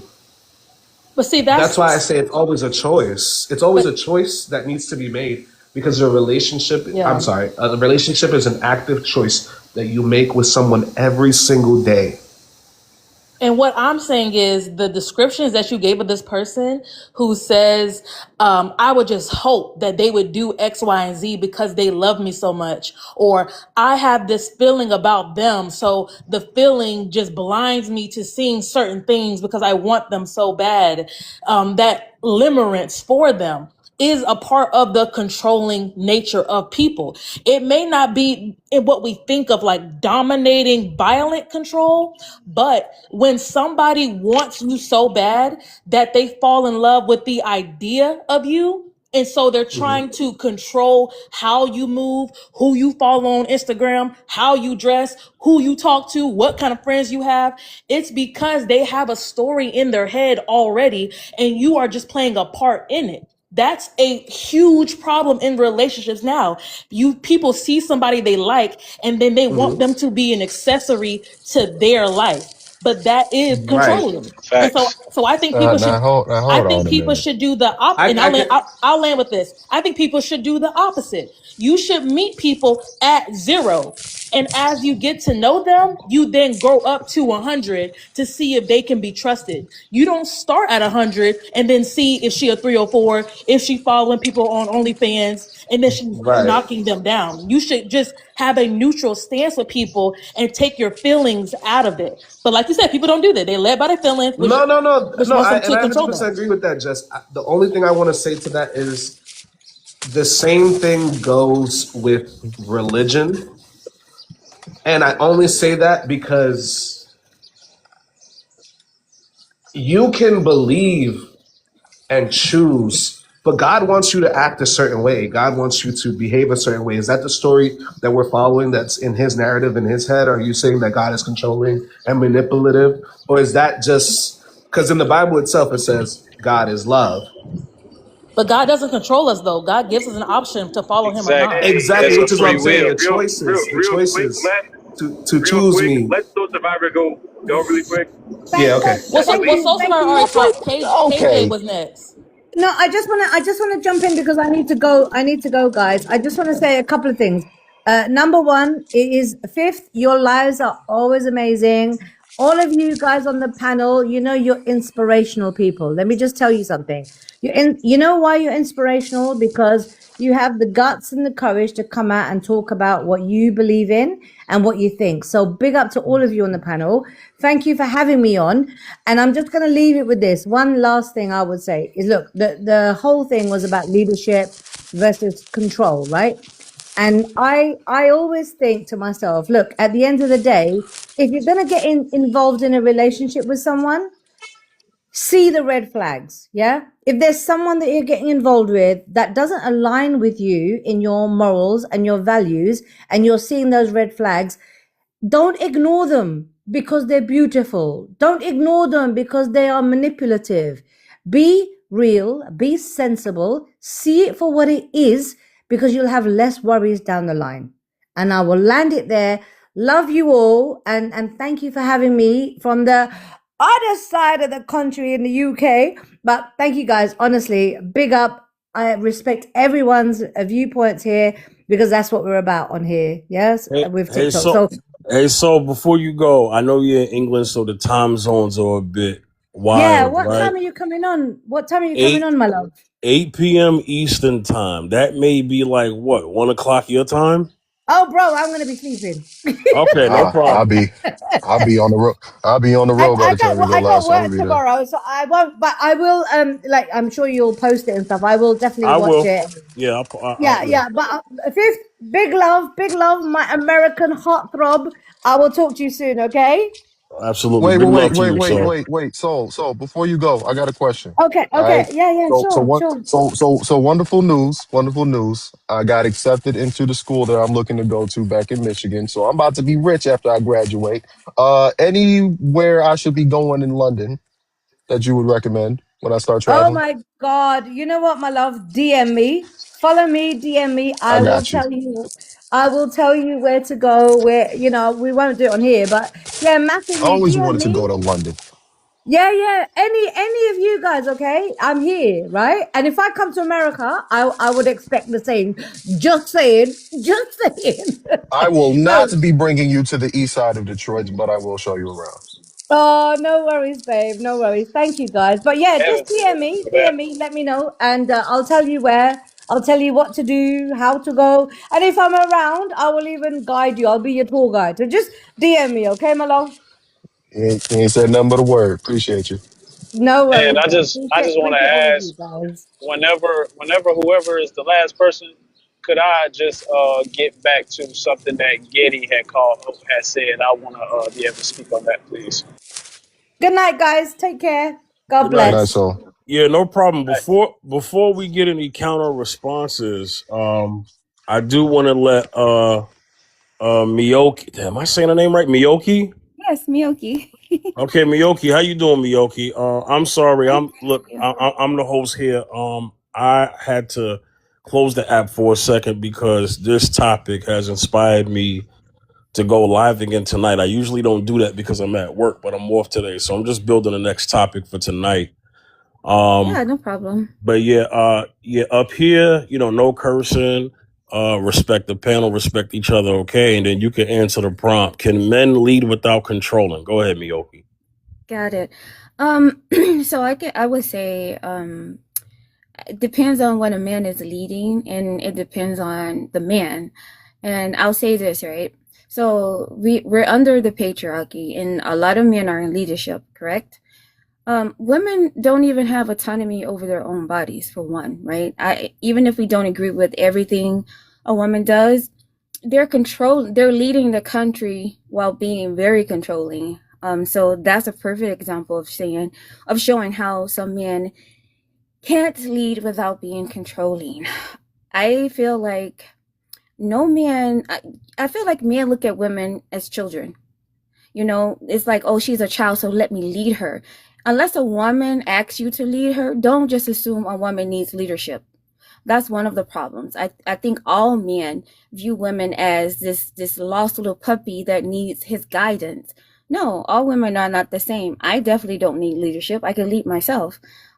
So I just feel like if a man is going to lead, it has to be warranted. Okay, you guys can expect a woman to be on the same page you are if you don't say, hey, babe, do you need leadership? Do I need to lead you? I mean, don't just go into a relationship saying, I'm going to lead, I'm going to do this. No, don't do that. But yeah, I'll leave it there at that for now. Can I ask her a question, Fifth? Well, Nelson wanted to respond to.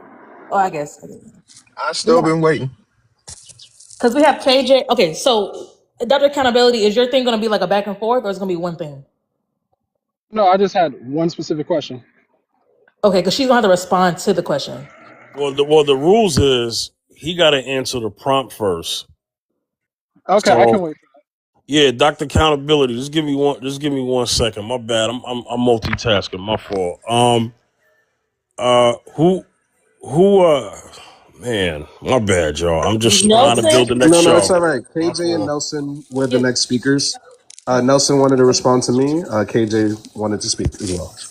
Okay, so Dr. Accountability, you there? I need to do it this way. Yeah, I'm here. All right. Answer the prompt. Hold your question, and then we'll get back to you. But just answer the prompt, and then I'll get back to the conversation. Okay. Go ahead. Mm-hmm. Can men lead without controlling? Oh, no cursing up here. Okay, just making sure. Yep. Yeah, go ahead. I heard the rules. So yes, that's the whole point of submission. Like it's only controlling to a specific caliber of pretentious or contemptuous woman who don't want to basically follow a lead, who wants to do everything herself, who wants to be independent while also taking advantage of the benefits that come with being in a relationship. The ones that are out of balance. So yes, so like when a woman you can lead accordingly in a relationship without being controlling with a woman that is honestly submissive, that is willing to do for you and put the family unit over herself. Yes. So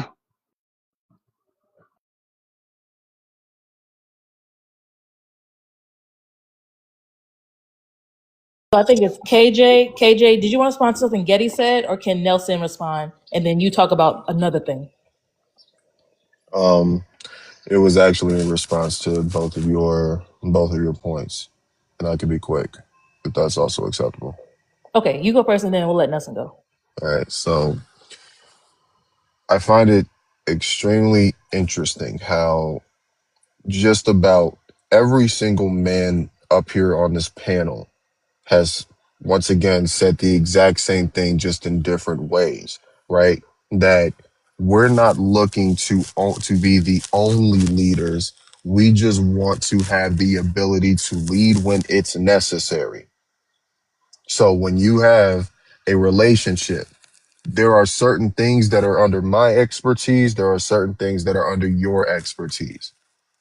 It is nothing for a man to submit to his wife when it comes to the things that she is more knowledgeable about, that she is more wise about, Why do we get so much pushback? Why are we referred to the ones that are controlling, manipulative dictators when we take initiative to lead our women or to even want to lead our women? Why does it have to go through all of these mental gymnastics to quote unquote earn that leadership when technically we've already earned it? You just don't want to give it up because there's an ego there. There's obviously an ego there. And when a man realizes that he is battling with egos, it doesn't mean that he wants to be in control of you. That means that there is a contention between the both of you that he just may not be willing to fight for, because why, as a man, do I need to fight contentiously with my woman and we're supposed to be one unit? There's no combination with two people that are always at odds. What purpose would I serve in your life as somebody that is supposed to be trusted if you can't be able to fall under my leadership in the way that I would easily be able to fall under your leadership? There's many of things that my girlfriend knows that is way better than me, and vice versa. I don't understand why this is such a difficult concept to grasp. But when we're talking about submission, leadership, et cetera, once again, the men already know that this is a two-way street. We're just asking that to be reciprocated. And is being met with all this unnecessary pushback. And I would like to know why. Nelson. Okay, so Getty, just to respond to something, it was a question that you had asked about religion, right? So I'm going to use one of the most popular religions in the world. We're going to say Christianity, right? And I'm not going to speak from my own personal beliefs or anything like that, just from there. Okay, so the picture that's painted is one of submission, not one of manipulation or control, right? Because if you believe that God created us, gave us a world, and gave us the opportunity with free will to do whatever it is we please, right? He could have already wiped everything out, started over, and created a whole new species however he wanted that was perfect. No, he gave us the ability to choose. And so he set the example first. Hey, I do the creating, I do this, I do that. You are to be free and to grow what I gave you. That is one of the first examples that a man must submit to when it comes down to how to actually lead. You can create a world because, yeah, women technically don't have to be led.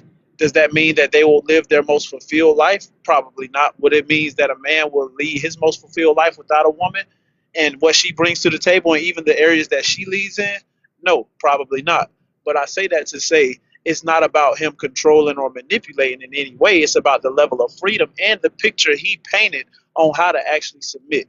Because when we talk about what Christ did, everything that he did was for the betterment of his quote unquote bride, which are the people that would believe in him, right? And I'm just using that as an example. I'm not using that as a point of trying to conform anybody, trying to convert anybody or anything. So that's why I'm saying that that is something that you have to actually look at. It was like, you know, this is what I'm gonna show you first, and this is how I'm leading you, and this is the freedom that you have to do it. And I'm gonna land there. Nelson, I 100% agree with that. That's what I'm trying to say. I'm trying to say that the best example we have for perfection has given us free will and a choice to make a decision when it comes to loving him, right?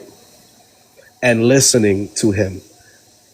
And the best example is you can sin and you can come to God again and say, hey, what I did was incorrect, taking accountability and moving differently.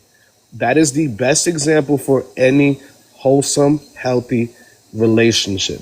What I'm trying to say is, because you give somebody a choice, whether or not to listen, does not make you inherently controlling or manipulative.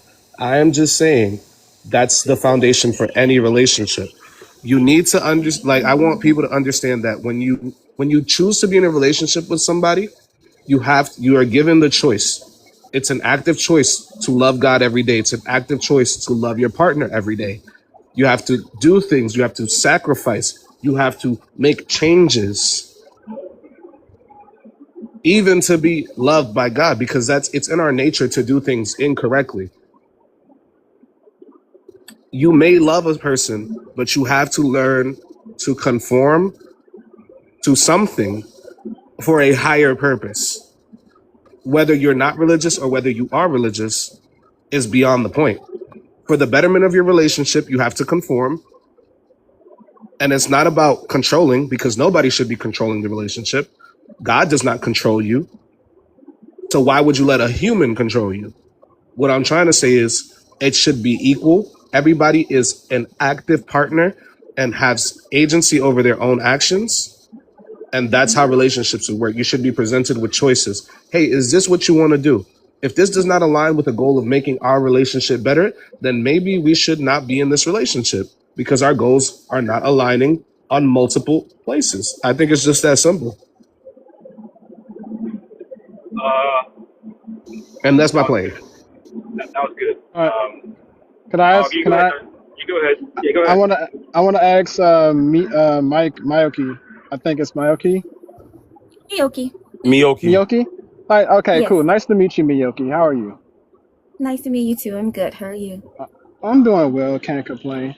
Quick question. So this is a bit of a hypothetical. You're in the woods by yourself. How do you purify water? There's okay. Are we talking about old school or Yeah, you're the in the new woods. school? Yeah, you're in the woods. You're away from civilization. How do you purify water? I mean, the basic thing would be just to boil it. With what? Well, it depends on what you have, right? You can, well, there's certain meshes you can use. There's certain, I mean, are you talking about like with fire and wood? Like what? I'm not under. Just in general, just walk me through how you would purify water. You could do it's just you there. There's nothing else. It's just you. You have no Okay, tools. You just you. so basically, just to make it simple, I'll just boil it down until I have enough to drink and do it over and over again if I need to. Okay, how are you going to contain the water? Like, what are you going to put it in? Like, how are you Well, going to if I make if it portable? well if I can't make it portable, I mean, unless I have something to put it in. Again, these are all hypotheticals. There's many answers to this question, so I could say, hey, I have a water bottle. I'm going to Yeah. put it in that. Okay, you don't have that. It's just you there. How do you so walk me through step by step. Where What would do you you go mean it's find just the me? So like you have it's just you with the clothes on your back. You have nothing else. Mm-hmm. You're in the woods. Okay. Okay. How are you gonna find the water and how are you gonna basically carry it over and make it potable? Like step by step it. Like walk me through the process. Okay. Well, let me stop you there because but I see what you're doing, and like I said, there's so many ways to this. You're telling me I only have myself and the clothes on my back, right? Mm-hmm. So I can if I answer that question, no matter how I answer it, I don't think you would be satisfied. My answer would be just to boil it No. and to no, it would just be to boil it and to carry it any way I can. No, so what I'm asking you is like walk me through the process. This is simple hypothetical. So No, like it's I just choose not to. I so choose. Do you have a so different question? okay. So yeah, I was just asking a simple hypothetical and you said there's many ways, so you shouldn't have a Yeah. problem picking one of the ways. I just told you. I'll do it the way I choose to. See this, let me make this clear. I don't have to answer your question. I'm playing nice, but I will say this. I'll do it the way I want to. Is that satisfying? Like, are you good with the answer? You're not explaining anything, but okay. I don't You have already to. said I don't have you to. already said I'm just you already said you want to answer it, so it's cool. I'll leave it at yeah. that. Okay. So just the point I was trying to make is she said she can lead herself. I purposely I gave her a can. scenario. I gave her a scenario, and she told me there was many ways, but she could never clarify the exact way she would actually do that. Even Mocha in the chat was actually gave me something that she could work with. Make a bucket from leaves, grab Of the water from course. the sea, make like actually make a fire, boil it. I would have been like she's giving me tangible things that she can do. And you said there's many other Okay. ways, so it shouldn't be hard to answer this question. But listen, let me say this, Dr. Accountable. No, it's not hard to answer a question. And once again, this is a prime example of control. You think because you ask me a question, I'm supposed to answer. I don't have to answer. Let's make that clear. And because I don't answer doesn't mean I don't have the answer. I just refuse to give you the answer. But And, Dr. and that's and Accountable, that's and Dr. I. Accountable, the only issue with this back and forth that you're having, because there's no problem with you asking questions. I think we have to investigate the intent. The Yeah. intent, the intent Yeah, was I kind to, of want to move on because I have a question to you, Jess. okay, the So, intent, and I'll land with this. The intent was to make an example out of her. He can't make an example. But that's what I'm saying. The intent was to Yeah, I show know. that she didn't know this thing to then say, see, women cannot Yeah. lead No. themselves. Yeah, And so, Manipulation. So hold on, yeah, Manipulation. y'all, Dr. hold It's on. Accountability. crazy. so Okay, wait, Hold on, go y'all. ahead. I got Let you. her I got you. I finish. got you. Let Just me finish, and then I'm gonna respond. I'm with the girls for this we're gonna one. move. We're gonna I'm Okay, not go gonna move ahead. lie to on. you. We're gonna move on. And let me So land my Mike. plane. um, So, And let me so so, land my that plane. so so one. okay. Okay, before anybody goes, one mic, right? Yeah, we're gonna move on. Y'all got 10 minutes. Yeah, let me Okay. land this real quick. I'm Yeah. ending Thank you, the Tiff. show. I'm ending the show in 10 minutes because I need to save some of this good work here for tonight's impromptu live. Okay. Right. Can we Okay. get So 15? okay, Yeah, give us I'll make 15. it. I'll make it 15. Thank So But wait, you. let Yay. because Thank you. I want to because I'm gonna clarify why I asked her the question. Well, no, you It was already not. did. No, No, no, no, no, no. no, no, no, Dr. no, no, no. Oh, Let Accountability. me. No, gosh. no, No, no, Dr. Let her no, okay, no. Accountable, finish I don't. speaking. I with She don't. needs one respect. mic, calm. one. Okay, With stop. respect. Dr. With Accountable, respect. I was It's already just No. spoken. speaking. One mic. So there I was was not already a. speaking, So Dr. Accountable. okay, go ahead, finish up, and I'll go ahead and speak And I've after you.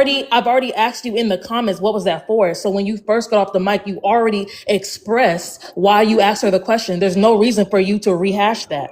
So But it now wasn't we're to corner her. It was now just to get a thought You no, process but can't I was trying to figure corner out. me though. I It get again, what you were wasn't to Dr. counter doing. you. Okay, That I wasn't just to played counter along. you. That wasn't to Dr. counter you. Accountability. I asked a Hold simple on. question. Take a deep breath. Let me help you with this one. Okay, sir. The way the question was being portrayed, you could tell her resistance, but you continued to ask the question. That Mm-hmm. means that you were willingly continuing to do something that was against her nature and what she wanted to actually do. She gave you a response and asked you, hey, is this good enough for you? You had the ability to walk away, which is the thing that Jess and everybody else here has said. You gave her the choice, but then you continue to push forward with your own So, agenda. Jess, Mm-hmm. you did hear me say you refused to answer the question, so I'm gonna let it go. I literally said that right as soon as she I did that because you're not I giving me answered the clarification. question. but she did answer the I She answered question. the did No, answer question. it. I did It answer the just wasn't an question. answer to your All liking, right. brother. Exactly. Let me cut it. All right, No, I need she didn't. everybody. I need everybody to That's stop not right answering now. the question. I need everybody to stop right now. I don't like when we have a conversation about the conversation that takes 5 minutes about the conversation. So what's gonna happen is we're gonna move on because we're getting nowhere. This is circle talk. Yeah, And I true. said I said 10 minutes, right? Y'all asked for 15. 15. That was that we did this for 5 minutes just now. Come on. All right. Yeah. I let everybody rock, but Dr. Accountability, right? Uh-huh. If you talk to women like I do, you know how this goes, brother. Just make your point because what's gonna happen is there's gonna be a game of tennis. There's gonna be no winners, and as men, we could get to our point by unpacking very well. You feel me? So just Mm-hmm. get to your point. That way the conversation can move along. Okay? I definitely already made my point. It's all good. No problem. Yeah, I'm I I have a moving was question. on. okay, sorry. Go ahead, DeAndre. Yeah, I have a question. Okay, and it's in regard to Jess's comment about I co-leadership, can't really right? hear you that well. You can't hear me that well. You said. You got to disconnect from the car and put it on speaker. Okay, hold on.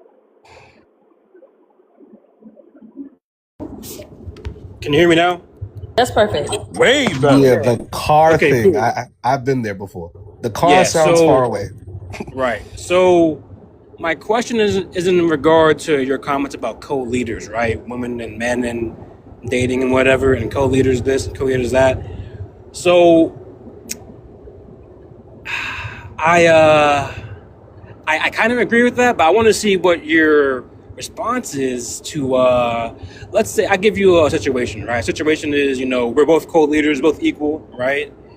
How do you view whenever, someone breaks in the house? How do you view that? To me? Yeah. How do you view that? How do I view that? It depends on Yeah, where how do you view if we're in bed. in terms of being co-leaders and all that stuff, how do you view who takes care of that? We will both take care of it. What are you talking about? So hopefully we'll have that strap on us and we both be prepared to engage with it. But Yeah, she's from. Yeah, I let's can tell say you it's that. just the two of us in the house and we're sleeping, right? Just to give your scenario some more details. Yeah. If we're both sleeping, we hear the ADT go off and it says intruder, right? We would have a shared plan of how we would do that. So we would barricade ourselves in the room, and then we would put the bed in front of the door, all this stuff like that, and then Girl, somebody would just call stop it. the police. Right. No, good. Okay, Jay, I do think it'd be bad for us to separate because then he would be by himself trying to fight off this person who could have backup. Yep. So I would the real plan would be for us to barricade, call the police, and then arm up. Right. Okay. Okay, that sounds perfect. It does. I you know what? I'm with you, right? The problem is, right? The problem is everyone wants to be a warrior until listen, everyone wants to be a warrior until the enemy is there. Okay, women can say that stuff, but in practice they're gonna retreat. And since men have to monopoly of force, men have the responsibility of taking care of that himself. Why, when you ask me a question, do you already have an opinion in your head about it? It's not an opinion, it's a fact. But it is. No, it's not. It's not. No, it is a fact. Beyonder, it's not a fact because you just asked me the question and it had a different response. No, stop. If an intruder breaks in the house, okay, I guarantee you that most women are gonna We have circling. the men handle that Jess stuff. has her personal opinion on it and how she would go about it. Beyond. All right. Hold on. We're circling. Hold on. The untimely interjections are making it longer for people to get their stuff out. He already got it out, Fifth. He already told me I'm wrong. No, but let me let him have the chance to put a period on his sentence. It's all good because they don't want to listen. It's fine. We are listening to you, Beyonder. That's why we're disagreeing. I got interrupted. I got cut off like 4 times by 2 other people. So I'm good. I'm done. I'm good. Okay, so let me say what I want to say then. Go ahead. Sure. The what just happened is also what Dr. Accountability did, right? It's this idea of asking rhetorical. It's this idea of asking rhetorical questions. And that is how you have a circular conversation that Fifth does not want us to get into. If you truly are inquisitive about somebody, you will ask a question trying to hear their answer. You will not, again, this is not you, Beyonder. I don't mean you as in Beyonder. I'm saying you as the person engaging in conversation. If a person is asking a question, but they already have an idea about what's already true, you're not asking a genuine question. It was rhetorical. So instead of just doing that, which again is just making an example out of somebody, we should just say our point. If you believe that women will more often defer to the man to go and sacrifice himself for the family, then just say that as your point. Don't then try to ask. I'll land with this. I'll land with this. Don't try to then ask somebody what they think and then say, well, I know a general of women who would think different. Because you asked me. You asked me. Right. So that was not what happened. That wasn't if you would have let me hash it out, I would have explained it perfectly. But I got cut off by you and whoever else was talking. So I'm done. That's fine. It's all good. Well, can I hash say it out? Can I say this, guys? I think one of the problems we have when we are having dialogue like this is that no 2 people are the same. People have their own beliefs and perspectives, right? And a lot of people can't handle that some people don't think like them or believe like them. And when you come with something different, it immediately becomes a pushback because people, they just can't fathom that you don't think the way society thinks or the way they think. If someone gives you an answer, it's their answer. You can't tell them it's right or wrong. You can say, I could agree to disagree respectfully and move on, but trying to manipulate someone into answering a question, and in psychology, we call that schizophrenia, word salad, right? To do those things, it's just, it's very like, it's not a good look to try to talk that way to other people, to try to make yourself seem like you're right and your answers are right. Like, just keep those things in mind, people. Okay. We're just different. So Can I? Miyoki, hold on, everyone. Miyoki, let me just say this real quick because you're new to this panel, so you don't know the relationship between Beyonda and Jess. No, I wasn't talking about them. I was just saying in general. When I'm just not just your panel, I'm just talking about in general. When we're talking on TikTok and we have these different dialogues, I know how panels work. I'm pretty sure that everybody's cool in here. Like, I don't have a problem with anybody. I'm just saying that we just need to keep in mind that we're all going to have different perspectives, and it's okay to disagree and agree and move on from it. Hey, Fifth, really quick, So, right? can I say something after you, Beyond? Wait, hold on. Okay, listen, right? Oh man, there's men and there's women, right? I go to the bathroom, right? Go to the bathroom. Oh, look at that. That's a penis. I'm a man, right? Men with penises, right? Most men have penises. Most men act a certain way. You can't say that. Yeah, just most men act a certain way. There's a category that men fall into for certain behaviors or whatever. There are going to be people that act a little different or whatever, sure. But I have the ability, with my common sense, to deduce and make a general statement. And same goes for the other side, too. I definitely agree. It's just that I don't like you and Jess know each other, so y'all not taking it personal. I just want to make sure that's clear for the people who are not familiar with y'all. I'm cool with Jess. He's cool. Yeah. 5-minute mark, just letting everybody know. Yeah, I know. Five minutes. So 5 minutes. Dr. Accountability. Make this 5 minutes a strong close. Sure. And then let me tell you something. I want that. Listen, I and Beyonda, this happens every time I do this, right? But it'll apply tonight. I bet you them same people who had that energy for the men, when tonight's topic comes, watch who come and don't come. They ain't gonna be nowhere to be found. Maybe Jess, but everybody else, nah, they ain't gonna be there. They have other lives though. I mean, KJ, people have a life outside of TikTok. I'm like, KJ, you got my number. You know, if you share me the live, I'm gonna hop in. You the one that summoned me. Yep. I'm over here Indeed. sipping Mai Tais and eating steak right now. I'm like, oh, he summoned me. Okay.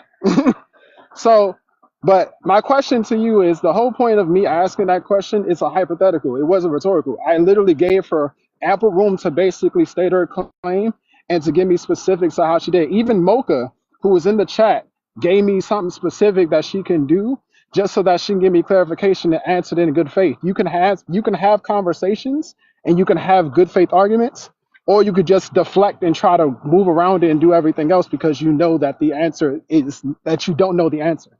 It's okay to say, like, I don't know the answer, or it's okay to do X, Y, and Z. But I gave her ample time to basically clarify how she would do it and how she would go about it, because I wanted to see if she actually knew. If she knew how to do it, I would have been like, kudos to you. Okay, maybe you can lead yourself. I stand corrected. It wasn't rhetorical. I gave her free range to answer the question. She just deflected. That was the whole point of what I was basically getting at. I was like, okay, she made a point. That's it. Dr. Accountability, did you just hear what you just said? Walk with me. Okay, Jess, come on. Did you not just say that if she told me all the ways to do this, then I would have said, oh, maybe she can lead herself? Did you say that, yes or no? Let me say this, right? Did you say that? I don't have. Hold on. I really want to know if he is self-aware. Did you hear yourself just say that? Jess, if you're trying to have a conversation and you're trying to have a back and forth and you're trying to actually see how people think, yes, I want to basically figure out how she's thinking in her mind. That's why I asked the hypothetical. It wasn't a gotcha moment. No, It I wasn't asked any. you a That's Can I specific bring? question. Can I Hold bring on. up I asked a something? specific question. Did you hear 3 yourself? minutes. I mean it. oh no, 3 Okay. I land. One. I minutes. land. Okay, since we're If here y'all don't give me now, no right? room to speak before these 3 minutes are up, I'm gonna be I'm gonna pissed. I be ain't I'm gonna gonna No, be lie. I quick. land. I'm gonna be quick. Dr. Accountability just said what we all have been saying for the last 15 minutes. That his whole Mm-hmm. reason for asking the question was to see if she could quote unquote lead herself. He just said that. So Cause she. why do y'all intend to gaslight us on this They panel can't all the gaslight us, time? boo. I mean, So but I can't. it was an attempt. It was an It attempt was an because attempt. It was an attempt. we just said that was your intent 15 minutes ago. We don't need you to tell Ma'am, us because we know that was ma'am, Right. the intent. I'm still if talking. I'm still go ahead. talking. I'm still talking because I tried to ask you. I tried to ask you, and then you went all around the world. So I'm done asking now, and now I'm telling. I am saying this is the problem. If you already have a belief, right, that women cannot lead themselves, there was no Mm-hmm. reason to take over, to monopolize the conversation, to ask her a question that you intended for her not to know the answer to. Just say Mm-hmm. women don't know how to purify water, so how can women say they're leaders?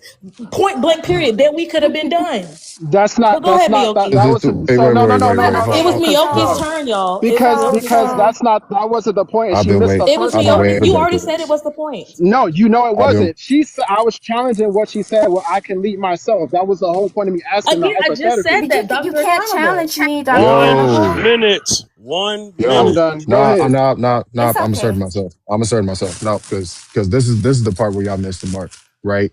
Is the pure first and foremost what y'all literally missed is just the simple fact that it took damn near 12 years for her to even articulate how to purify water. She did not. Literally 12 demonstrate. years? Oh my God. Stop. No, don't Y'all been tell me No, to talk. because you're Y'all stop. been not gonna talk. Don't Y'all tell lie. been me to You're talking. stop. No, not y'all gonna been talking lie. ad nauseum. It's my turn. Mm-mm. It's my turn. It's my turn. Mute up and control yourself. Right. So getting back to what I was saying, the fact that it took that long for her to even articulate. Everyone, I'm sorry, y'all. Don't take it personal. I gotta go. I will be back on here tonight.